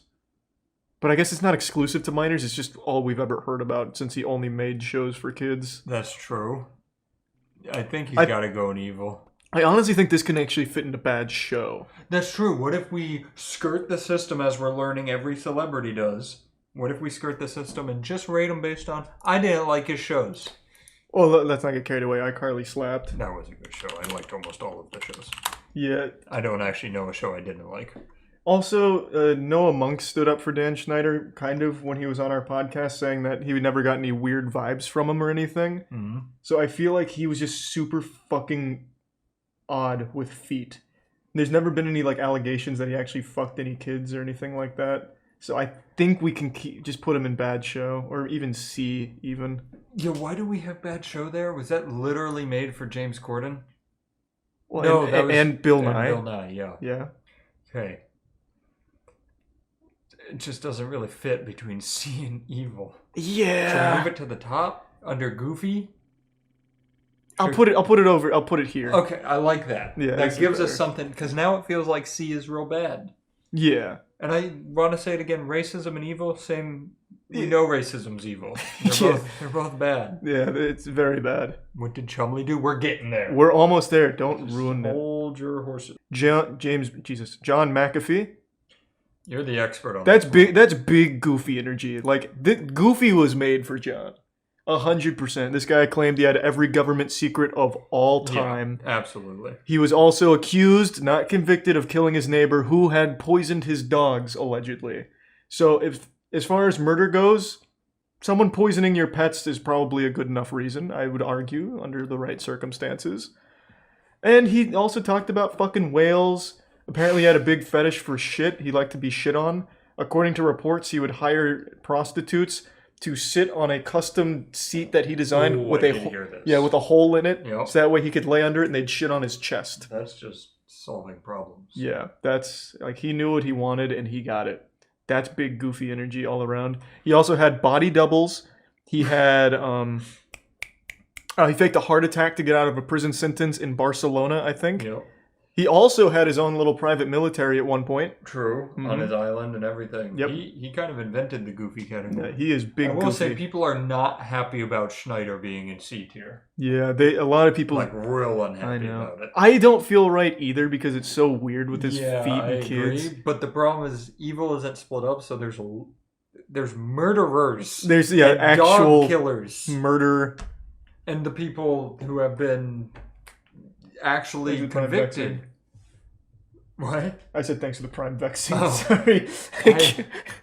All right, I'm going to make an executive decision because I think people will get the wrong decision. This All is right. evil. All right. But see, there's my problem, B-Pops. Child molester should be with murderers, but has he been convicted? All right, allegedly he's evil. Yeah, to me. alleged evilness. Wood should go to B. He did do a lot less than these people. From Yeah, but everything C's we've read. fine. He cheated a lot. That's bad. He drunk drive. That's true. Very Drunk bad. driving is a big no-no. Mark Wahlberg, that's racism. He committed an actual hate crime. That's the one where you said he threw the brick, right? Yeah, let me get the whole story. Alright. I believe the man was Asian, and he just hated Asians, so he threw a brick at him and blinded him for life. Oh. But luckily, he forgave himself for the event, so that's good. Let me find it. Yeah, that's the most important thing, is that he forgave himself. Yeah. Where is Watch this all have been in a dream of yours, and you No, can't find it. this I hear this brought up all the time. I think it was a brick. Should Mark Wahlberg be pardoned for the 1988 assault? Why does he have to be pardoned? I don't There's know. nothing happening to his life because of it. In 1988, Mark Wahlberg attacked 2 Vietnamese American men and was convicted of assault, and today he wants his record wiped. Court documents indicate that in Boston, April 8, 1988, Wahlberg attacked 2 Vietnamese American men, knocking one man, Tom Lam, unconscious with a 5-foot-long wooden stick Damn. and punching another. Investigators noted Mark Wahlberg made several unsolicited racial statements about slurs, a lot of slurs. Yep. He was arrested, charged with attempted murder, convicted of assault, and served 45 days in prison. Oh, he was 16. He was 16 and admitted to being intoxicated and insisted race had nothing to do with it. It sounds like race had something to do with it. Yeah, I want to find where it says one of them went blind from it, because I do remember that. He launched a petition with nearly 3,000 signatures. Wow. Oh, no, it's against him. Oh. It's a petition against him being pardoned. Oh, okay. I still don't get, why is a pardon being discussed? I don't know. He just doesn't want it on his record. And was convicted. It stays. How about, instead of asking for a pardon, you don't hit people with a 5-foot stick? Oh, here we go. Wahlberg believed he had left the second victim permanently blind in one eye, even though Trin stated he'd lost sight in his eye in the Vietnam War. Wait. So it doesn't look like he actually blinded him. Oh, he thought he did. Yeah, he thought he did. So he was the one that reported that he blinded the guy, but that was incorrect. Wait, click on that top link again? No, the one you just were in. Is the victim saying he should get pardoned? I'm not sure. God, I hate these websites that make you pay same. for these ads. You didn't hurt me. I need to find a different site. Yeah. He got pardoned. He got pardoned. Oh, from the only person who matters. We really just fell at scroll. Jesus. Oh my God, these The websites. victim pardoned him. Yeah, the victim forgave him. I don't know what to do with him here. There's a lot of new information. That's a little tough. I mean, it was still a hate crime, right?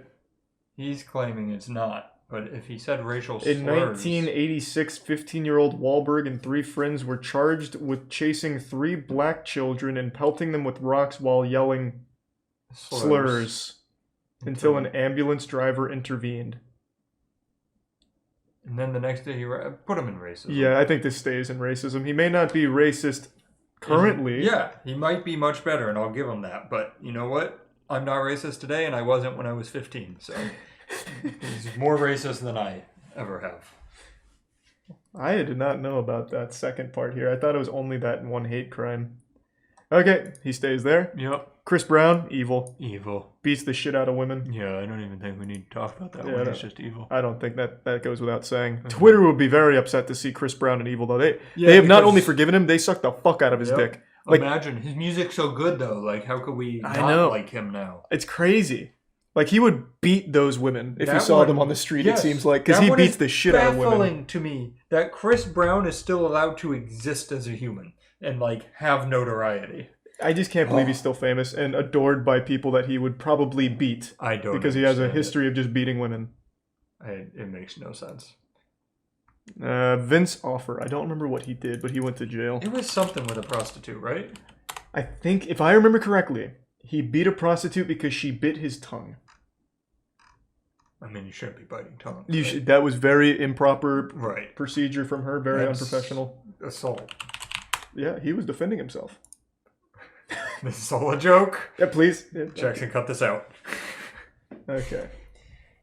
He was subject to a lawsuit in 1998 by 20th Century Fox. Oh, that was for plagiarism, it seems. Or like some kind of legal dispute with 20th Century. Oh, there's the arrest. Oh, here we go. 2009. 2009, Offer and a 26-year-old sex worker were arrested in Miami after a physical altercation. Police reports stated that the woman had bitten onto Offer's tongue and refused to let go, at which point Offer began beating her and left her with lacerations and fractures. Police later released photos of the bloodied Offer, hotel room, and the battered woman. Prosecutors later declined to file formal charges against either person, and when Offer last spoke of the arrest, he stated, "It probably saved my life." So there are no heroes in that story. Yeah, that's a tough one. Yeah. Because I gotta be honest, if somebody bit into my tongue and it started bleeding, and they refused to stop biting my tongue, I'd have to fight back, right? He also looks fucked up. Like Oh, in the mugshot, he looks like he got fucked up. Yeah, he does. Yeah, I don't know where that sits. This is stumping me.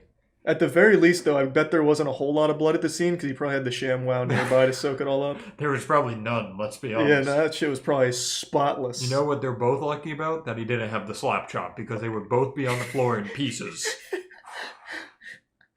I think this is probably a bit on the goofier side. It's I think definitely goofy. I think it's probably C tier because there isn't any heroes here. It's all bad. That's true. And it's not a show, so... Can we delete Bad Show? No, we need Bad Show, For man. one purpose! Yes, and it's an important purpose. See, I am agreeing with some of this. In your mind, you got to take Bad Show out in your head because B and C are still on top of each other. Yeah. Bad Show's just resting there. Yeah. I think he might be a B tier. You think it's goofy? You think him getting into a prostitute fight is It's pretty goofy. It's kind of goofy. Like if you say, hey, why is your mouth all fucked up? Because a prostitute bit my tongue and wouldn't let go. That's goofy. It is goofy. But it is self-defense, right? Like it is self-defense. Neither one was charged. Like I said, there are no heroes in that story. That's tough. I guess the decision on hand is Tiger Woods or Offer worse. I think Tiger Woods... Well, there's nothing really super goofy about Tiger Woods. He just kept cheating on his wife and drunk driving. Yeah, I think Tiger's worse than I'll ShamWow, man. I'll go Vince Let's and give B. him a B. Let's give us some variety here. Thanks to the Prime. Crag in the resub, Brad and Deadass in cosplay. Okay, Felicity Huffman, you know more about her than I do. Okay, so her and Aunt Becky, same thing. It's the college admissions scandal. Mhm. Now, I have a weird take on this that very few people agree with. Okay, run it. A lot of people are really pissed about what they did. So, do you know what they did? Yeah, they paid to have their children accepted to schools. Yeah. Basically, they'd go to like Stanford and they'd pay the rowing coach to get them a rowing scholarship so they could get into the school that they weren't smart enough to get into. Mm-hmm. They shouldn't do it. I understand. But Thanks to Prime Go. if I'm a billionaire and I want to get my son into Stanford, I can walk into Stanford or USC. Yeah, it was USC. And I can buy them a fucking building and they will admit my son and it's all above board. They just took the stupid approach and the cheaper approach and paid the rowing coach. So people were all up in arms and it really didn't bother me that much. I also wasn't that bothered. I just think that they're rich douchebags. Right. And this was a big part, racist court system. I don't know about the actual court systems. I do know pretty much everybody involved was white, and that was one of the big problems. But, like, I don't know. I just, it didn't bother me as much as it bothered some people. It really is a rich people shit event. They just had so much money, they paid for their dumb kids to get into good schools. It's shitty that rich people have that much of a leg up and they're taking a spot from people that should actually be in the school. But I don't think it's evil. They're just using the advantages that they had that shouldn't exist. But it's also not goofy because it's not entertaining. No, they're just rich people shit. I mean, it's goofy because it's on Becky. Yeah, it's like, come on. that's a little goofy. Yeah, I'll go C. I think C. It's much more boring. Yeah, Robert Downey Jr. That's an A tier for me. I think. Oh, I agree. Robert, I just like the man. Yeah, but it's not super goofy up here with Martha and McAfee. It's a true comeback story. Yeah, you know how he turned his life around? Do you remember? Oh wait, no, never mind. You go ahead. He got a fast food burger that was so bad. Well, this is his story. He got a fast food burger. I think it was Burger King. That's a safe bet. Yep. That was so shitty. Bad, yeah. He decided to turn his entire life around because he was riddled with drug addictions. His life was in the shitter. His promising career wasn't looking good anymore. And then he got one horrible burger. And now he's Iron Man. Thanks to Tier 1, Lewis. I want to make sure it was Burger King before I slander them, even though it's a really safe bet. Somebody said, didn't he kill someone? I don't think. No, he was. DJ killed somebody. He was drugs. It was all drug stuff for Robert Downey Jr. Yep, Burger King helped me beat addiction, Robert Downey Jr. says. Wow. Yep, it was Burger King. Their food is so bad that it actually made a drug addict quit drugs. I have to thank Burger King, he said. It was such a disgusting burger I ordered. I had that and this big soda, and I thought something really bad was going to happen. Downey Jr. says he then tossed all of his drugs into the ocean, deciding right then and there to clean up his act. That is the most Burger King shit of all time. I completely agree. I mean, Burger King, honestly, anytime I buy it, makes me rethink my life as well. Yeah. This is even cute. Downey Jr. hints that fateful moment in Iron Man when the character Tony Stark requests a cheeseburger from Burger King after being released from his captors. It's a reference to his own experience. Wow. That's cute. Don't know if that's like an actual true story, if he was just making a joke, but either way, that sounds so believable because Burger King is disgusting. I agree. I completely agree. All right, Ellen DeGeneres. I think this is going to be bad show Bad here. show. I think so too. Yeah. She was shitty. Yeah, she's just a real shitty person. She's highly unlikable. Her show is highly unlikable. She's done some repulsive stuff. Apparently treats her staff like dog shit. It's hard to like Ellen. People are saying racism? Where? Racism? Ellen? What? I've never heard Ellen for racism. I know she made Mariah Carey reveal that she was pregnant. Yeah, that was shitty. Yeah. She's an asshole. But I don't know anything else. Oh, that's in reference to her toxic work culture. Oh, new claims of racism and bullying. Yeah. Behind the scenes, current and former employees on her leading daytime shows say they faced racism, fear, and intimidation. Ellen DeGeneres ends TV show after toxic workplace claims, including sexual misconduct, racism, etc. What? That's not her. But it's after the claims these are of the environment. Yeah, and it's all... I don't think they ever pointed the finger at her, just the people she hired. So that would very much be the definition of a bad show if she managed a That's a show bad where show. the people she hired was racist. Right. That's a bad show. That's what we have that there for. Yeah. That is We absolutely don't know a where bad to show. put it, but that's what it's there for. Yeah. We can't put her in evil. She's not, Leah. She personally, from what I understand, hasn't done anything evil herself. It's everyone Yeah. around her, and she is a very negative presence. Yeah, she sucks. I will put Wendy Williams in evil, though. Oh, yeah. She's, horrible she's show. a horrible person. But yeah, a horrible person as Just well. bad. Oh my god. It is despicable the things she's talked about on her show. Did you see the clip or from the episode where she told one of the women in her audience to poke holes in the condoms? So that I did. Yep. That's so that just way she could get knocked up by her boyfriend. That would force him to marry her. Yeah, she's a piece of shit. No, she's horrible. It's so bad. She's probably one of my least favorite people to ever be on TV. And you got her fart picture, which is great. Yeah, this is when she shit her pants. Wendy and Ellen belong together. I No, don't Wendy's see much them- worse than Ellen. Like, I've read the allegations, and Wendy is just a human trash bag. She's Like, so I can't bad. stand her. She's so horrible. Like the things she's done and said, awful. The best. This is the only good thing she ever did was The farting. fart, yeah, that was really good. I used to be sub Curly. Charlie Sheen. What did he What do? about the Ellen Wayfair situation, human trafficking conspiracy? If you have to put the word conspiracy in it, we can't use it as facts. Wayfair conspiracy is because some of the items were named after missing kids, but the kids' names were just generic names like John. Oh. So the Wayfair thing was like John cabinet, and they thought John was locked in the cabinet. Whoa! It's Just super at dumb. the factory. Yeah, Wow. it's super dumb. Wendy ain't worse than Ellen, though. I disagree. I do disagree You have as not well. looked up Wendy Williams if you think she's worse than Ellen. Ellen's horrible, really fucking bad. It's misleading that bad show's closer to B than it is to Bad evil. show, just put it below C again. Yeah, let's just bring it back. Let's get her below. Yeah. Cool. You know, if you want to make it just totally random, just put bad show at the bottom. Oh, Charlie Sheen. Isn't he just another one? I think it's Tiger Blood and drugs and Yeah. that kind of thing. Winning, all that. He also has 2 women that live with him full time. Just like a full time like sex or something. Yeah, something like that, which that's goofy. Yeah, I think that's. Is that A tier I think goofiness he's though? A. I think him and Robert Downey Jr. are on similar levels, you know? True, yeah. Some Charlie. Is he racist? I see a lot Is for he racism. racist? Can be why this is a depressing list. Yes, Matt, we have pedophiles and murderers. I know, but and I expected that. And then the ones we threw in for comedic relief are no longer comedic relief. True. The best one so far was the ShamWow guy. What did Mr. Mosby Makes you some do? chub. Manslaughter. Yeah. But he got out of it early for acting in a prison troop. All right, you tackle Charlie Sheen real quick. I gotta be right back. All right. So you navigate the Charlie You're Sheen gonna field. give me full autonomy here. Yeah, I trust you on Charlie Sheen. I'll be right back. All right. Charlie Sheen is anti-vax. Is he? Because that drops him down a peg. All right. Charlie Sheen will plead guilty to a misdemeanor offense and get 30 days in jail time, says a source close to negotiations in his domestic violence case.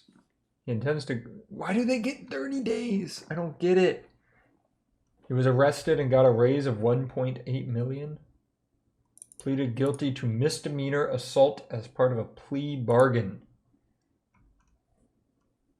Anti-vaccination. There we go. Wait, what? Why? He has an opinion on September 11 attacks. Anti-vax. Sheen is staunchly opposed to vaccinations. After separating from Denise Richards, he sent a legal notice to his daughter's physician stating his lack of consent to vaccinate them. Jesus. Yeah, that's a good point. Didn't he put a whole lot of needles in himself? You know what? Oh, but, alright. Tell me, guys. Does that drop him to evil where there's murderers and pedophiles? Well, he had misdemeanor assault. No, not evil. You guys think C? Alright, we'll keep him in C. I gotta remember C is more like a low D on this list. He isn't a murderer, you're right, and he's not Wendy Williams. Cardi B. Crime. Cardi B explains why she drugged and robbed men. Oh my lord. The big title here says, in quotes, I had very limited options. Yeah, But guys, she makes good music. Oh. I'm done with this. The Grammy winner also pointed out that there are rappers who glorify murder, violence, drugs, and robbing. She writes, I never glorified the things I brought up in that live video. I never even put those in my music because I'm not proud of it and feel a responsibility not to glorify it. Keemstar tweeted, oh my god, Cardi B is the female version of Bill Cosby. Wow.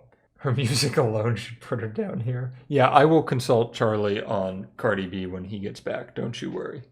But I'm thinking it's got to be B. She would literally drug, rape, and rob men.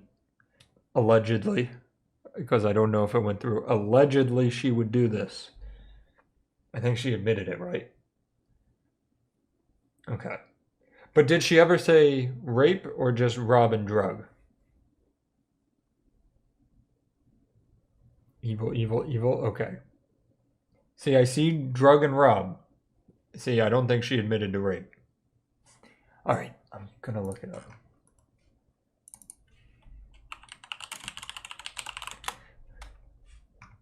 Man, this carpet is so nice. It really is. You didn't even hear me coming. I know, you're so sneaky. She lashed out at accusations that she's a rapist, so we can't rate it on that. Who did? Cardi B. So we know she drugged and robbed men. She admitted that. Okay. But they're claiming she has to be... I put her in evil, but they're claiming she's evil because of rape. But that's all allegations. Right. But I think she's evil. No, I agree. Drugging and robbing people. Yeah, Charlie Sheen got moved down to a C while you were gone. Why? What happened? There's just some bad stuff. He settled a case for misdemeanor assault against his wife, and there are allegations, but he sued the people who made the allegations that when he was a 19-year-old actor, he raped his 13-year-old co-star. Jesus Christ. So he moved in C because I can't put an evil based on allegations that he was so against he sued over, but I don't know. All right, that's fine. Oh, and he's very anti-vax. Oh, okay. He actually reached out. That could be evil, honestly. Yeah. But I said I'd consult you first. No, I think this makes sense. All right. He's a prime dastard, and he said Julio and none. Chumley. What the fuck did he do? It was drug trafficking? Somebody said, why is Corey in the house evil? Oh, you should look up the people that are here. They've done some fuck shit. There's a problem with this list where we're learning everybody is evil. Yeah, okay. Chumley, it's guns and drug charges, it seems. Now, was it like trafficking? Because I'm going to be a little wacky with you. I would watch a documentary of Chumley smuggling guns over the borders. I would as well. That's like the movie War Dogs, but with Chumley instead of Jonah Hill. That's a good movie. Oh, we have a non-wacky claim here. Oh, shit. In the spring of 2016, Chumley's Vegas residence was raided in connection to sexual assault allegations. During the search of Chumley's home, officers found firearms, crystal meth, Xanax, marijuana, and traces of cocaine, and was arrested and later released after a $62K bond. 2 months later, he was charged with 20 felony counts, including unlawful possession of a firearm, and pled guilty to firearm count, and misdemeanor for having drugs. He was given 3 years of probation. Sexual assault, not cool. It goes down far enough that all you have to do is be the side character of Pawn Stars to get out of this shit. I know. Oh, you were on TV once? You're okay. I know. It's actually really crazy. Rock climbing in that picture? He is rock climbing in this picture. Look at this. I didn't even know Chumley would be capable of doing this, given how gravity works. That's kind of goofy. That is pretty goofy. He's making a case for goofy. If all of this existed without the sexual assault, he's fine. Can people stop sexually assaulting people? Please? Oh, man. Rick said the best he could do is 3 years, no more. Chumley free solo timeline. Imagine Chumley doing the free solo shit. I think this is more goofy. He wasn't charged with sexual assault. He did not get charged with sexual assault. All right. I think we can keep him out of evil. I think this is a B tier goofiness. These are all allegations, and we have to keep that in mind. Yeah. I agree. I think Chumley gets a B. Him and the ShamWow guy together. Yeah, that's a power team in the goofy tier. Gwyneth fucking Paltrow and her goop nonsense. Oh, what is that? Oh. I don't know whether to put her in evil or more goofy. I don't know. Because people have died from her goop stuff. That's true. People and have her literally candles died. explode, which is honestly a bonus. Yeah, her orgasm candles explode. Her pussy candles explode. Or it was her pussy, right? It smells like my vagina. I think that's the one that explodes. That's the one that exploded. I think it has to be evil. Because she knowingly puts out dangerous pseudoscience. Oh, yeah. Well, I guess she doesn't think it's pseudoscience. Or maybe she does, and she's extremely evil. What was the one that was killing people? Was it her bee sting therapy, I think? I think it was the bee sting. I'm pretty sure, because she convinced people that... Yeah. I think it was, bee venom therapy for an old injury. Well, that's her actual site. You don't want to go to that one. Oh, I'll right. tell you it's great. Second link. Yep. Woman dies from bee sting therapy from Goop. Gwyneth Paltrow's promotes. Also, just to be clear, that doesn't look like a bee. That looks like a hornet. That is definitely a hornet. 55-year-old Spanish woman has died following repeated exposure to acupuncture method that uses live stinging bees instead of traditional needles, according to the case report. The painful and dangerous practice called apipuncture is generally peddled by non-medical practitioners and in recent years buzz among celebrities, most notably Gwyneth Paltrow and Goop. Yep. I don't really like her. No, I can't stand her. She preaches the worst shit. Pretty cool candles. I love the smell of her vagina and her orgasm, but that's not good enough. People are saying goopy. Goopy would be a good tier for her. Should have made goopy. Goopy would have been a really good tier. Talk about missed opportunities. Yeah. I think it's between C and evil for me. Yeah, that's where I'm at, and my brain just keeps going. Like, I don't think I can count that as murder. Yeah.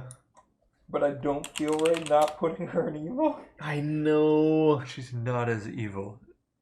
The only reason I'm leaning towards C is because I've smelt her vagina, allegedly. I mean, that is a good point. I don't think it smells like the candle, but I've at least got close. Wow. A death doula's advice on embracing the end by Goop. Wow. What the fuck is a death doula? Like a doula who normally brings a baby into the world, except now they're letting you leave the world. What's neurosoup? I don't know who that is. I think we gotta go C. I think it has to be C. You can smell her fucking orgasms and vaginas. Definitely a little better than evil. Yeah, like a tad. Now here's where it gets... She sucks. But... Yeah, she sucks.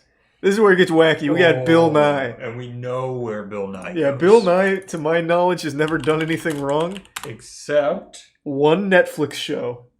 And it goes right... But he also had a good show. He had a good show, but that Netflix show was so dog ass. Really bad. That was a load of dog nuts. That show was bad. The first episode. It was bad. I don't think he's had a show since. So that's gotta be bad show all day. Bill Nye saves the world.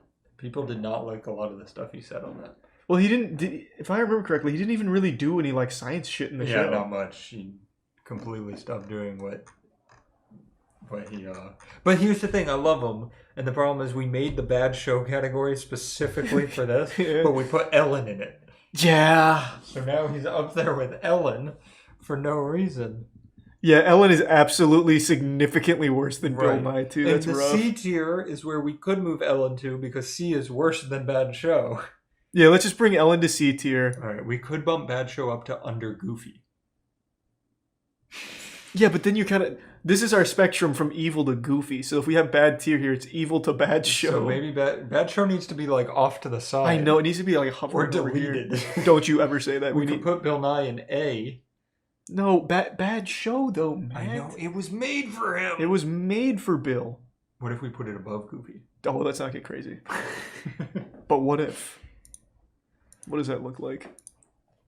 This is a messy tier list. Bill Nye saves the tier list? Oh, that's not bad. Wouldn't watch that show. That's a real bad show. Yeah. All right, let's do that. Okay, we'll do that. I wish we could like break it apart I so know. that you could see it's separate. Yep. We did it. All right, now it's much cleaner. Yeah, now it's making sense. Yes.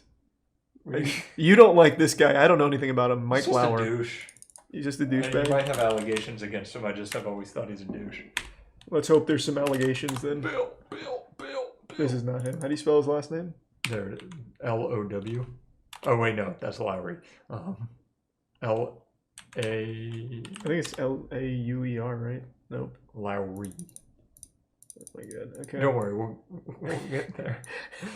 Who is this guy? L-A-U-R-E. Wait, no, it's Lauer, not Lowry. Why do I keep saying Lauer? I don't know. You were the one. How do you spell his name? Wait, try L-O-W-E-R. Oh, they're saying L-A-U-E-R. That's what I've had this whole That's what time. we've been doing. Is his name Mike Lowry? Lauer? His name's not Mike, is it, Matt? Wait, not. It's not Mike Lauer. It's something else. Wait, yeah, why do we say Mike? Hello? It's Mike Lowry. Matt Lauer! It's literally my name! Okay, Matt Lauer. We got. So why is he here? Because he's a douche. He's just. All right, I'll put that. That really hurt my fucking brain that we could have figured. Well, check it out. Type in like allegations. I'm sure he's racist or something. Show me sexual assault. Sexual assault. What? November 29th, 2017, NBC News announced that Lauer's employment had been terminated after unidentified female NBC employee reported that Lauer had sexually harassed her during the 2014 Winter Olympics in Sochi. And it continued after they returned to New York. Oh, boy. You caught him, Matt. You caught him. Wait, and Ronan Farrow book alleges Matt Lauer raped NBC. I'm going to guess that goes on. Not the whole network. He raped everyone at that network, Matt. God. You've caught a big fish.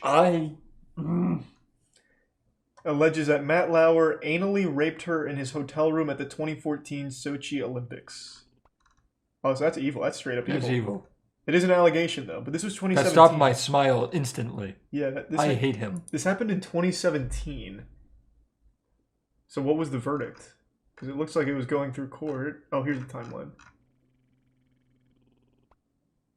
His ex-wife says she supports him 100%. Okay. That strikes me as a little bit of simp behavior.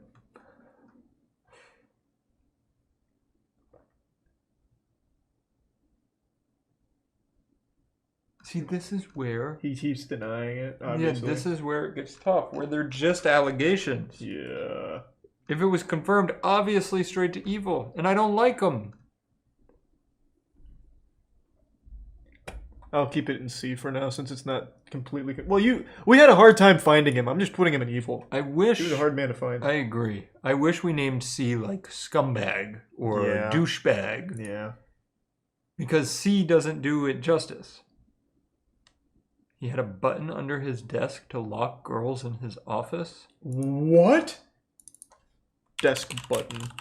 That sounds like something out of an anime. Just how did Matt Lauer's famous desk button work? Accounts of his behavior towards women surfaced in prominent outlets. There was a report that in 2001 he had summoned a woman to his office, locked the door, and sexually assaulted her.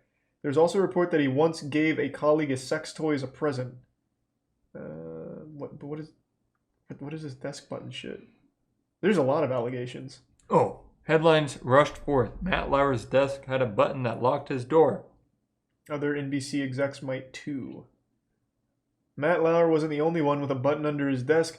About that secret button in Matt's office, Matt Lauer reportedly used a button under his desk to lock his door after inviting women inside. So I do just want to claim, I'm going to guess the desk button was not created with that intention in mind. That would be my guess. Like, I don't think he went to engineering and said, hey guys, I got a project. Yeah. I'll keep him in evil. That's a lot of allegations. It's a lot of allegations. Nothing's Once again, confirmed, these are just allegations, but... Matt, we still don't like you if you're in the chat. Yep. Allegedly. Thanks to the Prime Steel and the resub Rabbit, Crown, and Tier 1 Non-Neo. James Corden! Bad show.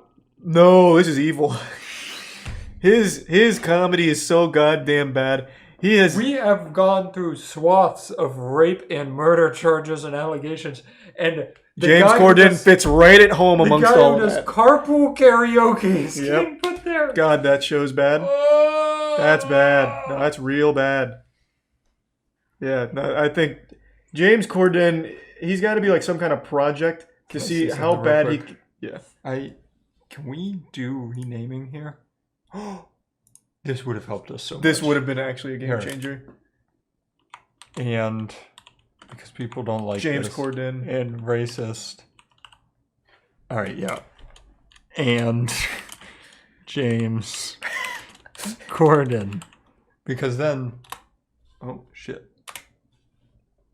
Does that save it? I don't know. I can't see past your Yeah. Because now look, we can move the racists in there Mhm. comfortably because people don't like that racism is below that. Because then I can delete this. Are you happy with that? Yeah, or we can rename this to James Corden's category. All right, which is below. All right, here you take care of that one. Okay. Yeah. That's a good idea. Yeah, I think. Whoops.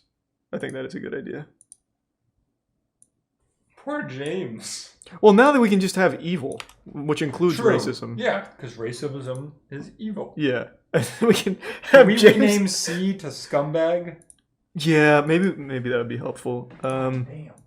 We should have checked this a long time ago. Yeah.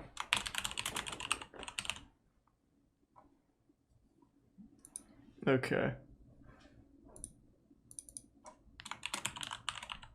There we go.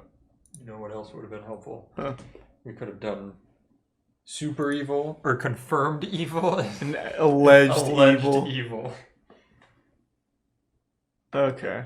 I'm feeling better about this. No, now we are cleaning this up right here at the Bad end. show, goofy. Well, might as well at least get more descriptive now that we know we can. Better than B? Yeah, we'll go pretty goofy. So what do you make A if it's between goofy and pretty goofy? I'm gonna go turbo goofy. Well, isn't that more than goofy? Oh yeah. So this will be goofy, and then this is gonna be turbo goofy. Really goofy. Wow. That's much better. Everybody over here is saying they don't know what this is about or how it works. You get it. Now you have the grading rubric Yeah. here. So Paula Deen, that's racism. That's evil. That's easy. I guess that's true. Scumbag to match the flow would be better as pretty evil. Oh, true. Now we're getting good. Nice, yeah, good call.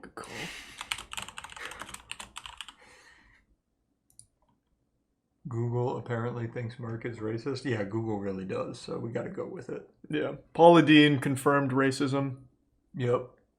Is it confirmed? Yeah, she tried to host a... Matt, you don't remember this? She tried to host a... Here, I'll just show you. You say Paula Deen, I hear butter. I know. Hold on. Where's the wedding? I want to find the wedding. Paula Deen reportedly planned a wedding with waiters who looked like slaves. And she also has used the N-word regularly. Well, maybe she's in the Tim Allen category. I mean, she's literally next to him right now. Where, Yeah. you know, she's not racist. She just wants to say the N-word and dress waiters up as slaves. No, she has literally been blatantly racist. It's not even like Tim where he was trying to make some kind of like political point. Yeah. No, she's like a confirmed racist. All right, evil. Yeah, that's definite. That's easy. Evil. That's easy. Poor fucking James Corden. Yeah. Well, he deserves it. I like how evil and goofy is bookended by bad show and James Corden. Your screenshot for the video has to be this so people can really see that James Corden is down there. Yeah. All right. Oh. Roseanne, that's racism as well, right? Yeah. Yeah, she wasn't she screaming racist stuff on set? I don't remember. It's been a long time. Let me see. It was something like pretty fucking bad.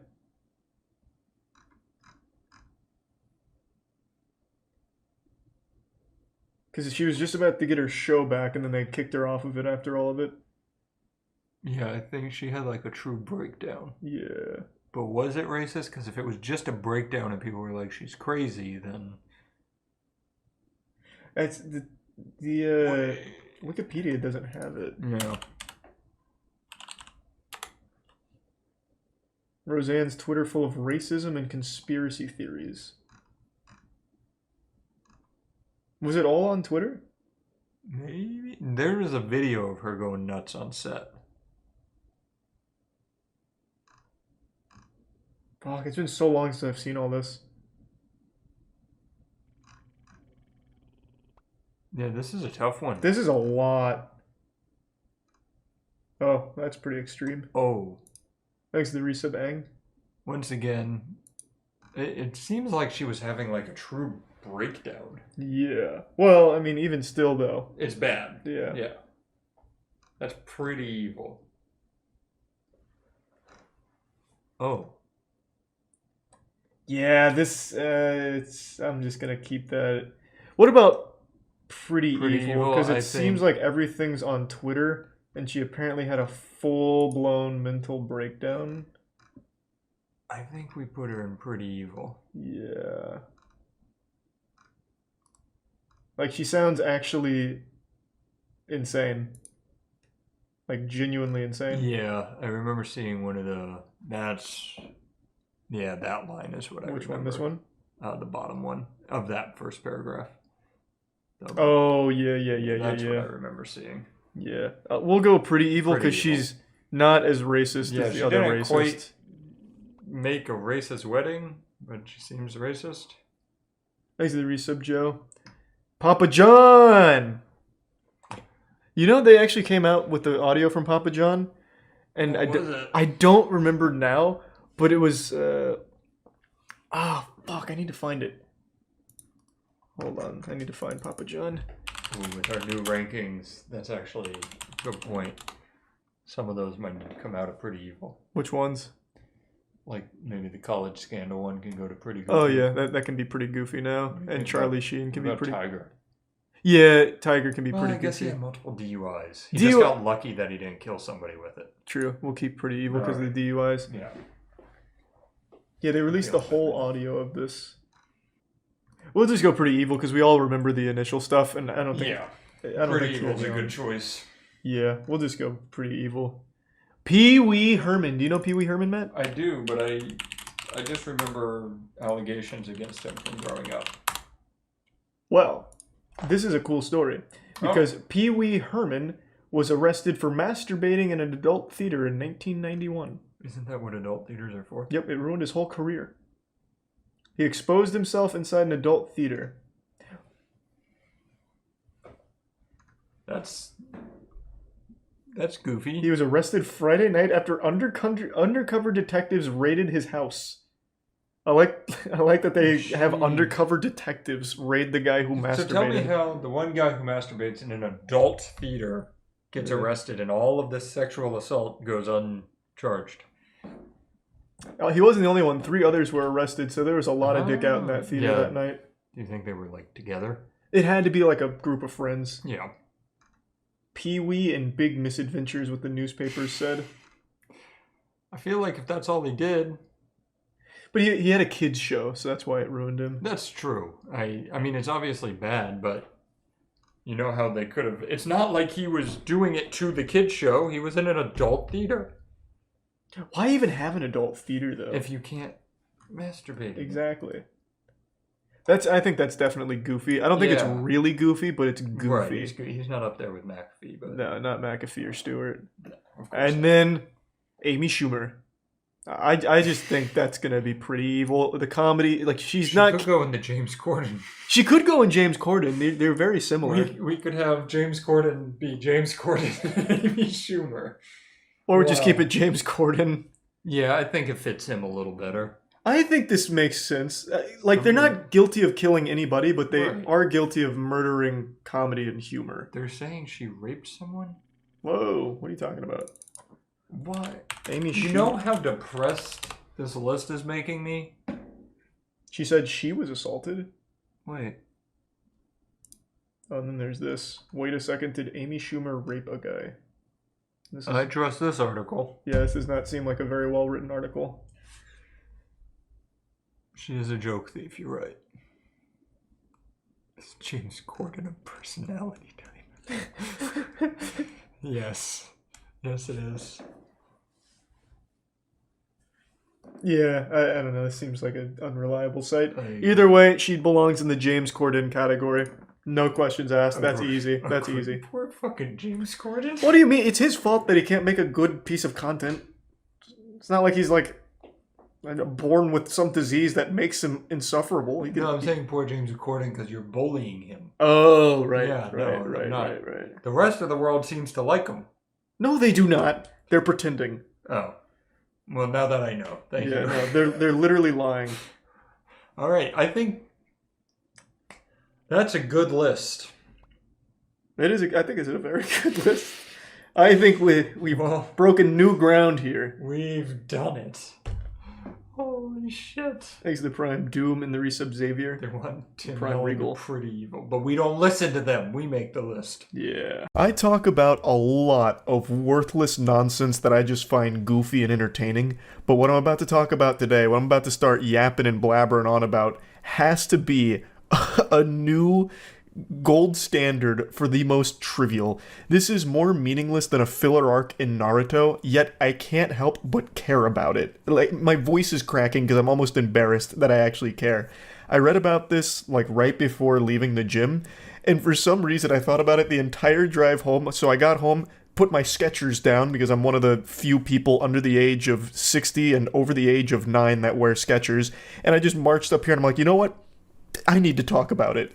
So it's about Dwayne "The Rock" Johnson. I'm sure all of you know that name. He's one of the biggest celebrities in America. I don't think you could find a place in this nation that hasn't at least heard of The Rock. Fucking Narnia probably knows about this guy. He is huge. And he recently posted an Instagram video that seemed innocent enough on the surface, but if you dive a bit deeper, it actually gets quite nefarious. It's about his supposedly first time trying In-N-Out. In-N-Out is a fast food chain. I'm sure a lot of you know that. It has like a cult-like following. People love In-N-Out. They fight tooth and nail for the honor of In-N-Out. Like, when I've tried it and I thought it was fine. I didn't think it like changed my life or anything. It didn't make me more attractive or taller. It wasn't a game changer, but it was fine food. But some people go crazy for it. And Dwayne "The Rock" Johnson apparently just tried it for the first time. Let's see what that looks like. I don't want to let the audio play because it's just DMCA music. And basically the whole video is him going to In-N-Out drive-thru and people just going crazy to see The Rock. This is supposed to be his cheat meal with In-N-Out and it's his first time ever trying it. He's going to see what all the hype's about. But basically the whole video kind of plays out like autofellatio. It's The Rock just sucking his own dick. Like, hey, you just call me handsome? I don't speak Spanish. Is that what you said to me?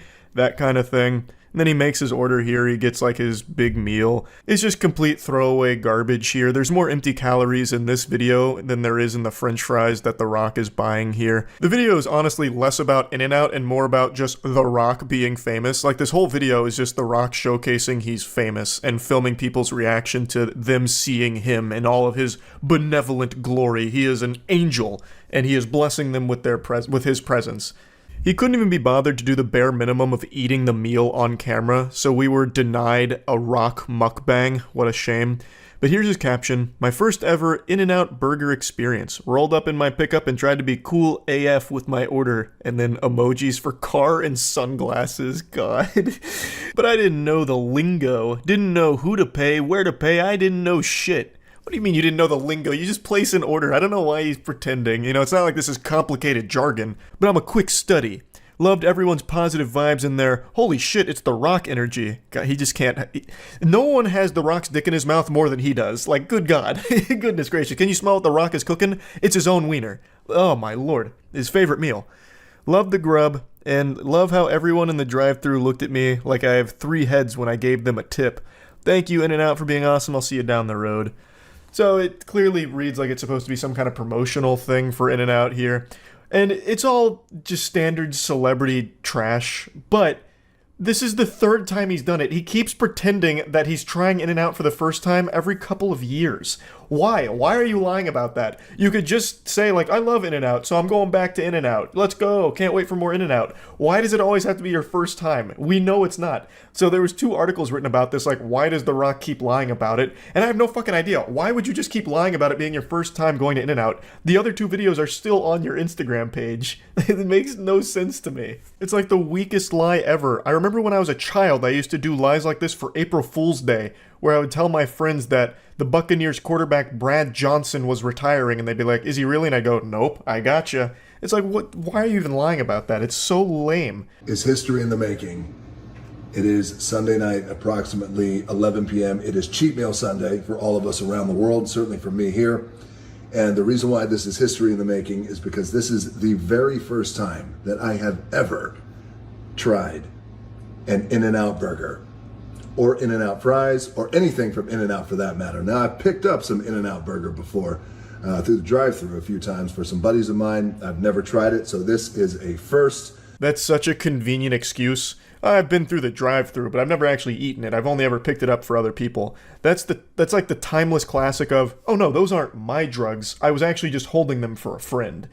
Now, he has a post from 2017, once again, through the In-N-Out drive-thru, but he doesn't have any evidence of him eating the meal, so I guess I can't say beyond a shadow of a doubt if he tried the In-N-Out meal when he bought it for the people in his vehicle. I would wager a guess that he has, because he keeps pretending like he doesn't even know what the fuck In-N-Out is, practically. He doesn't know how to go through the drive-thru or how to pay, according to his most recent Instagram post. So I don't know if the Men in Black keep coming around and neuralizing him every time he eats In-N-Out so he forgets entirely, or if this is just the weirdest marketing idea ever. I don't really get it. But I have said for about 5 or 6 years now that The Rock is the fakest celebrity in Hollywood. I truly believe that. I grew up a huge fan of The Rock. In the WWE, he was probably one of my favorites. Not up there with Kane, but pretty close. He cut the best promos. And to this day, if I had a nickel for every single time I said, "Can you smell what The Rock is cooking?" or if I imitated the people's elbow, man, shit, I'd be able to own In-N-Out by now. Like, he had a big impact on my childhood, but as he made it more into the mainstream consciousness, and as his fame grew, I feel like his soul kept getting chipped away at, whittled away, and now he's just this husk, this hollow shell that PR firms speak through. Like, every time he tries to vocalize something that's supposed to resemble his own thought or opinion, it feels like the most PR speak shit ever. Like, all of these PR suits are just using him like a fucking fleshlight, like this puppet of ventriloquism act where they are talking through The Rock. What really cemented that for me was when he went on Joe Rogan recently. I haven't listened to Rogan in quite a long time, but when The Rock was on, I was very interested to see if he would finally come out of his shell here and actually speak his mind. And he barely spoke at all. The whole episode was mainly crickets. Like, he barely engaged with anything because it seems like The Rock only vocalizes what his team allows him to. Like, it has to be the most filtered responses and statements imaginable. He's just so fucking fake, and this In-N-Out madness was just a cherry on top of it. Another thing, I'm getting way off topic now, but another thing with The Rock that always rubbed me the wrong way since it happened was about a year ago, he was a brief guest on Jeff Keighley's Summer Games Fest. So he was there to promote the Black Adam trailer, but Summer Games Fest was supposed to be like a celebration of games and talking about all of that. And The Rock sent in a video that he absolutely threw together in like 30 seconds, but he couldn't even go through that video without plugging his own fucking drink. Like, come on, you're already there just to promote a movie and you're still going to promote something else as well? He only has one mode, and that's sales mode. That's it. He didn't engage with the community at all. He couldn't even pretend to care about Summer Games Fest or Jeff Keighley's production or really gaming in general. He just can't even put on a facade that he gives a fuck about anything beyond just selling himself.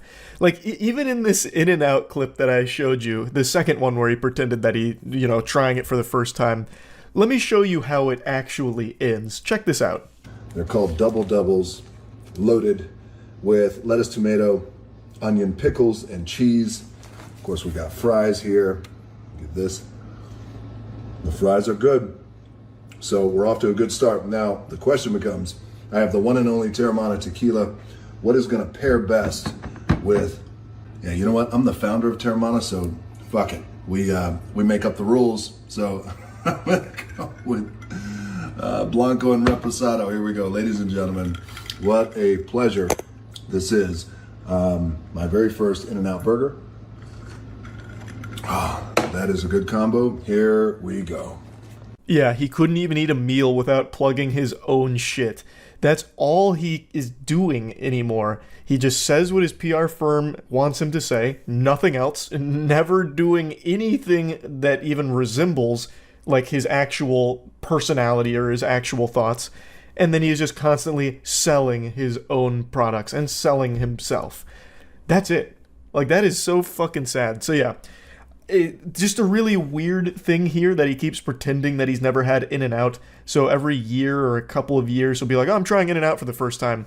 In fact, I'm pretty sure he even ordered the same exact thing last week as he did in this video from 2022, the one I just showed you. I'm pretty sure he made the exact same order as well. So he's probably a regular at In-N-Out. Like, he has his order down to a science. I just don't get why he keeps pretending for that. But I'm also not surprised because he actually is just super fake across the board. So yeah, just wanted to talk about it a little bit. A super, super meaningless topic that I just got passionate about. That's it. See ya.